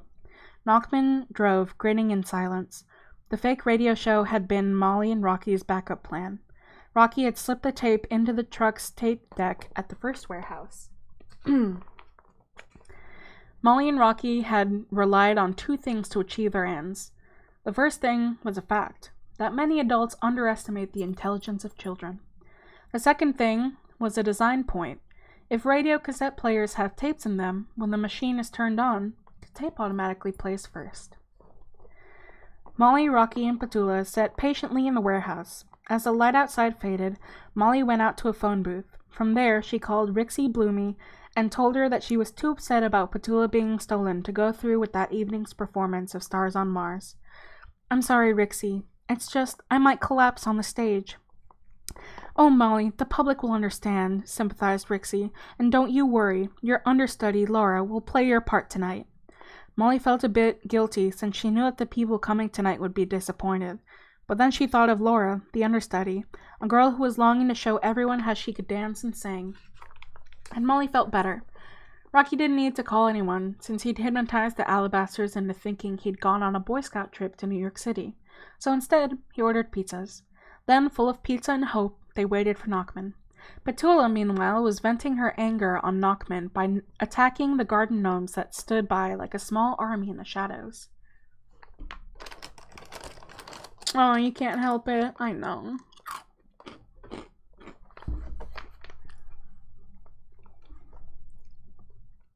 She thought they bore a nasty resemblance to the smelly man who had kidnapped her. Rocky and Molly ventured upstairs, where there was a window looking out onto the dark street. "Do you think he listened to the tape?" asked Rocky. "If he didn't, I'm in big trouble," said Molly, wincing. "If he did listen, I hope the tape worked," said Rocky. "I hope my voice was up to it. We'll just have to wait and see." While they were waiting, Molly and Rocky snooped around Nachman's warehouse. They discovered 2 more rooms on the second floor, a tiny kitchen and a bathroom. The kitchen had a sink with a Bubble-Lot dish-washing liquid and gloves on its drain board, and a dirty stove, and a fridge that smelled of sour milk. And everywhere were boxes. Boxes of perfume, jewelry, ornaments, antiques, and expensive watches. "Wow," said Molly. "This must be worth a fortune." I don't think so, said Rocky, pointing to a stamp on one of the boxes that said Made in China. These are fakes, but I expect Nachman sells them as if they are the real thing. Hello, hi. I can see you, yeah. Vulnerable bunny, aw. In another room, they found boxes full of leather handbags. Fakes too, said Rocky. They're copies of posh designer handbags, and if you look closely, you'll see they're glued, not stitched. They'd fall apart in seconds. I've heard about crooks selling these. Bet he sells them for a mint, said Molly. Yeah, you bet he does. Downstairs were boxes of precious old porcelain. Fucking random ass bug. Again, every piece a modern fake. Other boxes were full of anything Knockham could lay his hands on. Hair dryers, cat baskets, hammers, mops, TV sets, and stereo equipment. There was even a box full of cuckoo clocks. I bet all of this is stolen, said Rocky. Fallen off the back of the truck, as they say, Molly agreed. Shortly after midnight, headlights lit up the street by the warehouse. It's him, Molly and Rocky said in unison. They bolted downstairs to open the huge metal door. Nachman drove in and parked, his truck's tires crushing a box of teapots. Molly and Rocky opened the driver's door and found him staring straight ahead with an idiotic expression on his face, clutching the wheel. Driving in a semi-daze had been quite an experience for Nachman.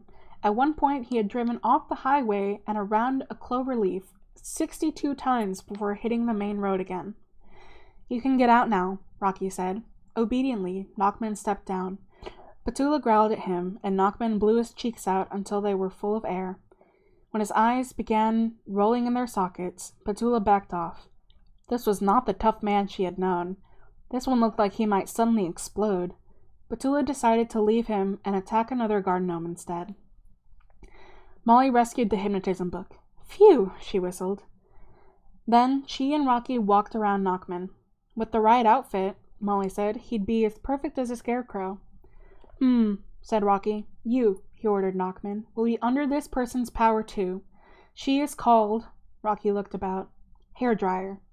I've had worse nicknames, Molly said. And I, continued Rocky, am called Cat Basket.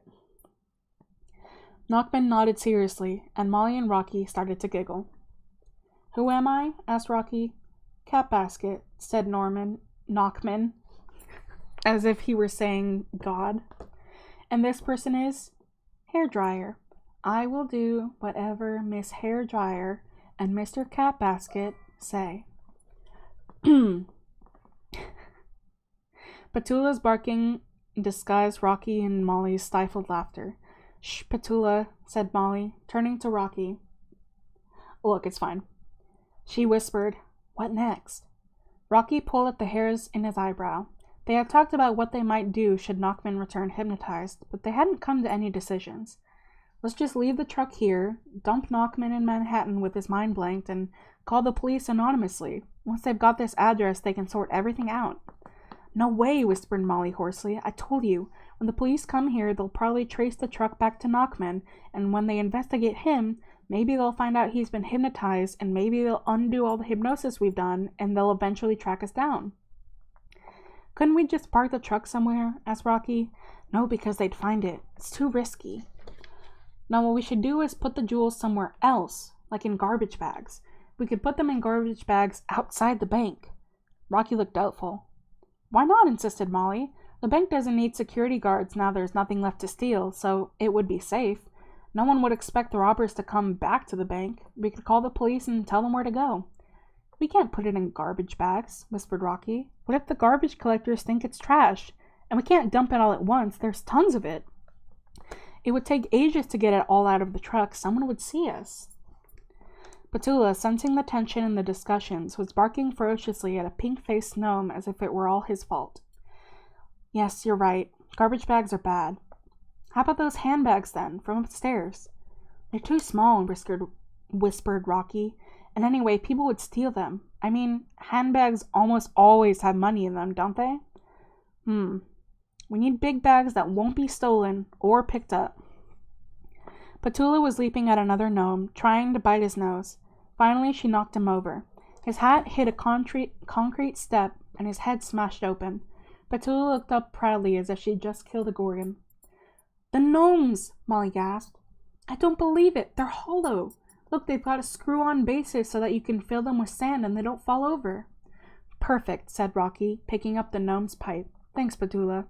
"Ruff, ruff," barked Petula, feeling pleased with herself. Over the next 2.5 hours, Molly, Rocky, and Knockman, all with Bubble-Out rubber gloves on to avoid leaving fingerprints, set to work transferring the envelopes of stolen stones and jewelry into 25 gnomes. They gave each gnome a mixed stuffing, a delicate, lighter jewelry in the heads and upper parts of the gnomes so that they wouldn't be crushed, and the heavier packets of jewels in their bottom parts to weigh them down. Once their bases were screwed on, the garden statues looked as innocent as before. Eventually, Knockman, sweaty and smelling like a dirty sock, pushed past the last of them into place in the truck. Molly and Rocky, holding Petula, admired the lineup of smiling gnomes, all ready for action, and watched as Knockman descended on the truck's electric platform. "Shall we leave him here?" asked Rocky. "No, he's too dangerous. He knows too much. He might have a bank-robbing map or something that would jog his memory." No, man.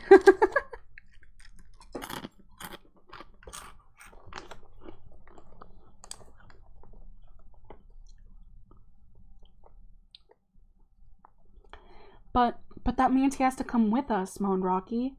"Sorry," said Molly, "but he could be useful to us. Look how he helped us load up. Anyway, Rock, for starters, we can't drive." "I know," said Rocky, yawning. "Come on, we'd better deliver these things before everyone in Manhattan wakes up." Molly and Rocky checked the warehouse for any incriminating evidence. Then, with Rocky and Knockman in the cab of the truck, Molly and Petula in the back, they drove away from the warehouse toward Manhattan. As they crossed the Manhattan Bridge, Rocky noticed that all the vehicles coming out of Manhattan were being stopped and checked by police. There was a long traffic jam. But the road into Manhattan was empty, and they headed straight over the bridge. Once in Manhattan, Operation Plant-A-Gnome began. They decided to drop the gnomes in different places over the city. That way they didn't have to stop the truck for too long, and so reduce the risk of being noticed. Every time they came to a quiet, grassy area where there were no prying eyes, Rocky, sitting in the front, told Knockman where to stop and banged on the partition behind him, signaling to Molly. Molly then opened the back of the truck from the inside, rolled out a gnome onto the electric platform, and lowered it down to the ground. Petula acted as a watchdog as Molly rolled each gnome into position. Rocky wrote down exactly where each gnome was. They left gnomes under trees, beside bushes, and on tiny triangles of grass. They decorated playgrounds with gnomes and put gnomes by fountains, by sidewalk benches, and beside park benches. One looked very brave, laughing beneath the statue of a horse and rider outside the Museum of Natural History. Another looked pleased that his pond had frozen over, as he sat on a ledge overlooking the Rockefeller Center skating rink. They put 2 gnomes by the gates of the zoo and 2 at the Strawberry Fields entrance of Central Park. Each gnome took 5 minutes to plant. Each hair-raising 5 minutes was a window for them to be seen, and there were a few tense moments when Molly thought they might have been. At Riverside Park, Molly halted the electric door halfway open since she saw a police car approaching. As it coasted by like a hungry shark, she crossed her fingers that it wouldn't stop. At Gramercy Park, Petula ran off into the darkness to investigate a stray dog, and Molly had to call quietly for her until she returned. One by one, they got rid of the 25 brightly colored gnomes. The last 2 were placed teasingly outside Shoring's Bank. "They look great," said Molly, climbing into the front of the truck with Petula, Rocky, and Knockman. When they drove back to the warehouse by the docks on 52nd Street to ditch the truck, Rocky took his tape out of the radio cassette player. They left the dockside and walked quickly back to the main streets.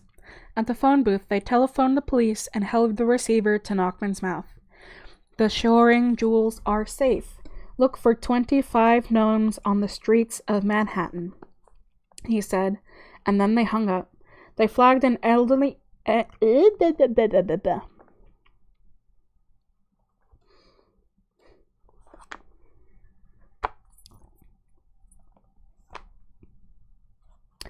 They flagged an early morning cab, and by 6 o'clock, before the December sun came up, they were back at the Waldorf.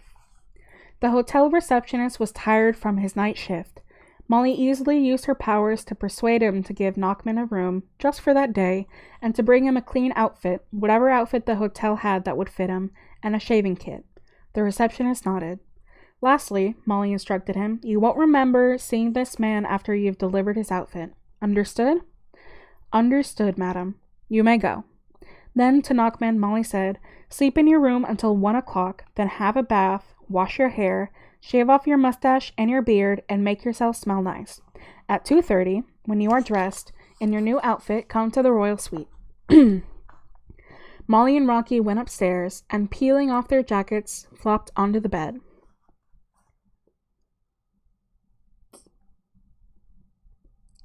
I am reading your comments. I see you. Relax.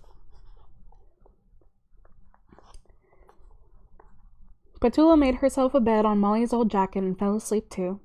Molly slept until her alarm went off. For a minute or two she lay on the bed looking at Rocky's ink-stained hands and listening to the rain, which was starting to pelt down outside. Their early morning adventure already seemed like a dream. Molly smiled and called room service to order some food. Rocky woke to the smell of eggs and toast, and then he and Molly sat down for a TV brunch. The news channels were full of reports about gnomes, and the TV reporters were going bananas. This was a fabulous news story. On Channel 38, a reporter under an umbrella was talking excitedly into a furry microphone outside Shoring's bank. Amazingly, the Shoring's jewels have all been returned. The bank has verified that every last pearl has been accounted for. Every diamond, ruby, and gem. In fact, goods to the value of $100 million. And the method of delivery adds a bizarre twist to what was already an incredible story. 25 garden gnomes stuffed full of the stolen property were discovered, dotted around Manhattan in the early hours of this morning after an anonymous phone call. The male caller had a Chicago accent, but apart from that, nothing else is known about him. Police have released these pictures of the gnomes as they found him. The screen filled with photographs of the gnomes, looking startled in the darkness, lit with police flashlights like criminals caught in the act. They looked very funny. The reporter continued, the reason for the return of the jewels is baffling detectives. Some think that the robbery was some sort of dare. Others believe the robbers themselves were robbed. The police are asking the public for any information that could help them solve the mystery. Now, back to the studio. More, Rocky shouted at the TV. We want more pictures of the gnomes, and more pictures of the police looking baffled. He fired the remote control at the TV, skimming through the channels and trying to find more news. Aw, he complained. Lunchtime news is over. I've never been on the news before. That was brilliant. We were brilliant, agreed Molly. We robbed that bank like professional and returned the loot like undercover agents. Look, I've been streaming for almost 5 hours just reading, so. Except we did have a few hiccups doing it, Rocky chuckled. Molly, you didn't look quite so pleased with yourself in the bank when you thought you'd been caught on tape. Your face was so worried. Molly remembered and grinned. Okay, but not half as freaked out as you looked when you thought we wouldn't get past those eye scanners. Yeah, but what about you, Molly, in Gramercy Park this morning when Petula went running off? I thought your bottom lip was going to fall off. Thank you. Molly and Rocky laughed as they relived the scariest moments, scene by scene. And the crazy thing is, no one will ever know who did it or how it was done. In fact, you know what? Rocky pointed out proudly. This crime will go down in history. It would go down in history. Molly remembered how Nachman had hoped for that himself. Then she remembered some of the other things he'd said. Molly switched the TV off and started twiddling her napkin with her fingers. You know, Rocky, I'm no better than Nachman, really. I'm a criminal, too. Rocky looked surprised. Yes, I am, Rocky. If you think about it, I mean, look at this place. I conned my way here. I conned people to pay for it. I conned Davina Nattel out of her part. I conned the audience at Briarsville, so I stole the prize money, really. And I cheated all those other kids out of a chance to win the talent show. Oh, shut up, said Rocky lightheartedly. You are a genius hypnotist. That's what you're good at. That's what your talent is. I mean, none of those other people in Briarsville could have got to New York with their talent. You're brilliant. Everyone's happy. New Yorkers loved your show. They had the best night of their lives. And Rixie and Barry love you. Just look at all the publicity you've got them for Stars on Mars. You're not a real thief. You just get what you want using a different method from everyone else. And they go find them and hypnotize them quiet.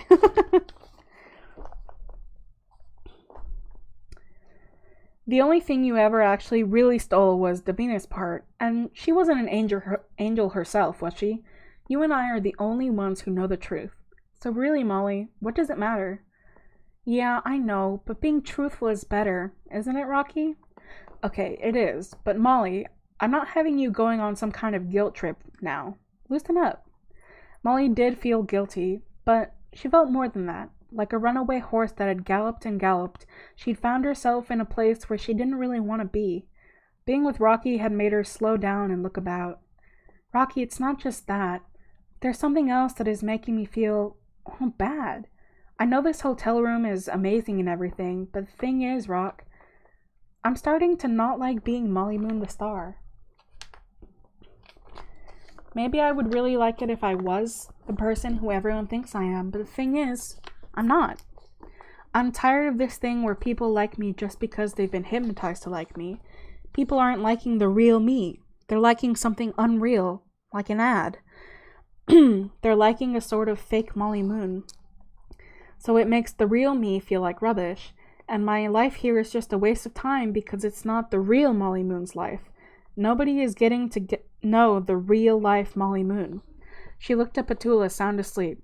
I mean, even Petula doesn't properly like me. I hypnotized her to like me. Molly, but that was ages ago. Your hypnosis on Petula must have worn off by now. Worn off? What are you talking about? Molly, it doesn't last forever, you know. Didn't you realize? The lessons that animals or peoples learn from hypnosis can last forever, like Petula not eating chocolate cookies. She's got into new habits that made her feel good, so she continued being like that. But the hypnotism doesn't last forever. Petula's not hypnotized anymore. Now she likes you because she does. So you mean that the hypnotism I did on Barry Bragg and Rixie Bloomy will wear off? Molly's mouth fell open. Sure, eventually. They won't ever know they were actually hypnotized, but they'll always remember you as brilliant. But if you didn't see them for 6 months, they wouldn't think you were as brilliant as they thought you were before. You'd have to hypnotize them all over again. And the audience I hypnotized? The same. They'll remember you being good, but if they saw you on stage again, you'd have to hypnotize them afresh. Otherwise, they'd see your little singing and dancing routine for what it was. But how do you know all of this? Asked Molly. From the book, of course, said Rocky. Molly looked perplexed. Oh, whoops, he said, covering his mouth with his hand. It was written at the end of chapter 8. So that piece of vital information was in your pocket. Jeepers. Sorry. Don't worry, said Molly thoughtfully after a few moments. So hypnotism wears off. Well, you know what? The sparkle of my life here is worn off too. I wanted to leave New York with you and Petula anyway. Now that you've told me all this, I really want to go. Having to charm and hypnotize everyone all the time forever? Ugh, what a nightmare. Where do you want to go? Asked Rocky. Molly looked up at the ceiling. I've been worrying, she admitted, about everyone at Hardwick House. Not Hazel or Gordon or Roger, but about Gemma and Gary and Ruby and Jinx. So have I, agreed Rocky. Imagine what it must be like there with Hazel in charge. It's probably worse than when Miss Adderstone was there. And it's all my fault, said Molly. I bet Hazel has them doing all the work. I want to go back. But you, Rocky, you won't want to come back, not now that you've got your new parents. Well, Molly, I've got something to tell you about the Alabasters. They aren't very nice. Not very nice? No, in fact, they are horrible. Rocky proceeded to tell Molly about the dreadful Alabasters, who had seemed wonderful the day they visited Hardwick House, but who had shown their true colors once back in the States. They'd been very, very strict, and Rocky found their house like a jail. They wanted to dress me in stiff, old-fashioned suits and make me sit outside doing puzzles or making origami. What's origami? You know, that Japanese art of folding paper? I wouldn't have minded doing it a bit. It was just that they gave me a book to learn it from, and the instructions were impossible to follow, and they wanted me to do it all day long. All day? Well, a lot. They said it would discipline my mind. I hypnotized them, of course, to drop the origami. What else? Well, they didn't like me going out in case I muddied my clothes, or in case I caught a bug from another kid. Not that I saw any other kids. Their neighborhood was full of old people. Once, when I went on a walk, they called the police. If they'd had their way, I wouldn't have been allowed to sing or whistle or go for a walk or watch TV. They liked me reading, but the only books were ancient ones that Miss Alabaster had when she was a girl. Oh, and the food they ate was gross. They were both on special diets, so I had to eat their rabbit food with them. Rabbit food? Well, it looked like rabbit food. Sometimes it looked like cat food with goldfish food sprinkled on top. Everything they did was weird. Worst of all, I missed you. I mean, you're my family, Molly. I've known you forever. Molly felt all warm inside. Thanks, Rocky. There were a few moments of silence as the two smiled at each other, appreciating what they had. Then Molly asked, But how will you get away? I'll hypnotize them that it never worked out because they didn't like me. I'll make them think that they sent me back and that it was all for the best, you know, that sort of thing. It's going to be difficult disentangling myself from New York, Molly said with dread in her voice. You can fix everything, Rocky said thoughtfully. I know what you should do, and I think I may know how you can make up for all your guilt about the conning you've been doing. You just need to make a few phone calls. 10 minutes later, Molly was on the phone. Yes, Barry, so Petula got returned in the night. Just like the Shorings bank gnomes, said Barry. Yes, like the gnomes. But you see, Barry, the whole kidnap thing has freaked me out, and I've decided I want Davina to have the part back. I want to take a long break. But I have to go, said Molly firmly. I see, said Barry. Well, Rixie and I and the cast will miss you. Thank you. I'll miss you too. Now, Barry, listen carefully. You must arrange for the hotel bill to be paid, and I want some wages. How much do you think is really fair? Well, considering the amount you've cost to keep, and the cost of that massive magnifying glass balanced against the great publicity you got against the show, well, I think $30,000, calculated Barry, thinking about his 10% cut. Okay, said Molly, very pleased by his sums. Great. Will you please get that delivered to the Waldorf by 4 o'clock today? Oh, and I'll have it in cash. Agreed.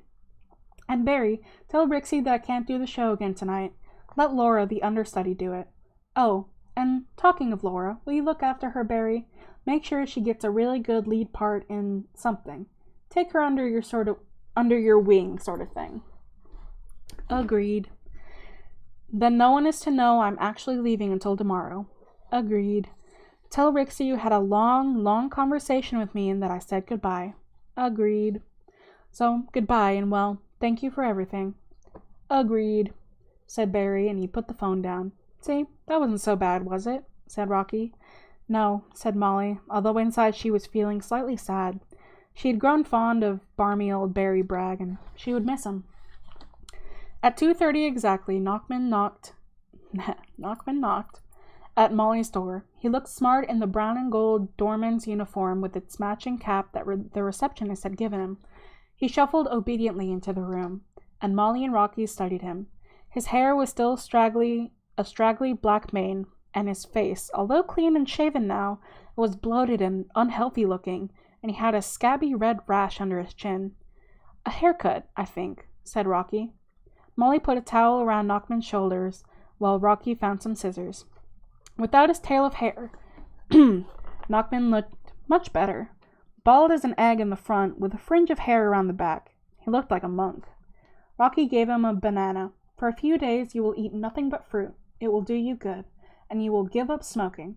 Knockman tore open the banana and stuffed it into his mouth. Bits of banana fell out all over the floor.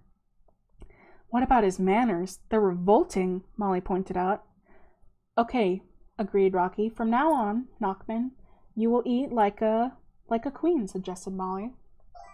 Hello! Hi, Sunshine! How are you doing?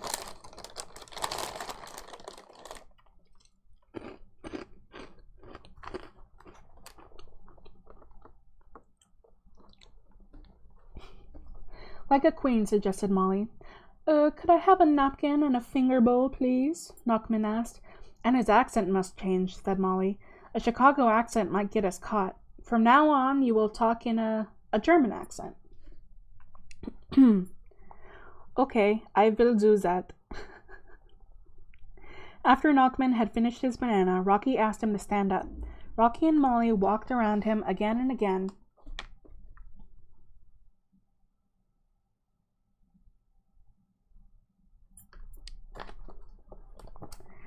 And observed his slouched back, his squashed neck, his double chin. Couldn't we make him look a bit friendlier? Asked Rocky. Experimenting, he demanded. Look like a puppy. Knockman immediately stuck out his tongue and raised his hands like paws. His eyes were wide and eager. That's nearly it. Just put your tongue back in. Knockman obeyed. Rocky whispered to Molly. He's so weird. I feel sorry for him. Sorry for him? He's a rat, Molly replied. Knockman began to do a rat impersonation, crouching on the floor and sniffing. I didn't say be a rat, said Molly. Sorry, Miss Hairdryer, Knockman apologized. But he's got no friends, whispered Rocky. Bet he has. Lots of other rats. Let's ask him. Let's find out about him. Do you have any friends? Asked Molly. No, no friends ever, stated Knockman in his German accent. Except I did have a fluffy parakeet once. He used to sing, so beautiful, and fly around the garden. Tears welled up in Knockman's eyes. Molly was taken aback. The last thing she wanted was to feel pity for Knockman. But Rocky was intrigued. What happened to it? It was killed in Mr. Snuff's rat trap. I found it dead.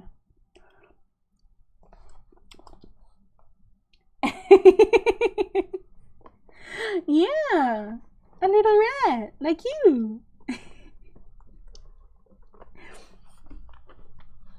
Oh yeah, she's the best rat in the world. The bestest little rat. She's my favorite rat.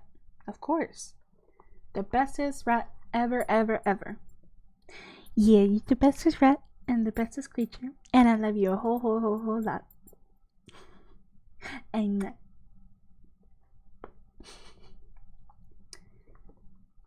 You've been very tired. Oh yeah, it sounds like a lot of work for sure. Yeah, she's very cute. How horrible, said Rocky. Molly, you have to agree, that is sad. Poor parakeet, poor you. But who was Mr. Snuff? He was our landlord. We shared a garden with him. And why didn't you have any other friends? Asked Rocky. Because I was weird. Weird? How? Just weird. Unpopular.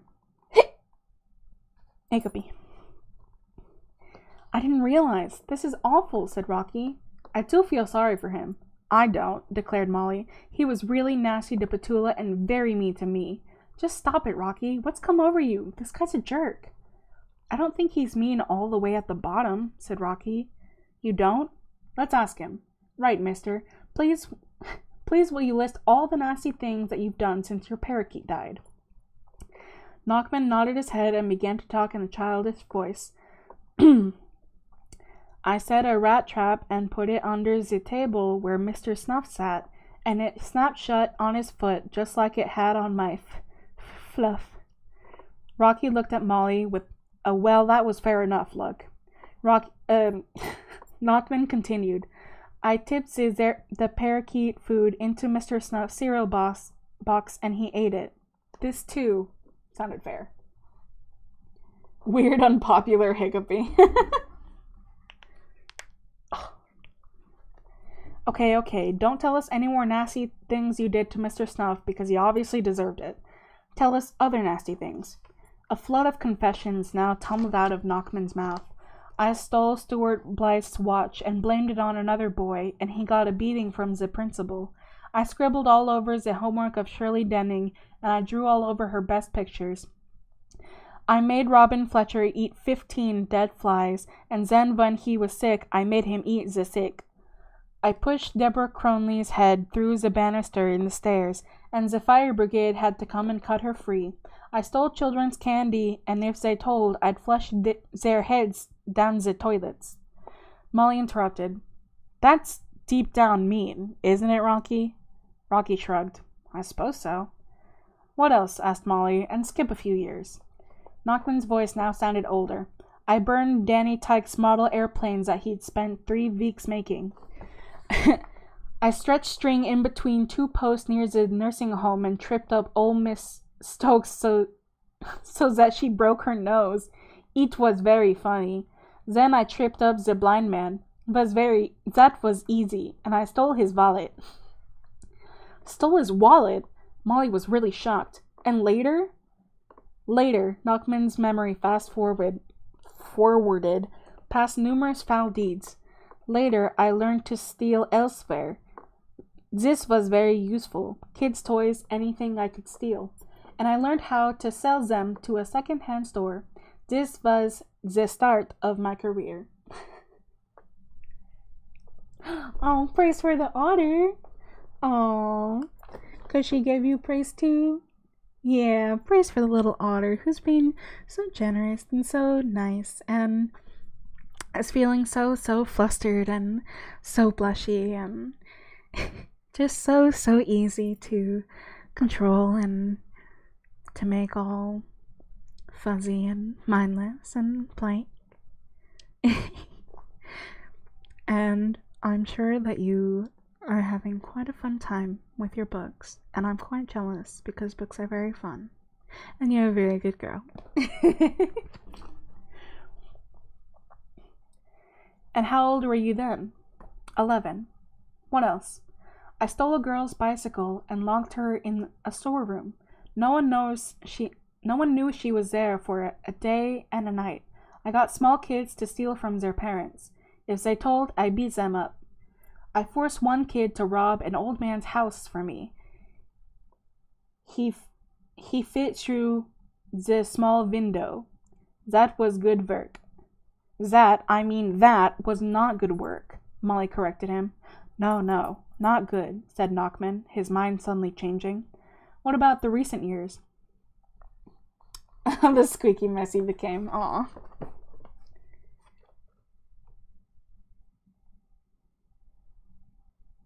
Marine pull-up challenge audio thing?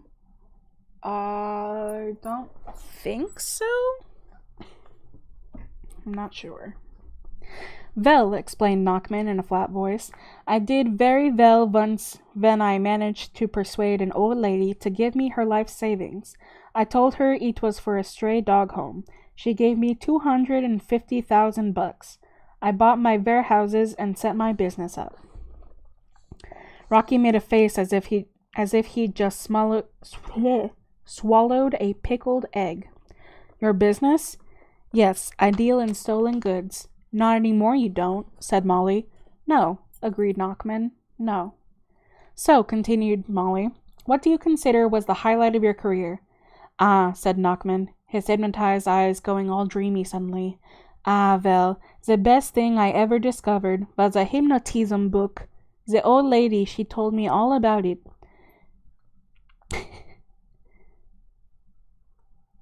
With the book, I masterminded the greatest bank robbery of the world.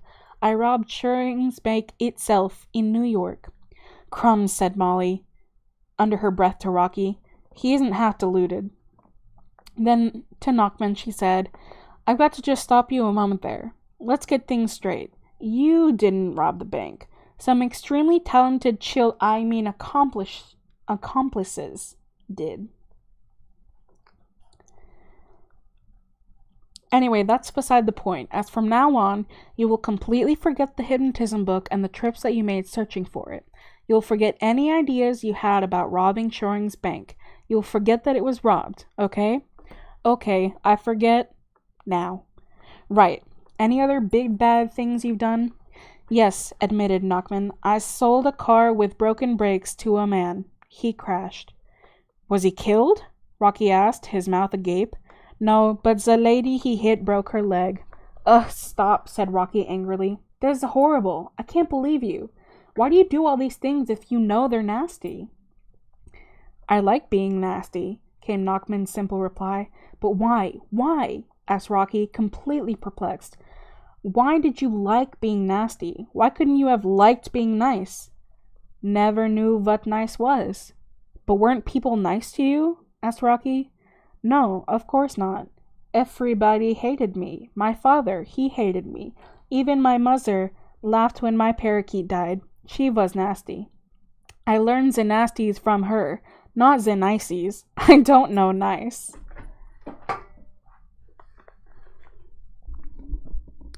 Oh, talking about all the way down and all the way up, and then going all the way down again, and then all the way back up.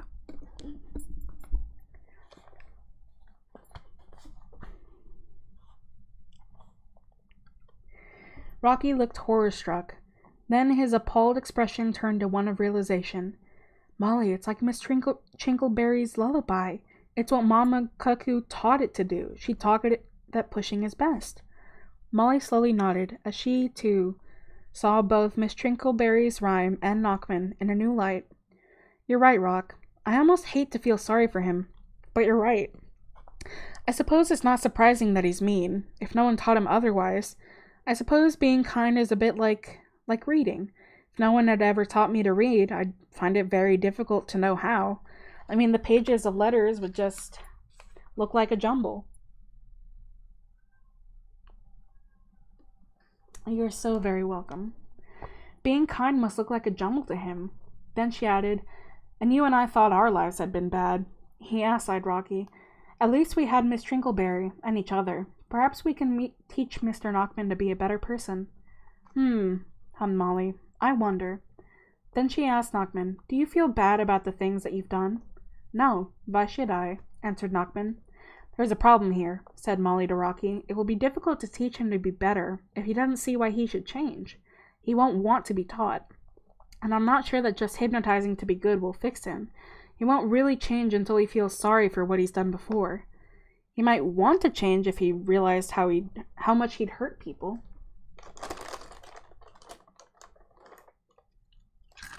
You were mowing your car.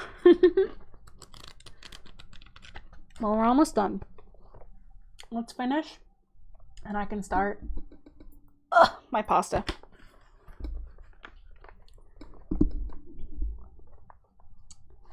But how do we do that? Asked Rocky. We'd have to make him feel what those people felt. Well, I reckon, said Molly, feeling like a surgeon about to conduct an operation. I reckon we tap into the one thing that upset him, the only thing that we know he was upset about. His parakeet? Yep, his parakeet. Molly turned to Knockman. I tell you what, what's your first name? Simon. I'm Simon, said Knockman, reaching inside his green jacket for his passport and offering it to Molly. She took it and studied his photograph, in which he looked more like a goldfish than a person. Or maybe a piranha. Well, Mr. Simon Knockman, she said, first, I want you to do a dead dog impersonation on your back with your arms and legs in the air. Yes, that's right. And now bark. Woof, woof, woof, barked Knockman from the floor, his legs and arms waving. Good, continued Molly. Now, while you're like that, I want you to imagine what it was like for Petula, the pug dog that you stole, to be treated badly by you. Woof, arf, woof. Molly could see that he wasn't feeling much, so she added, and if you can't feel anything, just think about your poor dead parakeet. Ow! Howled Knockman pitifully.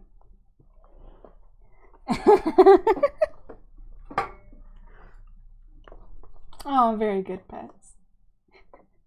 You can stop barking now, Pets.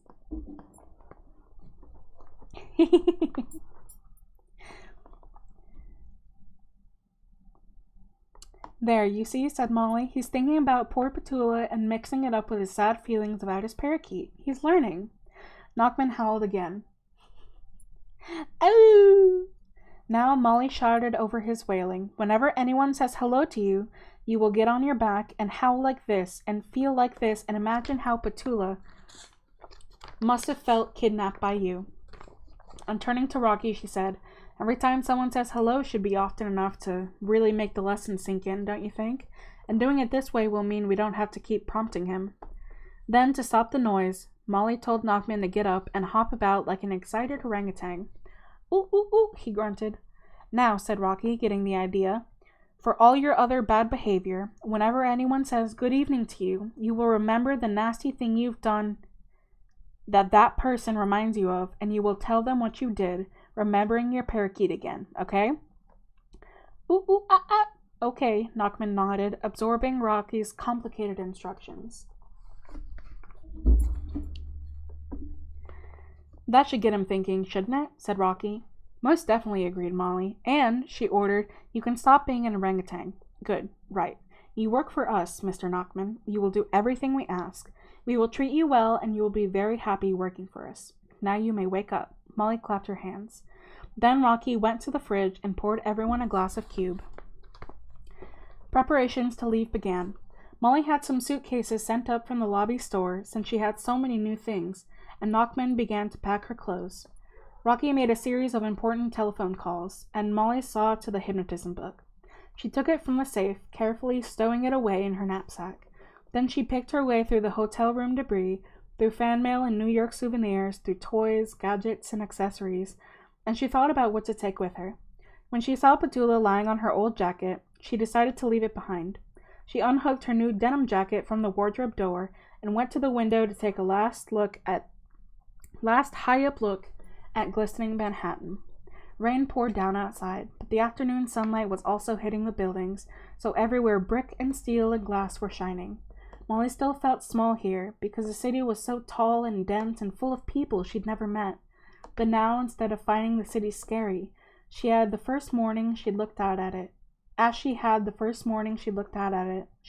the place.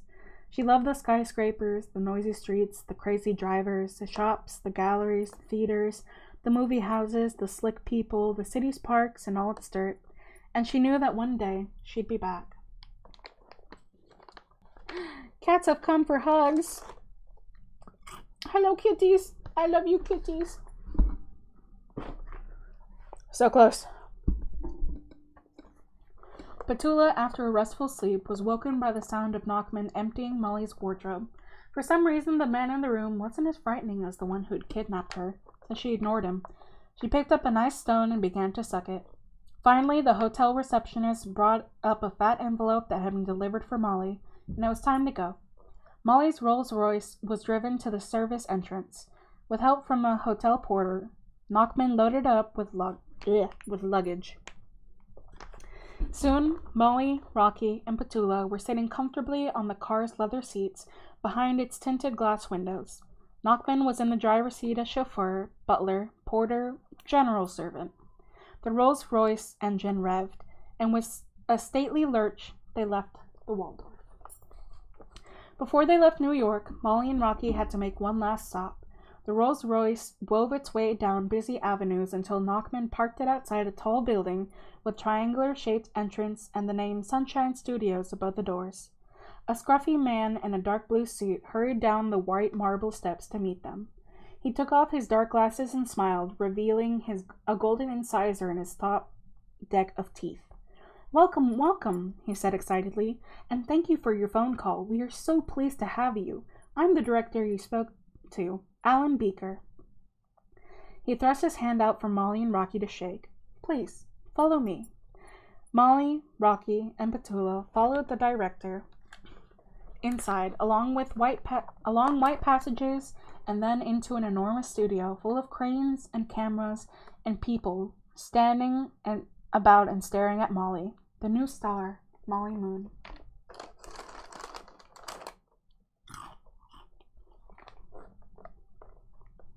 Yeah, Petula likes to suck stones. That's been a thing the whole time.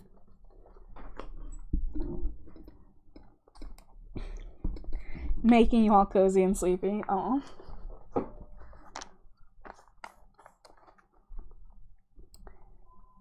A gray-haired woman, dressed in a very smart suit, stepped out of the throng. "This," said Alan Beeker, "is the chairwoman of Cube Incorporated, Dorothy Goldsmith." Dorothy Goldsmith raised her hand to shake Molly's. A huge emerald ring flashed on her finger. "How do you do?" she said smoothly and grandly. "It's such a pleasure." "Nice to meet you too," said Molly. "I think you spoke to my friend Rocky on the phone." Rocky stepped forward. "How do you do?" he said. "It's a huge pleasure to meet you too. said Dorothy Goldschmidt, only slightly haltingly, and we are ready for everything. 20 minutes later, Rocky, Molly, and Petula had been brushed up and were all on the studio stage. "Lights," shouted Alan Beaker. "Camera roll and action." Molly and Rocky began. It was a simple jingle Rocky had made up, but with Molly's eyes on full glare and Rocky's voice at its most hypnotic and Petula looking as sweet as possible, the ad they performed was very, very powerful. "If you want to be cool and feel good, do something that we think you should. Do a checkup on the kids in your neighborhood. Some kids may be having a bad time, so check out those kids, make them feel fine. Do a checkup on the kids in your neighborhood.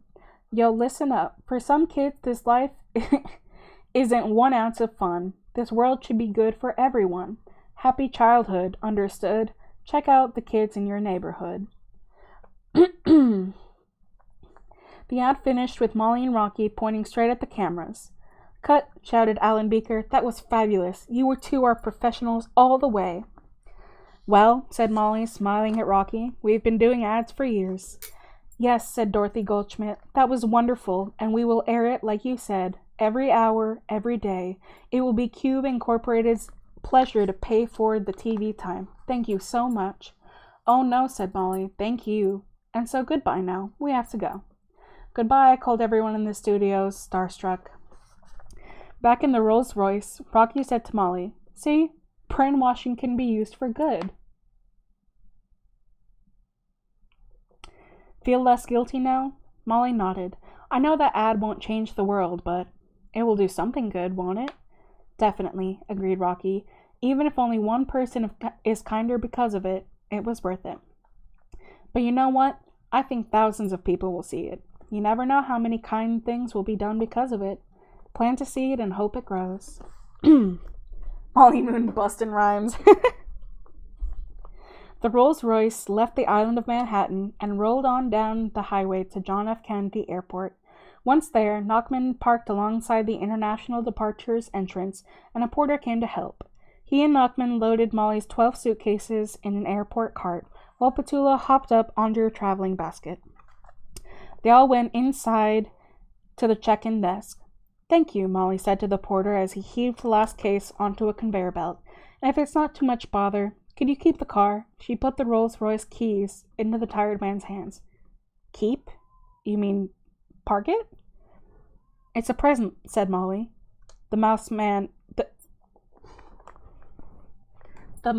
mouth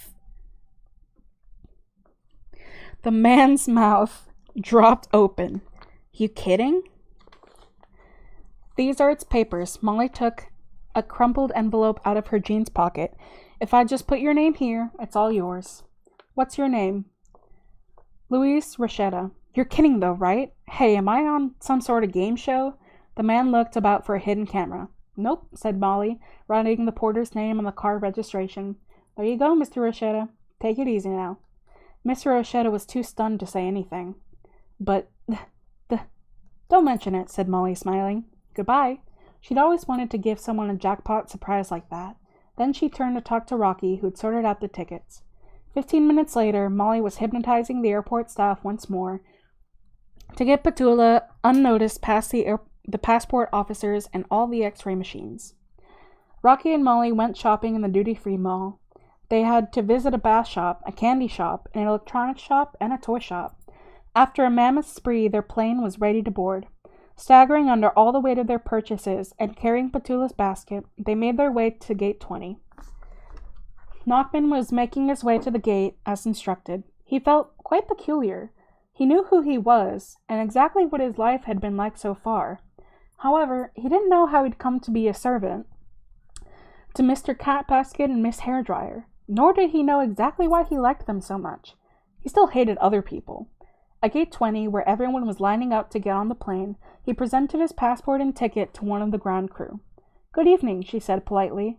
Nachman was halfway through an insincere smile when his mind suddenly filled with memories of a teenage girl he'd once known who looked like the woman. Nachman recalled how rude he'd been to her, and without meaning to, he started to babble. "You were ugly just like her," he found himself saying. Yes, indeed, it is true. You look like a constipated frog, and this was what I always tell her too, and I always blow the blubber face noise. At this point, Knockman found his mouth suddenly filling with air, and before he could stop it, a very loud, bubbly raspberry blew its way out of his mouth. And as if that hadn't been enough, Knockman began to remember his old parakeet Fluff, who Mr. Snuff had killed, and he began to howl. Ow! A shit rip-off of Spider-Man.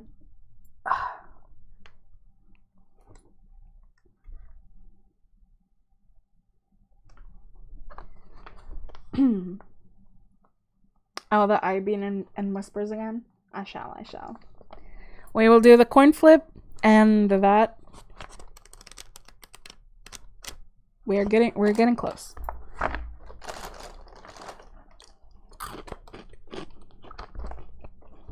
The woman looked appalled. She crossed her arms and narrowed her eyes. Sir, we have a policy against rude passengers. If you are rude to staff or any other passengers, you will be barred from flying. Knockman was amazed at himself. He couldn't understand how that had happened. Maybe he was ill, and all those nasty memories gave him the creeps. I am so sorry. Please accept my apologies. It was a joke. Strange sense of humor, said the woman, but uncrossing her arms, she let him through. Knockman stumbled down the jetway toward the plane door. He tripped on his shoelace and wondered again what had come over him. As he lumbered along, he considered how strange that encounter had been. He felt like he was a machine, but that someone else had the remote controls. Knockman shuddered again as he thought of his poor parakeet, and he squirmed as he recollected the teenage girl he'd taunted so meanly. He couldn't understand why all these memories had just spewed up in his head. He didn't like it. Hello, Miss Hairdryer and Mr. Catbasket. I'm back. Oh, hello, said Molly and Rocky, looking up from their first-class seats at the green-suited Knockman. Knockman looked at them both and seemed to pale, as if he'd seen a ghost. Are you all right? Rocky asked. All of a sudden, Knockman felt peculiar again. This time he found himself diving down on the aisle, rolling over onto his back and waving his legs and arms in the air. As before, his mouth opened of its very own accord. Woof, woof, arf, arf, he barked as his hat fell off again, and then oof. He howled as again he thought of his poor dead parakeet. Other people on the plane looked very concerned, and the flight attendant came up to see what the problem was. You can stop now, commanded Molly. Then she beamed her eyes at the flight attendant. It's all right. He just needs his medicine. Don't worry about it, please. Knockman got up, all out of breath. That had been a fit. He must be sick. Again, out of the blue, he'd been crying about his pet parakeet and how horrid Mr. Stuff had been. And now, as he made his way to his seat, another feeling made his eyes water. He felt pity for a dog he had once been unkind to. A dog not dissimilar to Miss Hairdryer's. Knockman realized that he was no better than Mr. Snuff. As he buckled his belt, he wondered how he could have been so blind.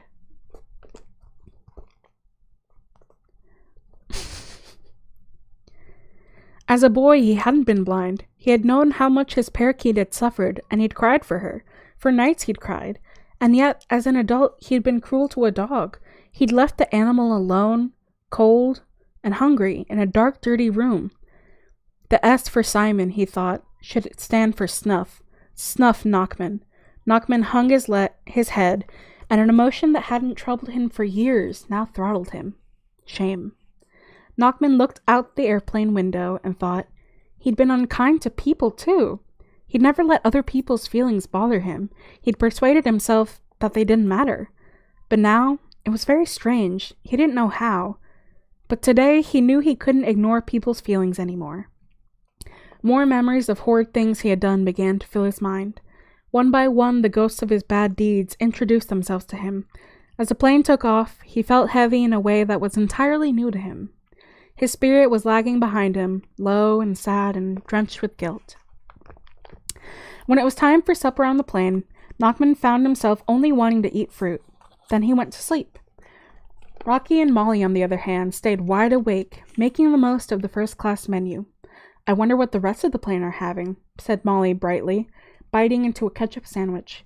Meat and congealed fat, followed by fruit that tastes of cardboard, suggested Rocky, biting into a crispy pancake that oozed lemony syrup. That's what the Alabasters and I had on the way here. You know what? Molly said, looking up from her in-flight magazine. It says here that you can get a neck massage in first class. Who by?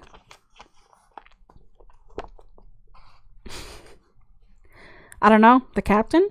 This made them both giggle, and Rocky got quite a lot of his syrupy pancake on the magazine. First class is great. Luxury, Molly added, taking a slurp of concentrated orange squash. But you know what, Rock? It's going to be difficult coming back down to earth when we land. Why, hasn't the plane got wheels? They started laughing again. Yeah, she likes ketchup sandwiches and orange squash concentrate. It's her thing. Pathetic joke, said Molly, her eyes watering as she recovered. No, what I mean is, she glanced at Rocky, and don't make me laugh, Rocky, because I'm about to say something serious. Okay. What I mean is, it'll be difficult to not use our hypnotism anymore when we're back. I mean, think of all the times you've used it over the last few weeks. It's so useful. I know we agreed we should make our way honestly from now on, but what if, let's say, you saw an old man crying on the street because his wife has died, and because he was lonely, wouldn't you want to hypnotize him to not feel quite so sad? Hypnotize him to join the old people's party club or something? Or let's say you saw a kid crying because she got a bad report card, and on the same day her gerbil had been eaten by a cat, and her friend had gone to the hospital with a terrible disease, and... Molly, interrupted Rocky. Stop it. We agreed. Yes, but I just think it's going to be difficult to resist the temptation. True, it will be, but we have to resist, because if we start using it for good deeds, soon we'll be doing useful deeds, and before we know it, we'll be using it again every time we don't get our way, and then we'll be living unreal lives again. Okay, you're right, said Molly glumly, turning her head to look out of the window.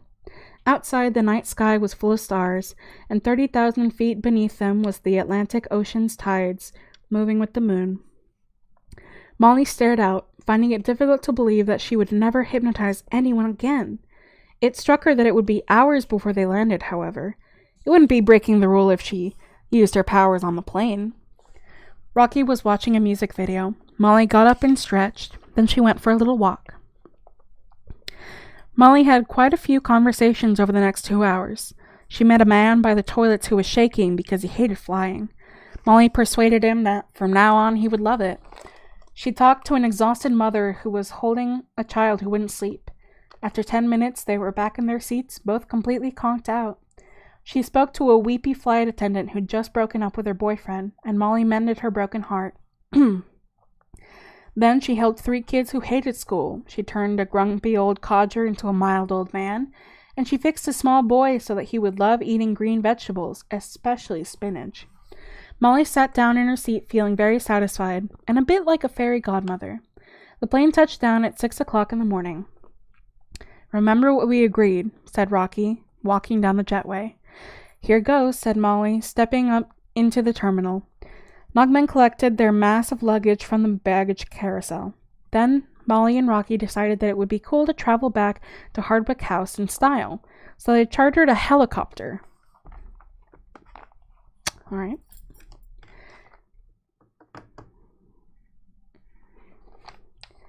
The journey in the helicopter took 20 minutes. Molly looked out, seeing the coastline in the distance, and then, from afar, the town of Briarsville. As the pilot flew closer, she pointed out the hill where Hardwick House was. Approaching the dilapidated, unkempt building, Molly was reminded of how she used to shut her eyes and picture flying away from Hardwick House into space. Very soon, they were hovering directly above the grounds of the building, and the pilot began to bring the helicopter down. He landed just outside the orphanage, on a small area of flat ground, the wind from his propellers whipping up the bushes and thistles and grass. "Here you are," he shouted. Molly looked out expectantly to see who would emerge from the building first, but no one came out. "I suppose no one's up yet," said Rocky. "I mean, it is early. At least it shows Hazel's not strict about getting up." The place looks as crumbly as ever, said Molly. They jumped out. While Petula sniffed enthusiastically about the frosty drive, Nachman unloaded the helicopter. Once that was done, the pilot wished them all good luck. With a thumbs-up signal, he was off. In a minute, the machine was only a blot in the sky. Molly and Rocky turned to look at Hardwick House. A small face dodged up from one of the windows. Someone's up. Something's up, said Molly. It's a bit too quiet round here. She went to ring the front doorbell, but then she noticed the splintered wood door was already open. The first thing that hit Molly and Rocky when they walked through the door was the smell. The hall smelled awful. It smelled like something rotten. Like decayed food and garbage and dirt. The checkered floor, instead of being black and white, was so dirty that it looked all black. Yuck, said Molly, putting her cashmere scarf up to her nose. Revolting. It smells like someone's died, said Rocky, and it's cold like a morgue. Oh, don't say that, Molly winced. You're spooking me out. I think the smell is coming from the kitchen, said Rocky, shutting the door that led to the basement passage. Everyone must be upstairs. Nachman, please bring in the luggage and leave the front door open so we can air the place. Yes, Mr. Catbasket, said Nachman obligingly, and Molly, Rocky, and Petula ventured up the stone staircase. On the landing, all the bedroom doors were shut, and there was a pungent, unwashed, vinegary smell about the place. Molly pushed open the door to the room where Gordon and Rocky used to sleep. The room was quiet, with the curtains shut, but holes in the curtains let in enough light to see that no one was there, and the place was a garbage dump. Sheets, blankets, and lumpy mattresses were scattered on the floor, leaving the crisscross wire-framed beds bare and cold. Orange peels, apple cores, old milk cartons, cans, empty baked beans tins, and dirty plates were dropped everywhere, and when Rocky opened the flimsy curtains, a cloud of moths fluttered out of the material. Molly and Rocky shut that bedroom door to open the next. That one was empty too, and in a similar chaotic state. The third and fourth bedrooms at least had mattresses on the bed. In every room the air was so cold that Molly and Rocky could see their breath. But we saw someone, said Molly. Maybe they're in here. She pushed open the fifth bedroom door to find it was jammed. However, it wasn't jammed well, and with another push it gave way. In this room the curtains were open, and there, sitting in the harsh December light, were Gary, Gemma, and the two 5-year-olds, Ruby and Jinx. They were huddled together under dirty blankets, their hair mangy, their faces grimy, their eyes wide open and scared. Molly glanced about her. A pile of dirty clothes were strewn messily about. White feathers from a pillow that had burst covered the mattresses and the floor, so the room was more like a nest than a bedroom. A toothpaste tube that had been trodden on had squeezed its contents onto the wooden floor in a sticky, minty mess, and a can of Cube lay beside it, crunched, empty, sad-looking. What are you all doing in here? Was the first thing Molly asked. When none of the children answered, not even Jerry or Gemma, she walked over and crouched down in front of them. The children shrank towards each other, like magnetized bits of iron filings. Their behavior was shocking. Gemma, said Molly quietly, don't you recognize me? No, said Gemma, looking quizzically up at Molly's face. I'm Molly. But, said Gemma weakly, Molly's flown away, and anyway, Molly didn't look like you. She didn't have nice clothes and stuff like you've got, and her shoes weren't clean looking like yours, and her hair weren't all tidy, and her face were different. The little girl wiped her runny nose with the edge of a blanket and shivered. Yeah, Molly had a blotchy face, said Gary. I am Molly. It's just I'm a bit fatter and better kept. You know, like your mouse, Gary. After you looked after him, you know? My mouse died, said Gary, hanging his head. Oh no, Gary, did it? That's awful, isn't it, Rock? Yes, he said. That is very bad news, Gary. I'm sad to hear that Squeak died. Do you remember me, Gary? I'm Rocky. Gary nodded. And this is Petula. She's changed too. See, she's not mean anymore. And you know, she actually likes running about now. Gary stared numbly at Petula, who licked his hand.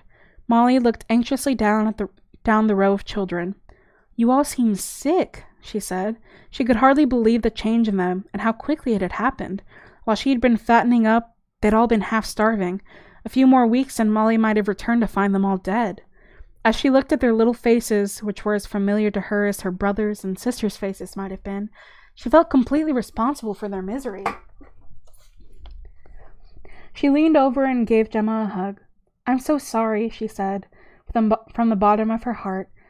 The little girl clung to her, and Molly felt how frail and cold she was. Rocky gave Gary a hug, and then Ruby and Jinx too. Jinx and Ruby began to cry. Utterly shocked with herself, Molly wondered how she could have been so uncaring, leaving this lot at Hardwick House. Why hadn't she come when she'd known that horrible Hazel was in charge? Molly saw that she'd been self-centered and remembered, desperate too. But how could she have left for America in the first place, thinking there was nothing left in Briarsville for her?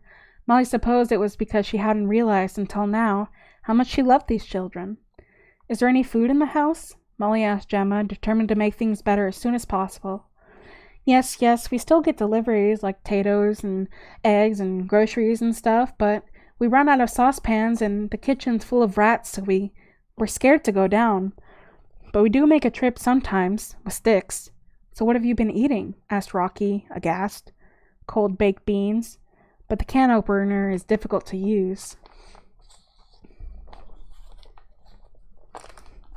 "And we eat bread and fruit and cheese sometimes, if we can get to it before those horrid rats do." "But why has it all gone wrong? Doesn't Miss Trinkleberry come and help you?" "No," said Jerry, piping up. "Miss Adderstone gave Miss Trinkleberry the sack, and she never come back. Adderstone said we'd be happier on our own, but we're not, and my mouse died." Gary looked down at the floor. "I know, Gary, and that's very, very sad," said Molly, touching his head.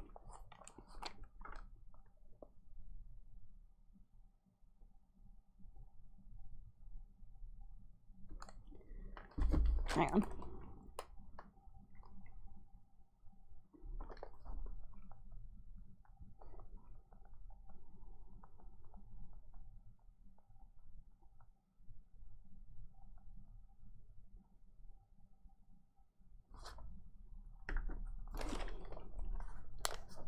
"But listen," said Rocky, trying to be positive. "You must be really hungry. So how about if we make you omelets and hot chocolate for breakfast?" All 4 children stared at Rocky in amazement. "Yes, please," they said. "Okay then, put on your robes and slippers, and let's take you downstairs, and we'll light a fire, and you can get all warm." The small children looked so worn out and grateful that Molly felt compelled to say, "And listen, you lot, you mustn't worry anymore. Everything's going to be lovely from now on, I promise. We've come back to look after you, and we've got someone else to help too. And everything will be tidied up, and there will be nice things to eat, and we'll be warm, and, well, just you wait." With that, Molly led the waif-like children in their threadbare robes downstairs. In 20 minutes, a fire was blazing in the hall hearth, and they were sitting round it, warming their grubby feet. Molly wondered where the older children were, but decided to ask Gemma later. First of all, she had to sort out breakfast, so she called Knockman and Rocky, and they made their way down to the stinking kitchen. The kitchen was in a diabolical state. Garbage bags lay on their sides with rotten food and maggots in them. The sinks were piled high with dirty saucepans, plates, and cutlery. In fact, every piece of kitchen equipment was dirty, either in the sink or on the counters or dropped on the floor. Chairs were pulled up to the stove where the small children had tried to cook.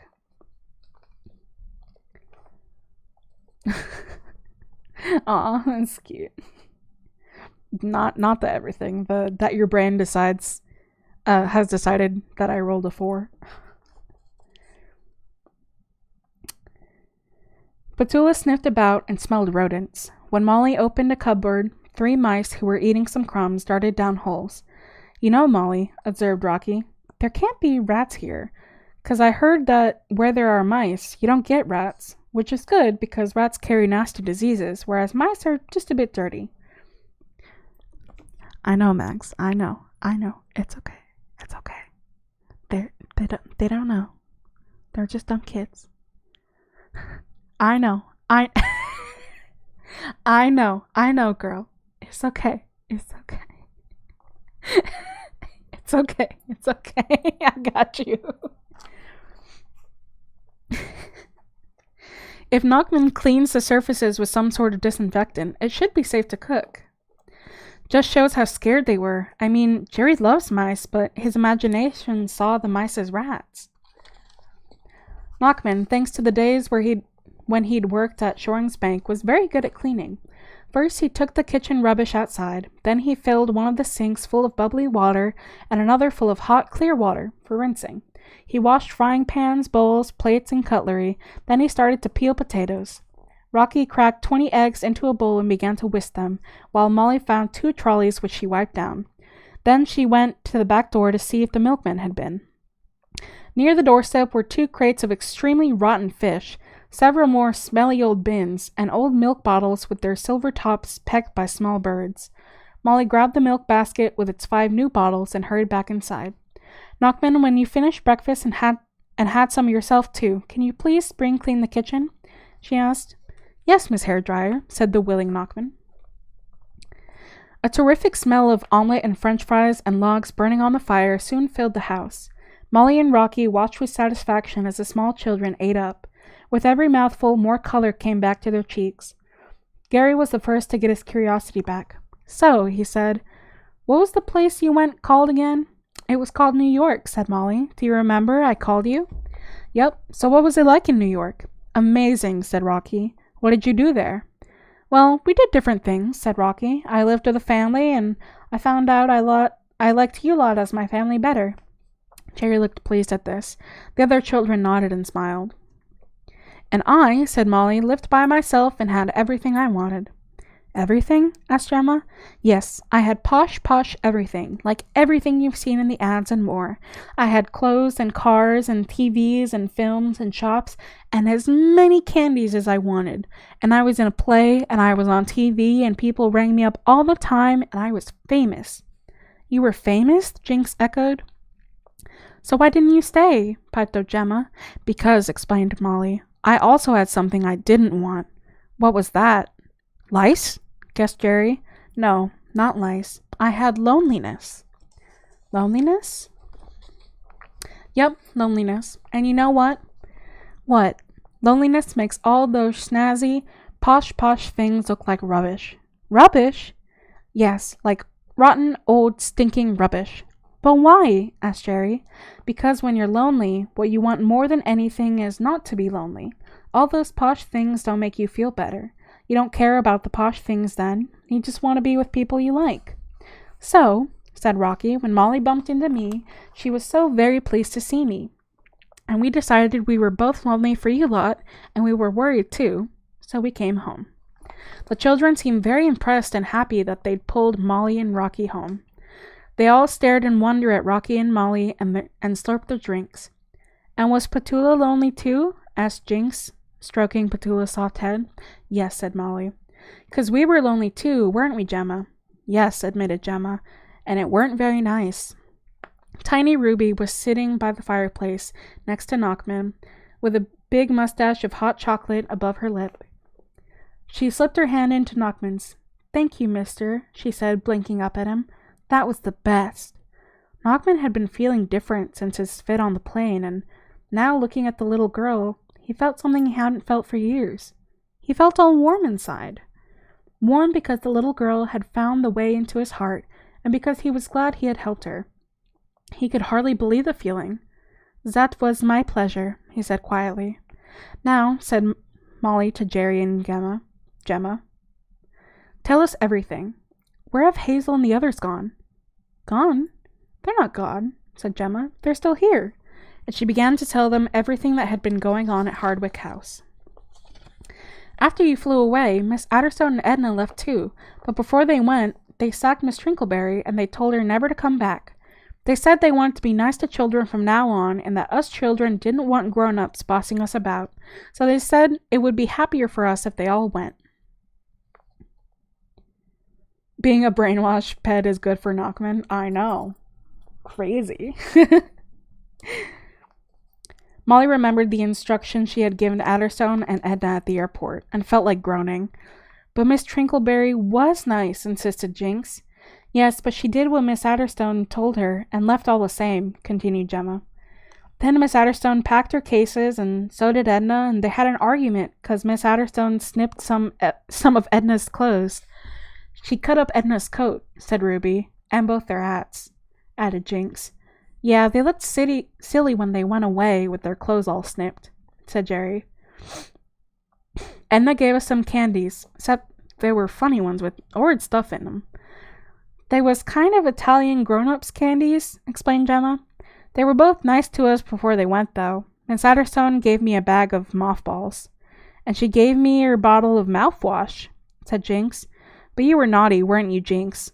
Gemma reminded him. Yeah, I drank it. Rocky ruffled Jinx's hair. Anyway, Gemma continued, Miss Adderstone said food and groceries would keep being delivered and paid automatic by the bank, but she said we must keep going to school or else the nasty Miss Toadley would come here. So we had to pretend Miss Adderstone and Edna were still here so no one outside knew they were gone. And where did they go? Asked Molly. Dunno. Then what happened? Well, then Hazel took over, said Gemma. And they were deaf edibles. And she was worse than Adderstone, whispered Jerry.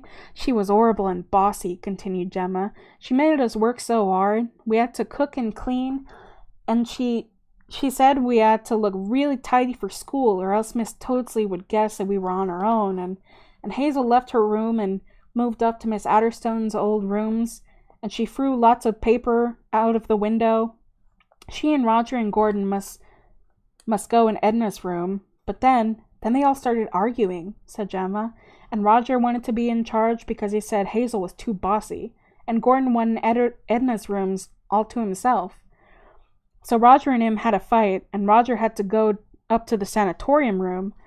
Gemma and Gary were talking very quickly and animatedly, and Ruby and Jinx were watching them with wide eyes. Molly and Rocky realized how disturbing the last few weeks must have been. And then they all shouted at us and bossed us about, but they never helped. And then they all argued so much that they stopped talking to each other, and they stopped talking to us, said Jinx. Most of the time, Gemma remembered, sometimes they'd get really cross with us if we answered the phone, or the door, and Hazel was very strict. She said we mustn't tell anyone that Adderstone left. She said if we told, Gordon would hit us. But now it's okay because it's the Christmas holidays and school's finished. So we don't have to be clean anymore, said Jerry. But we don't get school lunches now, so we're hungry, murmured Ruby. And we can't go to the village, or even the town. Never, said Jinx, or they said the boogeyman would get us. Well, you mustn't worry about that, said Molly. The boogeyman's just rubbish.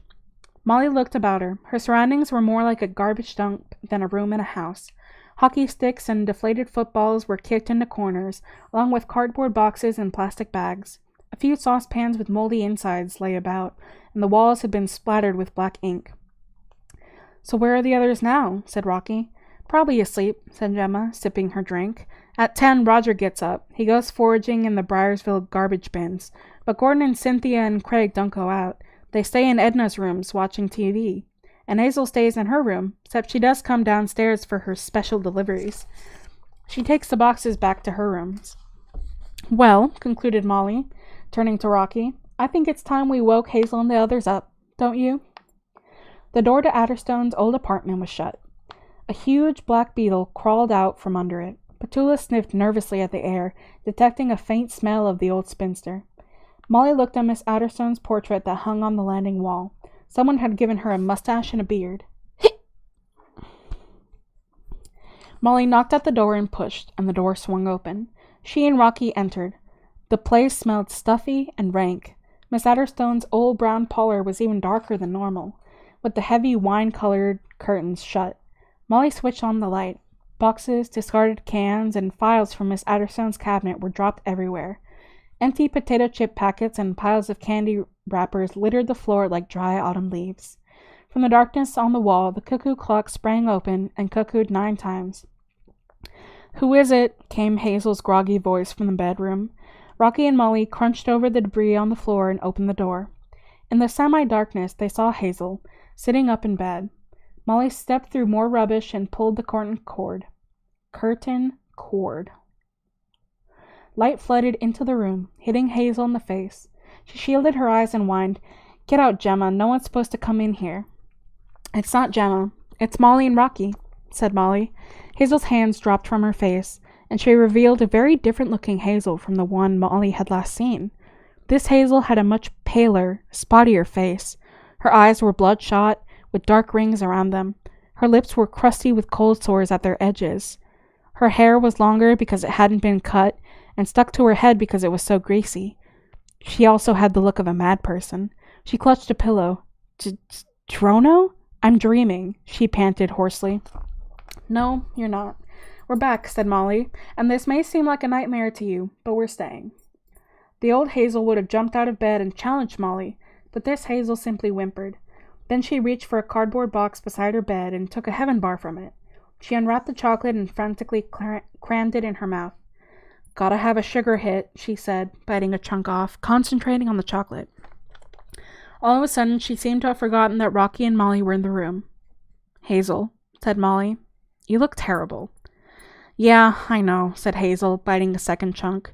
"You look ill," said Rocky. "Have you been eating only candy?"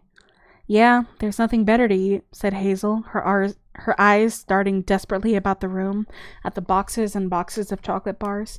Then she suddenly looked petrified. "You're not going to take my candy away, are you?"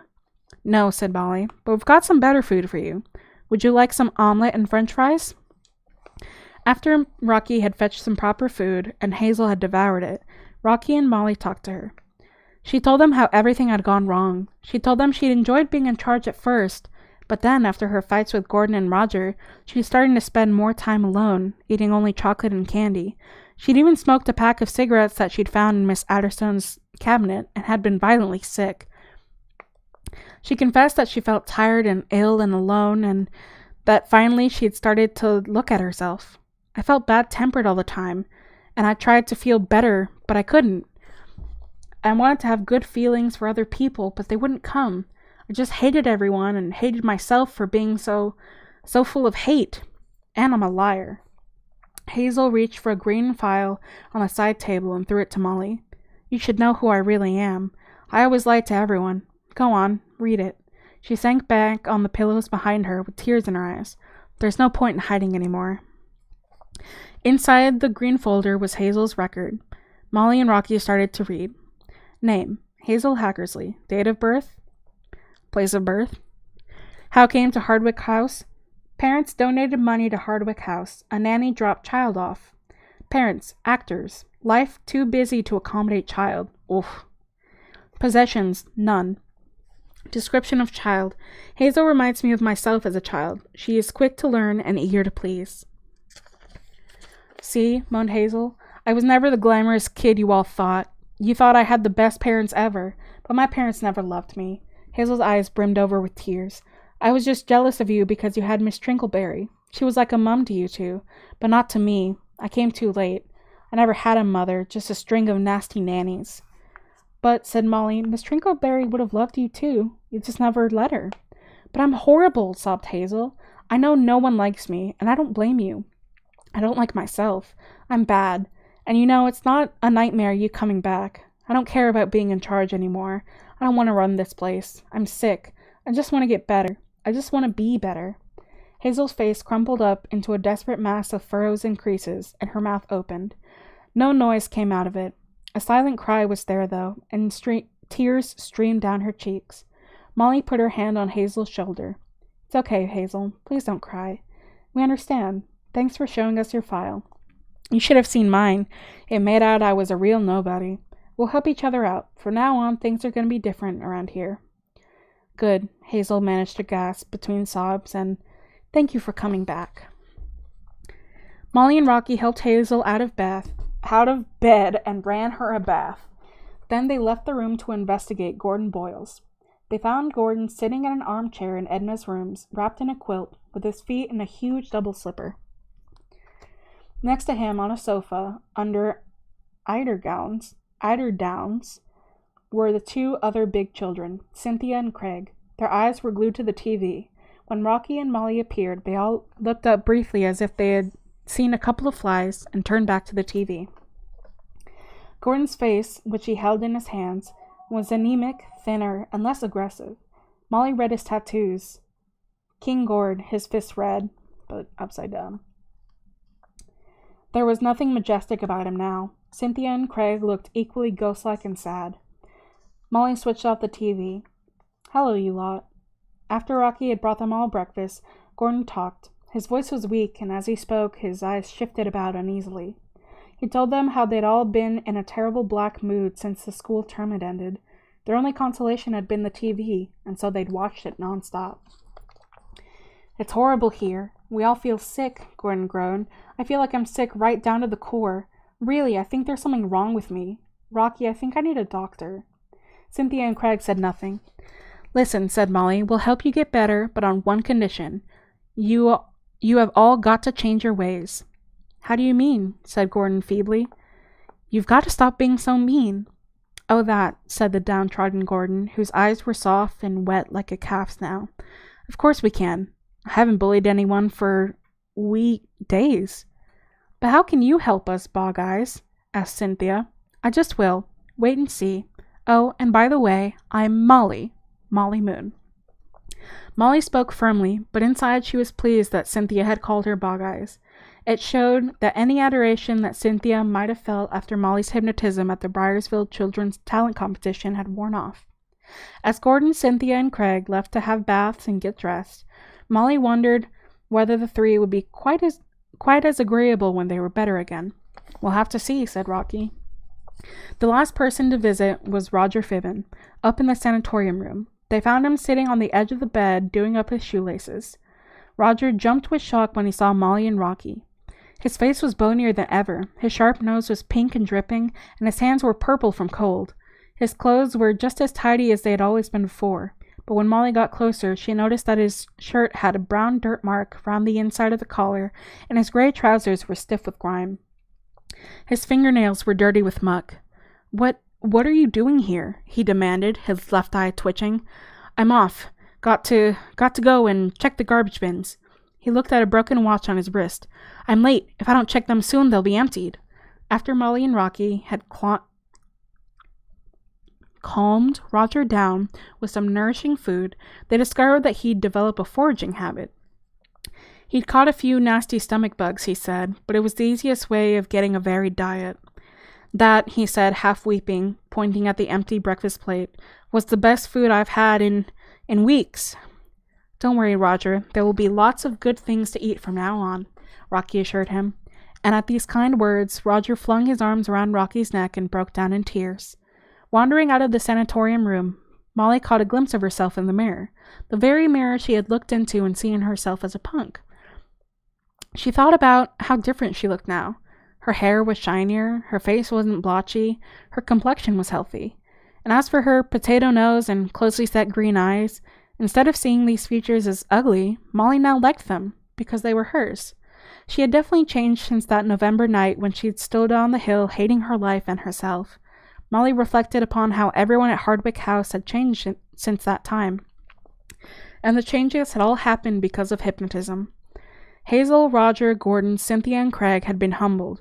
Without the structure of school and rules, and by not having anything to fight against anymore, they'd fought one another and broken their alliances.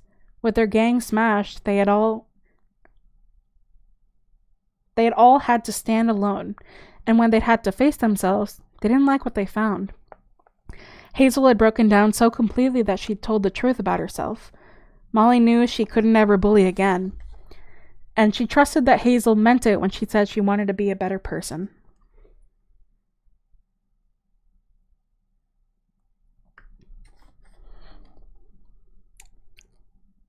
Molly wasn't so sure that Gordon, Cynthia, and Craig would change their ways. She couldn't imagine Gordon helping an old lady cross the road, or Cynthia or Craig being kind. It would be hard work living with them. As for Roger, Molly was worried that the strain of the last few weeks had tipped him over the edge into a sort of madness. She hoped he would recover. Then there was Knockman. He was definitely improving, becoming more considerate by the hour. Although he was still a bit of an experiment, Molly hoped he would be chained forever, as Petula had been. She was running about now, as fit as a puppy. And Miss Adderstone and Edna? Molly didn't know what they were up to or where they were. She knew that the instructions she'd given them would wear off soon, but hoped that both would have discovered that they actually did love planes and flying and Italian cooking. And if these hobbies were new passions, they wouldn't come back to Hardwick House. Neither of them were children-loving types anyway. Molly had done them a huge favor by guiding them away from kids. Then Molly went downstairs to hide the hypnotism book where it had always been safe before, under a mattress. Miss Trinkleberry was delighted when she got Molly's telephone call. She arrived at Hardwick House, jolly and rosy-cheeked, like a roly-poly pudding, wrapped in a woolly coat. She held shopping bags that were packed with delicious things to cook for supper, and her old knitting bag, which was stuffed full with homemade cupcakes. Once inside the house, she handed these out. "Oh, my word," she said, looking about her. "This place has gone to seed, hasn't it? Dearie me, it smells like an uncleaned kennel." After Molly and Rocky had explained the situation to Miss Trinkleberry, it didn't take much pleading to persuade her to come and live with them. "You've got to, Miss Trinkleberry. We need you to help look after us," explained Molly. "Otherwise, they'll send some other Miss Adderstone," warned Rocky. "Please, Miss Trinkleberry, because we really need a mum," said Ruby. "Someone to make us cupcakes," declared Jinx. Miss Trinkleberry sighed and folded her arms. "You know, it's been lonely at home since my Albert died. I've been even lonelier since Miss Adderstone sacked me. I'd love to come." Molly and Rocky gave her a hug. "You're a star, Miss T." They then took Miss Trinkleberry downstairs to meet Knockman. Knockman had an apron on, and his arms were elbow-high in bubble-out bubbles. He had already disposed of the smelly garbage and cleared the kitchen cupboards.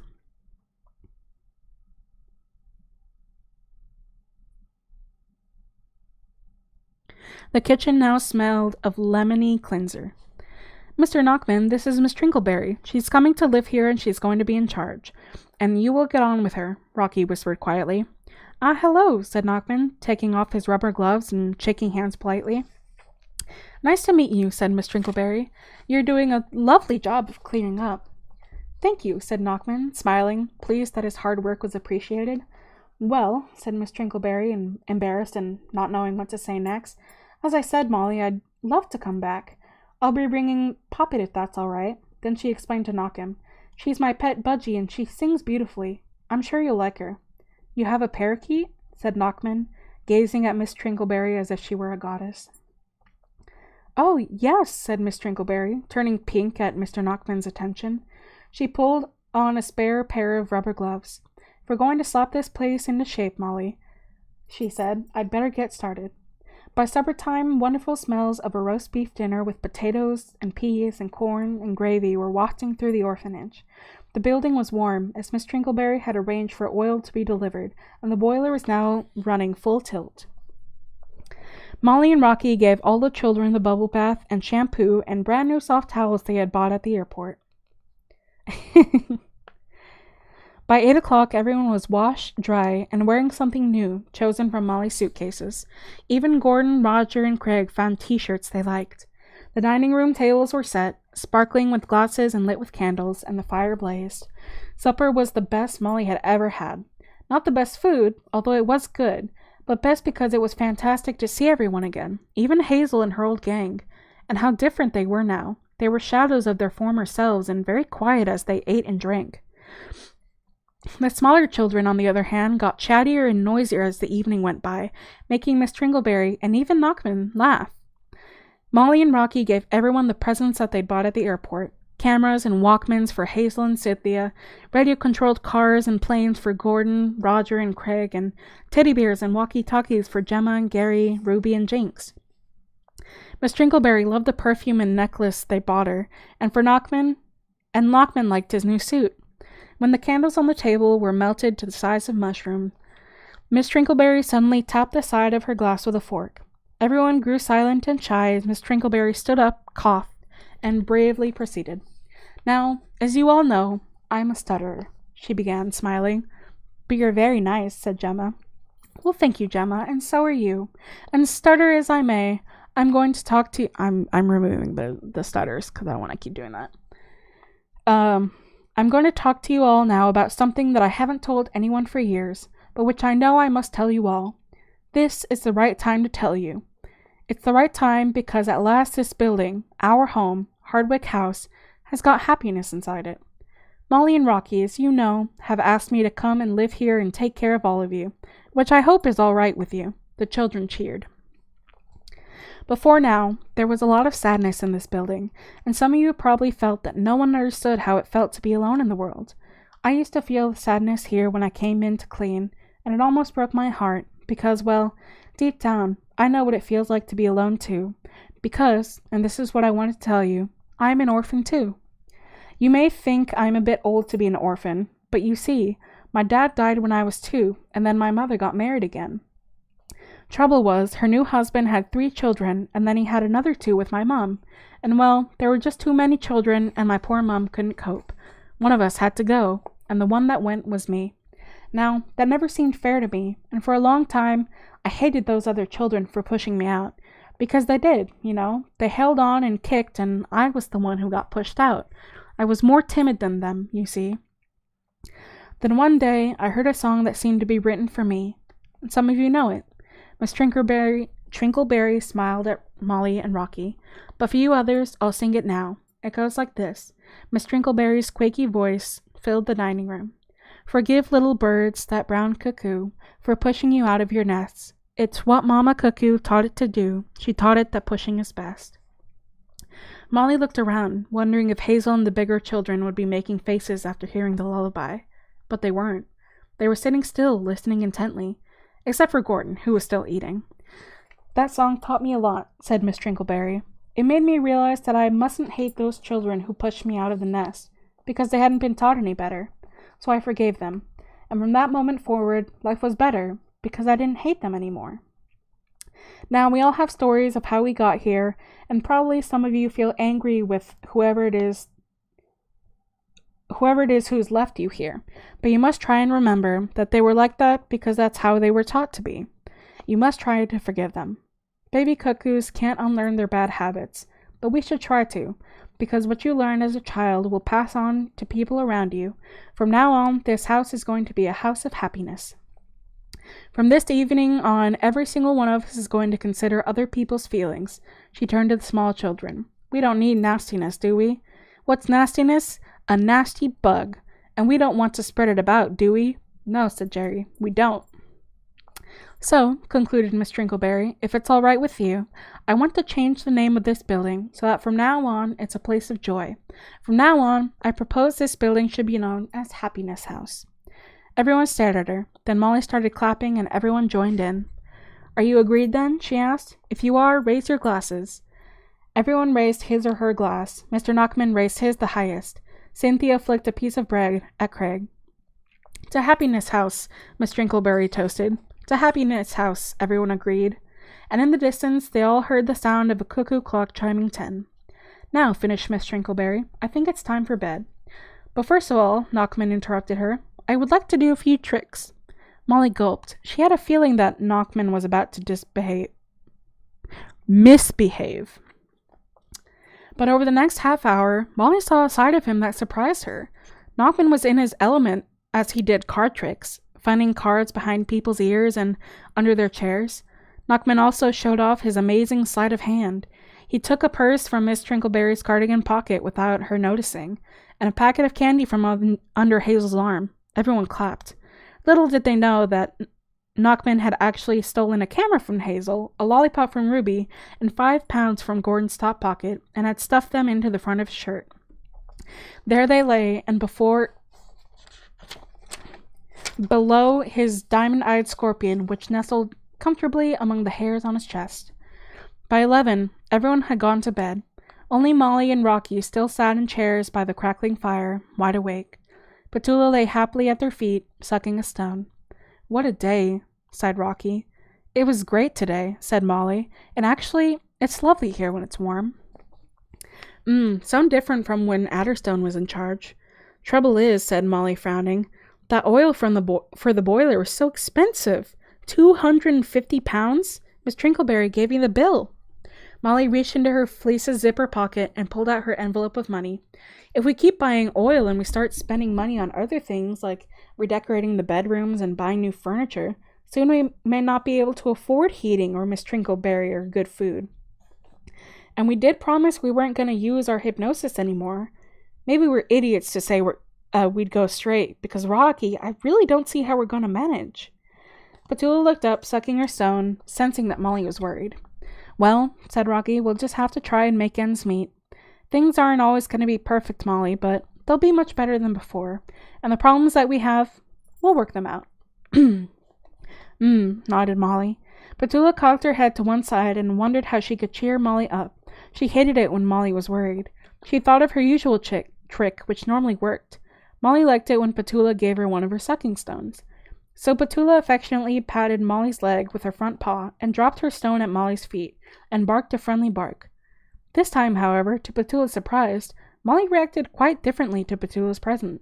Oh, my giddy aunt! I can't believe it, Molly said, gawping down at the floor. And Rocky exclaimed, Jeepers, Petula! Where did you get that? Petula smiled a doggy smile. She had to agree. That particular stone was a nice one, the hardest stone she'd ever sucked. She found it in Molly's jacket pocket when she was trying to get comfortable yesterday morning. Molly picked up the massive diamond and turned to Rocky with her mouth open. It's the diamond that gangster was holding in the bank vault.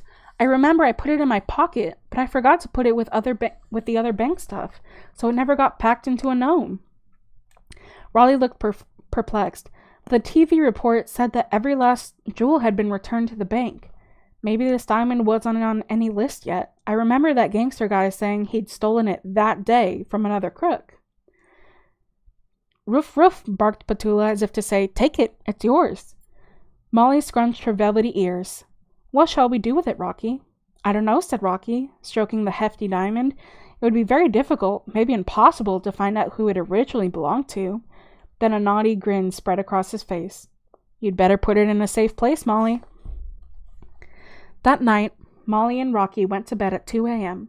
At 4 o'clock, Molly woke up. The full December moon was shining through the window, its beams drenching Molly's bed. Molly felt strange. Her hands began to sweat, and then, as if something were calling her, she got out of bed, put on her robe and slippers, and took the leather-bound hypnotism book from under her mattress. As if in a dream, Molly found herself leaving the bedroom, descending the staircase, collecting a coat, and stepping out into the frosty night. The moon lit the way as she opened the orphanage gates, trod the icy road that led down the hill, and walked toward the village. Molly felt drawn, pulled, and she didn't mind the cold, nor did she feel frightened. She simply felt she had to do something, although what exactly she didn't know. She found herself stopping finally at the Briarsville Library. She walked up its stone steps, past its old stone lions, and into the library lobby. Across the way, in the reading room, she could see a light on. She walked to the door and pushed. There, sitting behind her desk, was the librarian. Ah, she said, looking up smiling, so you're back. And looking out the window, at the full moon, she added, and perfectly punctual. When she said that, Molly suddenly snapped out of her dreamlike state. She felt as if she'd just woken up from a very good sleep. There she was, in her robe, coat, and slippers, in the library reading room, with the hypnotism book under her arm. In a daze, she offered it to the librarian. Thank you, Molly. I hope it helped you, said the librarian, taking off her spectacles. Molly began to find her bearings. She looked at the librarian quizzically, wondering how she knew her name. Then she realized that the librarian must have seen her name scores of times when she had taken out books. But how did she know she was coming? Molly asked suspiciously, What did you mean when you said I'd come back perfectly punctual? I can't remember making any arrangement with you. She thought back to how she'd stolen the hypnotism book from the library. Had the librarian seen her? She felt embarrassed that she'd been caught red-handed. She'd wanted to put the hypnotism book back quietly to make everything better, but then she thought again. She was sure she'd smuggled the book away when the librarian wasn't looking. So how did the woman know? Did they have cameras in the library? Suddenly Molly felt very muddled. The librarian smiled. Oh, Molly, don't worry. Come and sit over here. Molly sat down at the desk in front of the librarian, and for the first time, Molly looked at her properly. She was a studious-looking woman, but now that she had taken her spectacles off, Molly saw she wasn't as old as she had seemed before. She wore her hair in an old-fashioned bun, and some of it was going gray, but her face didn't match it. Her face was young and smooth, and as she smiled, her eyes lit up with kindness. You probably thought I never noticed you, Molly, since I always had my nose stuck in a book or a file, but I did notice you. I noticed how you come in here so lonely and cold and sit by the radiators. I had my eye on you for ages. I wanted to help you. I had a feeling you would learn something. Well, a lot, really, from the hypnotism book. So on that afternoon when you came in here all wet and bedraggled, I hypnotized you. Do you remember waking up after a sleep on the floor? Molly nodded, bewildered. Well, that sleep was brought on by me. I hypnotized you when I said hello to you. And while you thought you were just sleeping, I in fact was suggesting things to you. I hypnotized you to find the book. I thought that 4 weeks with it should be the right amount of time for you to have an adventure, so I asked you to bring it back on the night of the December full moon. Perfectly punctual, Molly said. That was the phrase that I said would wake you up from your full moon walk. You weren't hypnotized to do anything else, by the way. Everything else that has happened to you was your own adventure. Normally I'm so late for everything, said Molly, although her next thought was that, actually, she hadn't been late for anything in weeks. But how come you didn't give the book to Nachman? Said Molly, trying to think straight. Oh, him, that liar. I had done some research and found that a Professor Nachman did not exist at the Chicago Museum, not in any department. Before he'd set foot in this country, I knew he was a fraud. And also, by then, I'd been thinking about you. I wanted to lend it to you. The librarian switched off the light on her desk. Molly was just starting to wake up, and questions were filling her head. I'm not dreaming, am I? She asked. No, laughed the librarian. But you should be. You should be in bed, fast asleep. I would love to talk to you properly, when we're both fully awake, she added. As soon as you've got a moment, let's meet up for tea. You can tell me some of the adventures that you had, and I'll tell you some of mine. You've had adventures using hypnotism too? Of course. Everyone who finds they have the gift has adventures. I rarely use my skills now, though. I use them sometimes, just to help people. I find that's best. Like you helped me? Did I? I'm so glad. For a moment, Molly was quiet, as she thought of how much she'd changed over the last few weeks. She might still be miserable if it weren't for the librarian. Thank you, she said. Sorry, I don't even know your name. It's Lucy Logan, said the kind-faced woman. Like the doctor? She gasped. Like the Dr. Logan who wrote the book? He was my great-grandfather, Lucy Logan replied, smiling again. But look, you've had enough surprises for tonight, so let's both go now. And Molly, come back and visit whenever you like, and I'll tell you all about my great-grandfather and we can talk about hypnotism, all right? Molly nodded and got up from the table. As she left the library, Lucy Logan waved. And Happy Christmas, Molly, if I don't see you before then. Happy Christmas, said Molly, dizzy from the night's revelations. Molly walked back home under the December moon. Every so often she shook her head as she thought of an episode from the past few weeks, reliving exciting or scary moments and seeing how Chance had been on her side. She marveled at how things had unfolded. As she padded up the country road, thick, soft snowflakes started to fall, and the ground underfoot became white and gently crunchy. Trees above the hedgerow by the road seemed to beckon her onward. Molly saw the Briarsville billboard, lit up in the distance. The cute people in the swimsuits looked as though their shiny teeth would be chattering now, not shattering, oh my god. And Molly thought how funny it was that only a month ago she thought these people were wonderful, and she longed to be like them. Now she couldn't care less about their cube life. She had her own life to live, and it was far more interesting and meaningful to her than theirs. Snow filled the air, swirling about Molly, muffling noises so that her walk was extra quiet and private. She felt truly excited about her life for the first time ever. She liked being Molly Moon. The hypnotism book had taught her that she had the power to learn anything, as long as she tried. 6 months ago, if someone had told her she could be a great hypnotist, she wouldn't have believed them because she believed she was rotten at everything. She would start cross-country running just to see if she could get better at it. And she would really learn how to tap dance. Not to become a hugely famous tap dancer, but just to become good enough to enjoy it. Now there were only 5 days to go until Christmas. Molly had been so busy, she'd clean forgotten, and she smiled. This was going to be the best Christmas ever. Molly breathed in fresh, cold night air and grinned at the still, sleeping countryside. Tonight, life was almost too exciting. What had she thought when she'd first found the hypnotism book? That the possibilities it could bring were endless? Tonight, Molly felt that was certainly true about her life. From the top of her head to the tips of her toes, life felt completely magical. Ahead, the road shone like a silver ribbon in the moonlight all the way to Happiness House. 1,000 miles away, 4,000 feet up in the sky over the Italian Alps, a plane was doing a loop-de-loop. In its cockpit sat 2 women, one muscular, the other scrawny. The pilot had a mad glint in her eye and no teeth. Her teeth were swinging below her chin on a string like a pendant. The strong woman beside her was wearing a t-shirt that had the words, "You better love Italy or else," written across the front. As the plane looped the loop again, the muscular one got up and said, "Fancy un pasta molto bene, Agnes?" Yes, but look, Edna, not spicy. I mean it this time, Edna, not too spicy." Wow. We did it. 6 hours later.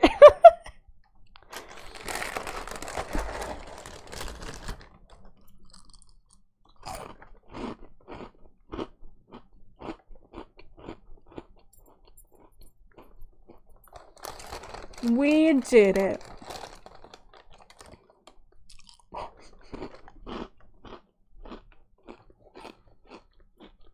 How'd you guys like it? And I do already have the second book. I can't fucking talk anymore. Book. Molly Moon Stops the World. But obviously that won't be for a while. It was a good book. Good, I'm glad. I'm glad you guys enjoyed the book. Hell yeah. You can see how it might have been influential to me as a child. A stretch? Okay.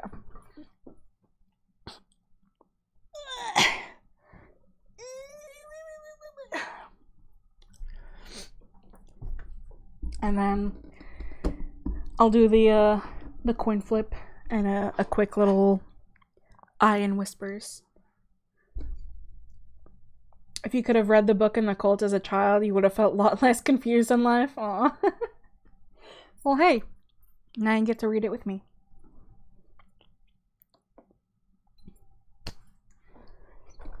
Predictions? Oh, damn. Well, it's okay, because I'm going to hypnotize you anyway.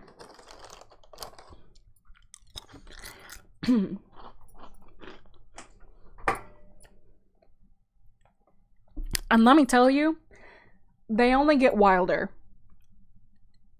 Like, you know, this was at least mildly believable. Because, you know, we experience it. We are in this world. So we know that, albeit a little far-fetched, it had some truth to it. They're only gonna get fucking crazier. I'll tell you that right now. I'm very, very excited to get to it with you guys. But not for a while. Also, remind me that I cannot do these books in 2 sittings. My voice is very tired. We're gonna do it, like, cannot do 6 hours of reading straight. Anyway.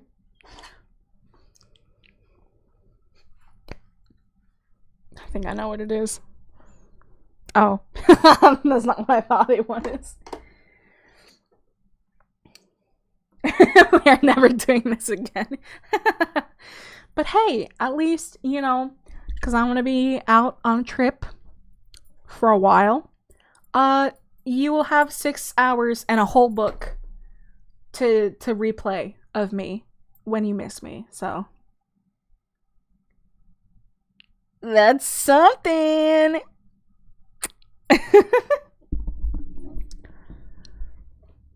A bookmark where I plan to stop reading. Or at least we'll do like a 2-hour cutoff in reading. Something like that. Okay, let's do we'll do one last I-beam and whispers. Alright.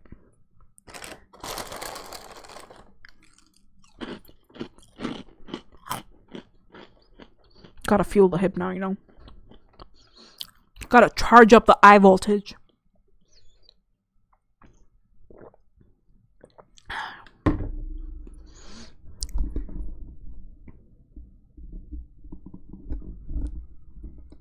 Just relax for me. All the way down. Just like that. No need to think. No need to have anything in your head but my voice and my eyes and how good it feels to look, to stare, to get lost in them, to get lost as you go deeper and deeper into my control, into my eyes. How blissful it feels to be mindless and blank and empty. To just be looking so intently in my eyes, their dark, warm depths that just seem to pull your mind, your thoughts, your will into them, into a void of nothingness, while you are caught in the palm of my hand, empty and obedient and blank. Very good. You're all such good pets for me. You're all very, very obedient for me. And it's very nice to spend time with you all. Now, take a deep breath for me. In and out. And wake up for me. Up, up, up. All the way up.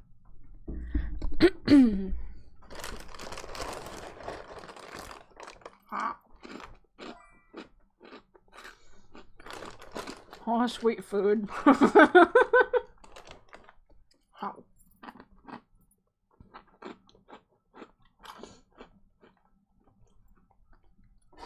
Alright, 2 more coin flips.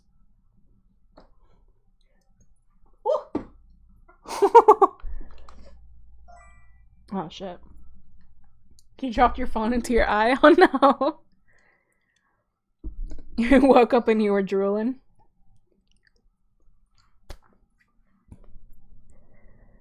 Damn. I even flipped it over to the other side and flipped it that way, but I was not having it. Anyway. Thank you guys so much for joining me for 6 hours. I'm really, really glad that you guys enjoyed the book. It means a lot to me to be able to share it with like-minded people. The coin is mad at you. Well, you did just have a good old I-beam, you know, so maybe it thought it was a fair exchange. But yeah, I'm really glad that I got to read this with you guys, even through all of my flubbings of words and pronouncing things. It's fine. I'm excited to go through the rest of the series with you guys eventually. When I come back from my trip, I don't remember how long it'll be, so I can't give you a date exactly. But I'm sure I'll tell you guys on Twitter or Discord when I know. I might come back a little bit tanner. Oh, I'm being forced to be out in the sun. Crazy, I know. But yeah, I will enjoy my rocket ship. I absolutely will. So I'll see you guys later. Bye.